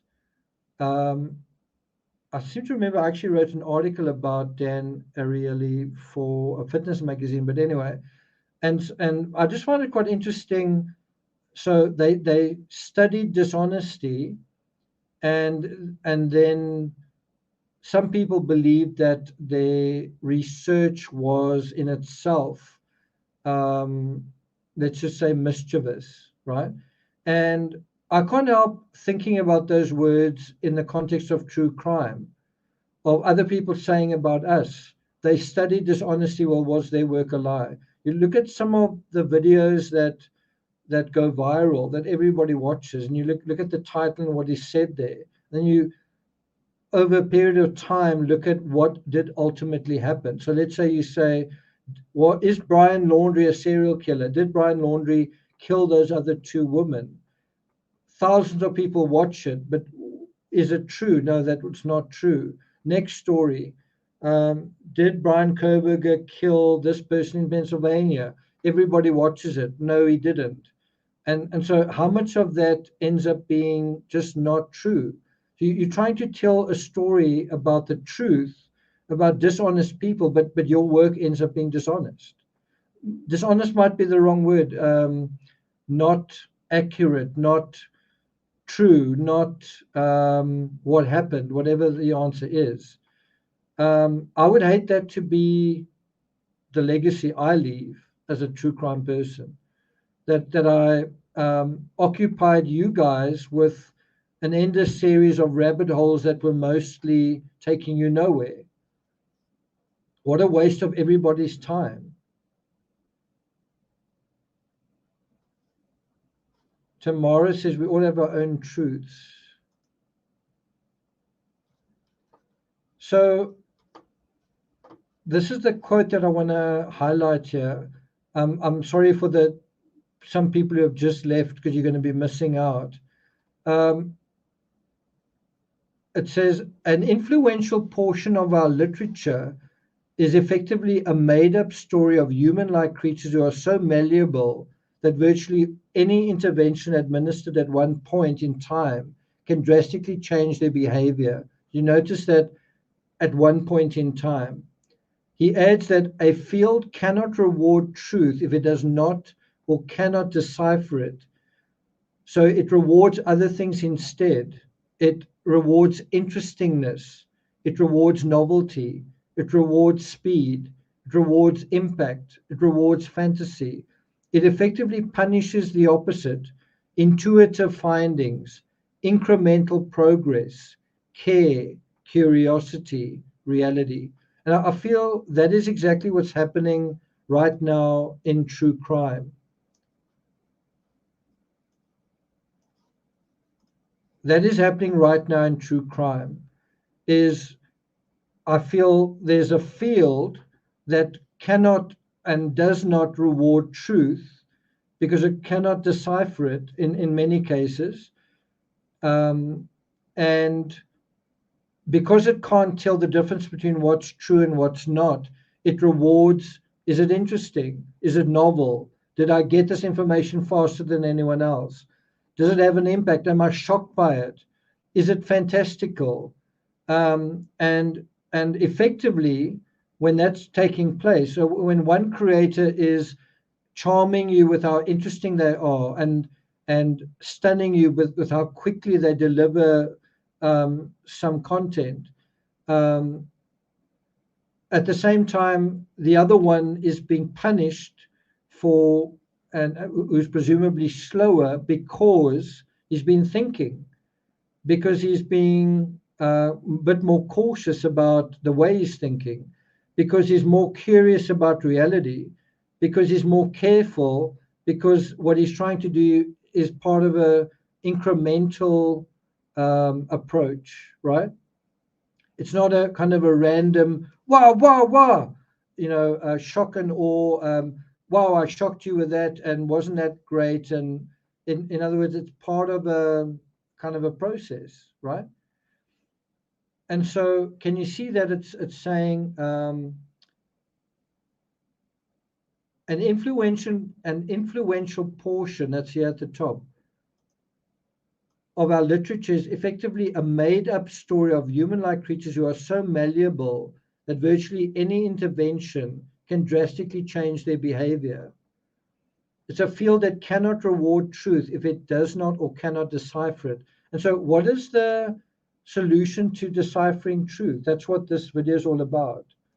What is if you say, well, who are you to tell me what the truth is? Then my response is, you can discern the truth by expanding your field of reference, by expanding the timeline that you're paying attention to gather more information. In other words, take more time to gather more insight, because nothing is revealed like this. We never know, like if that was true in true crime, if you knew everything the moment a crime was committed, then you could have a court case the next day and a conviction on the same day. That never ever happens, right? And yet that is the promise and the deception of true crime, is that, guess what? We know absolutely everything that there is to know here. How can we? How can we in an instant? How can we at one point in time? You can only through a process of time figure out what is going on, what that process is.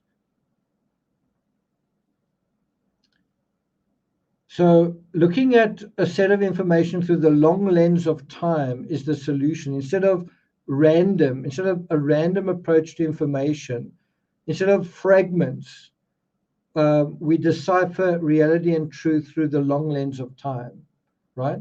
If you want to understand like the Ramsey case or the Madeleine McCann case, it's not through one day in a story or an hour. It's looking at days and weeks and years and seeing the patterns of behavior through that whole period. And that sounds like a very difficult thing to do. It's not actually that hard. If you look at, say, one narrative, the media narrative, you look at another narrative, the financial narrative, it's not that hard really to do. I suppose it does take a little bit of time to do, but it's not that hard.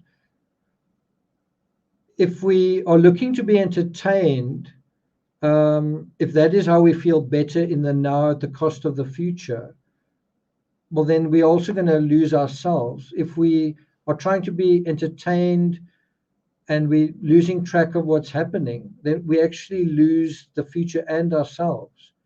We lose our own lives, and when we forget who we are, when we forget what reality is, and that is what the challenge is of, for example, the John Benet Ramsey case. If you can't have a handle on what likely happened there, how can you possibly, and you've been trying to pay attention to it, or you want to know about it, but you haven't been able to pay attention consistently, then how can you possibly have any idea of what's going on in your own life? if you can't have a consistent approach about the process that is your own life. So we lose our own lives when we forget who we are or what reality is. And there are a flock of entertainers out there clamoring to keep you Pinocchioing mindlessly on their strings, benefiting at your expense, right?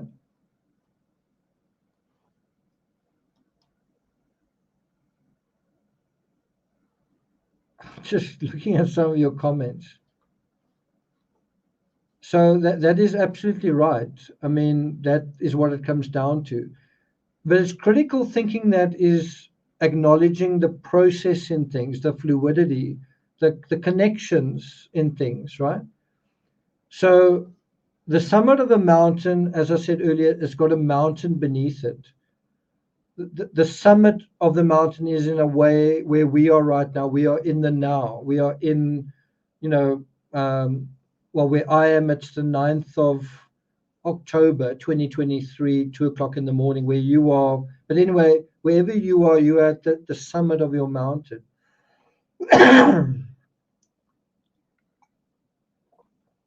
But there's a mountain beneath that summit.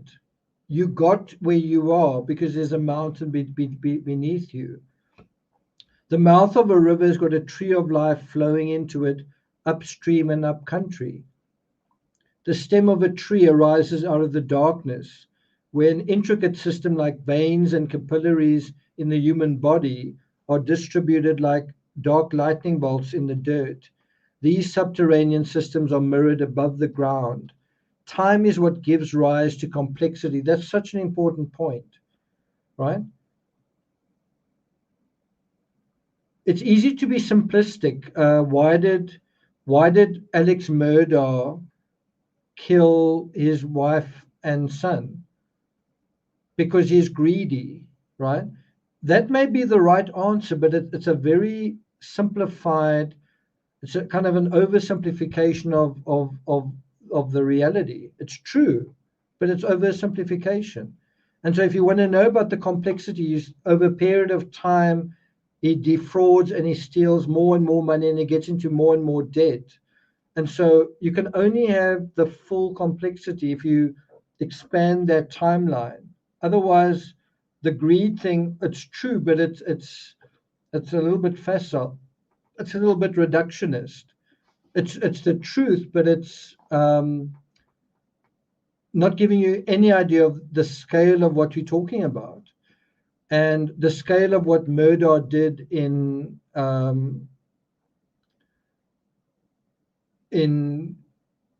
America is it's kind of unprecedented.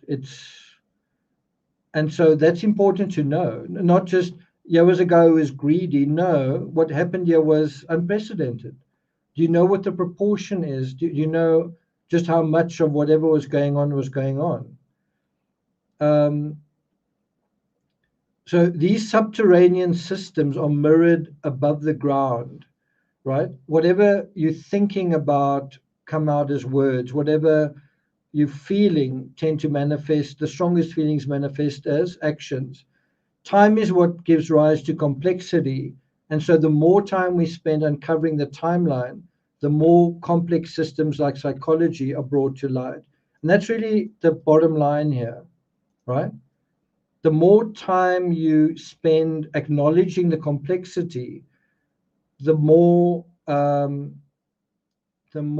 insight is going to be brought to light in terms of these complex systems. That's the bottom line.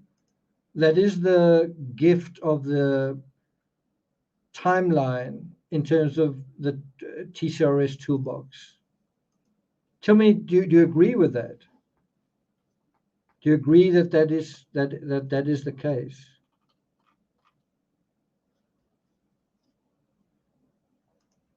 And I think this is quite an elegant way of looking at it. You see a tree, and a tree is almost like as above it is below. A tree kind of has a, not necessarily like this, but kind of as a mirror image where the roots that are below the ground that you don't see provide the extent of what is flourishing or not flourishing above the ground, right? And that's, remember, I gave you the other analogy of the mountain, that everything below you is part of what got you to the summit, got you to the present moment. But that also is going to have an impact on everything that is going to be before you. But you are at that point of creation, that apex between the past and the future, what's below the ground and what's above the ground, right? And you can, in a way, decide where the river's going to flow. I'm talking about in your own life.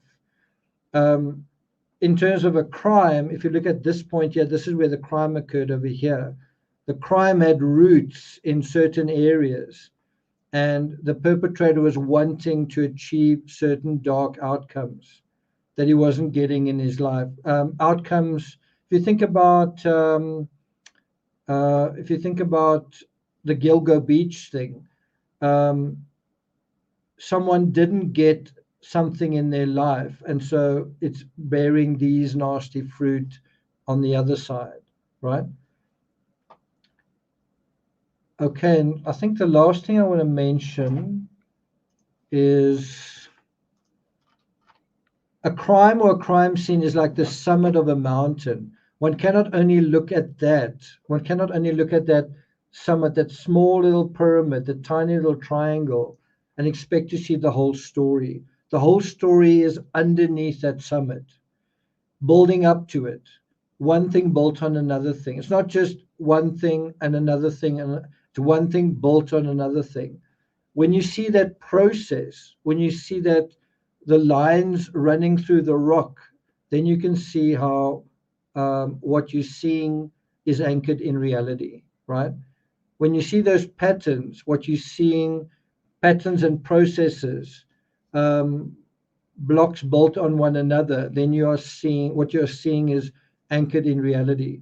And that is totally different. That's a far more integrated way of thinking than something that is random, sensational, and shocking. And I want to just encourage you to think about thinking.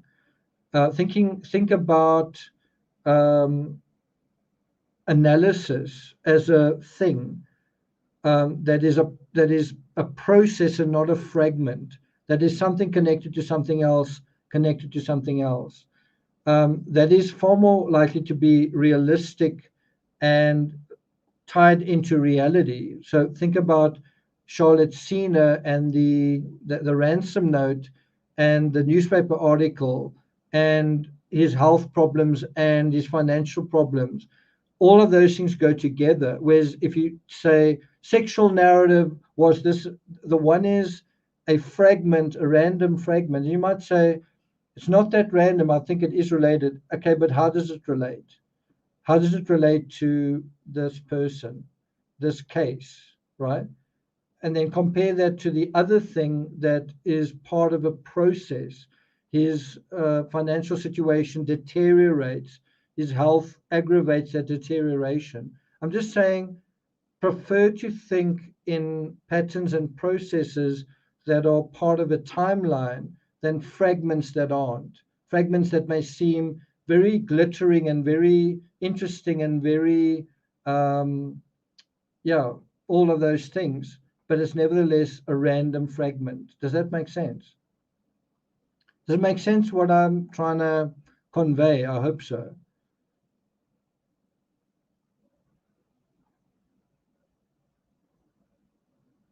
So I'm actually done. I don't know if you thought I would ever get to the end, but I am at the end.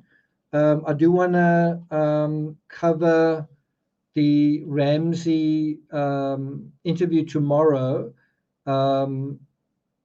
It's an hour long, the interview. I don't know if we'll deal with the whole hour, but I want to do something that I don't often do, is just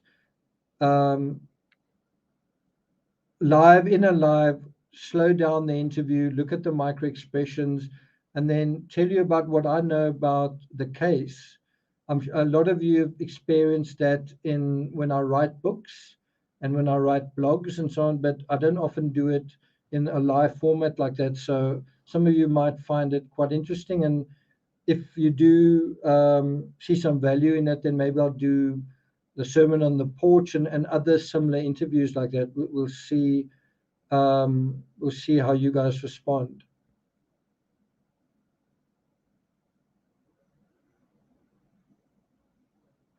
Thanks a lot, Baby Kisses. I really appreciate that.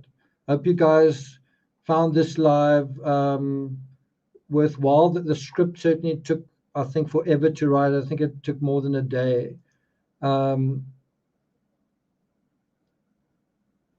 Kathy says, thank you for helping me think outside of the box. The reason why I think, thanks so much, Chelsea. Are you totally recovered? I know you were a little bit sick earlier. But the reason why I think what I'm communicating and sharing with you guys is so important is we live in a world that teaches you, that programs you to think in a scattered, disconnected, random, fragmented way. We are encouraged to think in a scattered way. In a way, social media encourages that. I'm talking about the algorithm says, watch this or watch that. It might be a dog on walking a tightrope, or it could be a car chase, right? And all of that, and then you sit in front of your sofa and you can turn on Netflix. And although there's a certain amount of intelligence behind that, some of the algorithms know what you are, what's the word, what you are,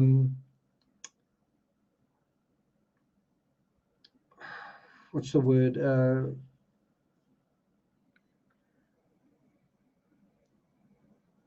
partial to, right?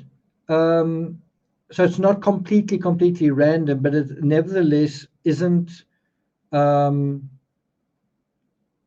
right type of thinking that is going to be good for you or edifying. It's simply just trying to stimulate you in a way that's pretty discordant. Word Worker Cat, new member, welcome. Thanks a lot, Liesel. We are going to need to sleep well.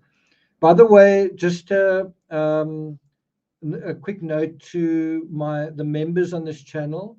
I'm going to be traveling to America later this month.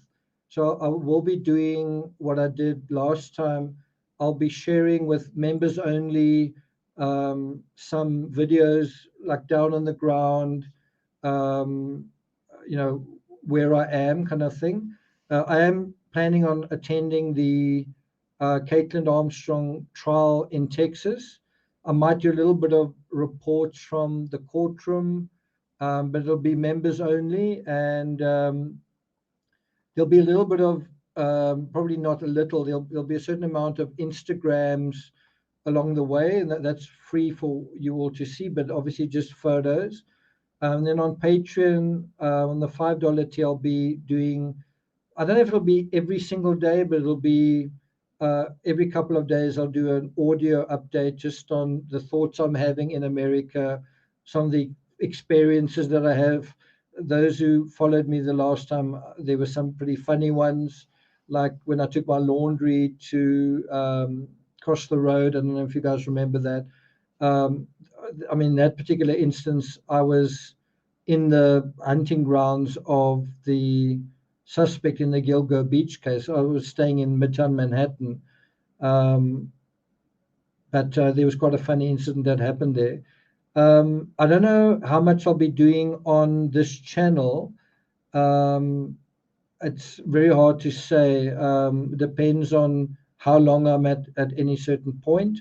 I am going to be visiting Gilgo Beach itself, so I'll be maybe just sharing some thoughts about that.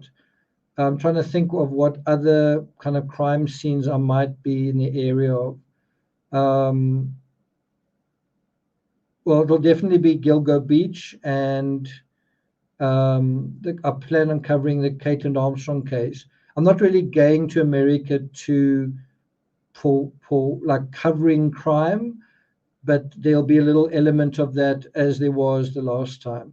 I'm gonna be spending time with some friends, and probably gonna be having my first Halloween on American soil. That should be quite interesting. Thanks a lot to all of you guys in chat, mods and members and subscribers. Thanks a lot also for all the super chats. I appreciate it. I hope that I'm going to be able to compete with I think I took some pretty good landscape photos of the of the American landscape when I was last in America.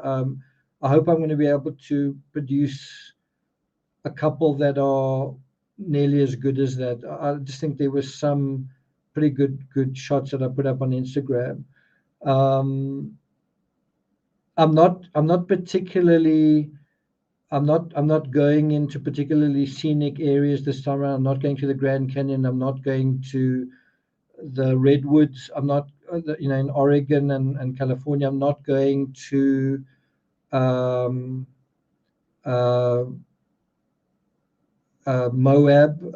and the Arches. So I don't know. I'm not quite sure. I'm sure I'll find some scenic things to photograph, but the point of this trip isn't as much as it was just exploring national parks and following in Gabby Petito's footsteps. This trip is a little less ambitious than that one was. Thanks a lot, Linda P. Thank you. Well, Kathy says, you've seen more of my country than I've seen. Thanks a lot, Zircon. Watch for Delphi. Good point. Good point.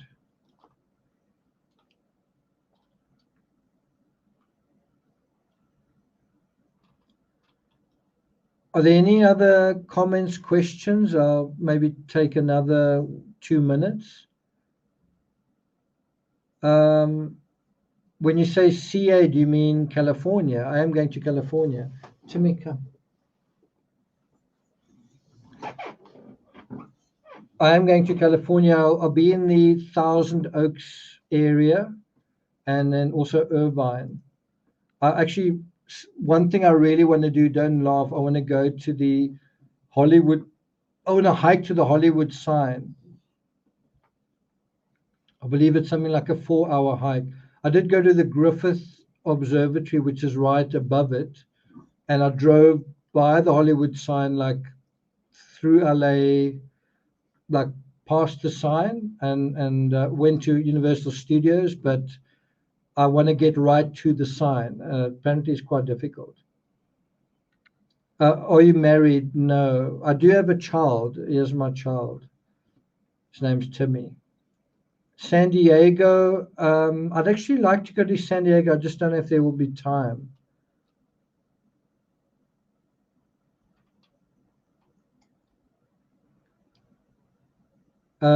Did you tell Timmy? Timmy does have a babysitter, quite an expensive one. I suppose not too bad, but he will be taken for walks. Hopefully, he's going to deal with me okay. Deal with me being gone okay. Thousand Oaks is in LA or north of LA.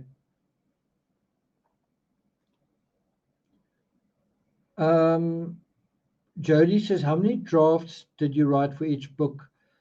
It's kind of a hard question to answer because every time like a chapter is written, it's saved as a draft. And then the next chapter is saved as second draft so that you can go back and, if you feel like you've gone on the wrong tangent, you can kind of go back but that almost has never happened. But yeah, there are times where you save a draft and then you edit it multiple times, and then that can be 20 or 30 edits. So the answer to that is 20 to 30 sometimes.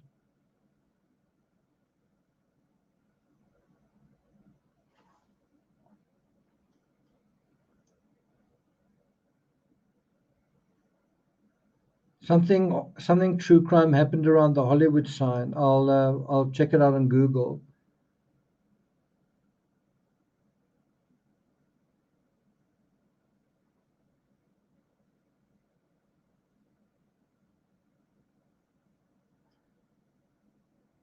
Terry says, what did you learn from your last US trip that will help you out the most? Terry, you're going to laugh when I say this, but I think I ended up feeling fairly comfortable behind the wheel. I drove in quite a few different states, and yeah, I don't want to say that I felt completely comfortable, because then you become complacent, but I definitely felt quite excited by the freedom one has by landing somewhere, hiring a car, and then suddenly you just, footloose and fancy free. So driving around, definitely. I think there were some airports that I now know a little bit more about. You can kind of get lost in an airport or underestimate the time. I already know the Denver airport fairly well. I know the LaGuardia fairly well. I know LAX fairly well. So yeah, I think just being able to navigate a bit better is quite useful. I'm also not. I think I was a little intimidated, a little frightened, and now I'm less frightened. So does that answer your question? I have been to Seattle quickly.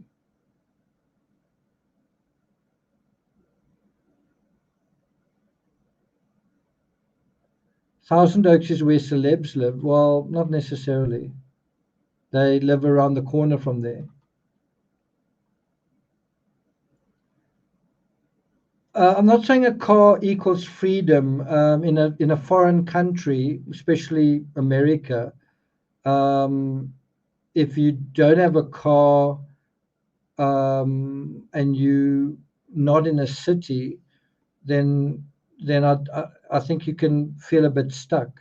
If your idea is to see the country and go from state to state, and then it can be quite enjoyable. I hope I do like Austin. I am planning to swim in the pool there. Hopefully it's not too cold. Phil Morgan, hi from Denver. Good to see you.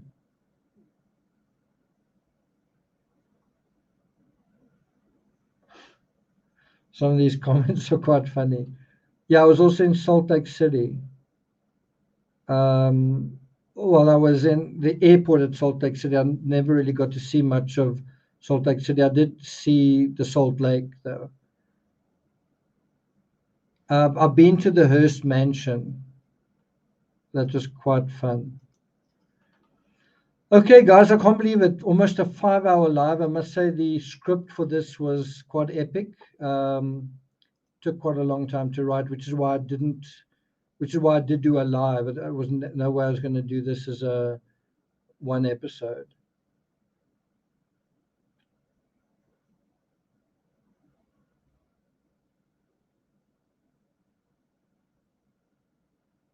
Someone says, how do you think Brian Kohberger feels with regard to the victim's parents? I think he's thinking more about himself and his defense case. Thanks a lot, Sasha. Thank you. I did get to see the Grand Canyon. What was quite funny with the Grand Canyon was it was slightly smoky, which gave it a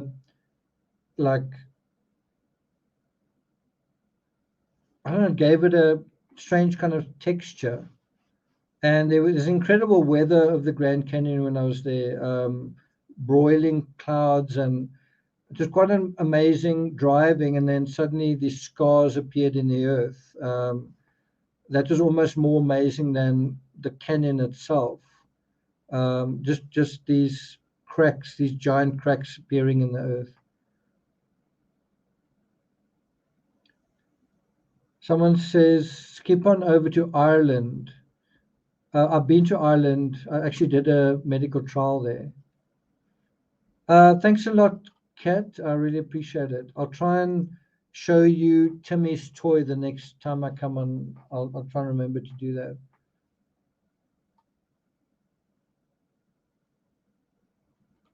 Yeah, this definitely was a marathon. It definitely was a marathon. Okay, well, it's 2:30 in the morning here. I'm messing up my whole sleep routine. I better go and sleep right now. Thanks a lot, Sally. And Marlene says, the last time I was in Austin was in January 2020. Cool and rainy. Okay. I believe the traffic is bad in Austin. Is that true? I want to kind of check out Lance Armstrong Cycling Shop. And yeah, thanks a lot, Kevin. That's pretty cool. When he falls in love with an American, he'll move here. Well, remember, I've got my dog to think about as well. He's my family. Thanks so much, Kat, and thanks everyone as well. Appreciate those of you who stuck around for the whole almost 5 hours. But anyway, I hope you have a good rest of your evening. Also, I hope you have a good week, and I'm going to see you guys in your own backyard before you know it. So take care. Timmy also says goodbye. Okay, thanks a lot, guys. All the best. Terry, thanks very much as well. Chelsea, all of you guys. Sleep well, sweet dreams, and remember, it's all part of a process. Right. Take care.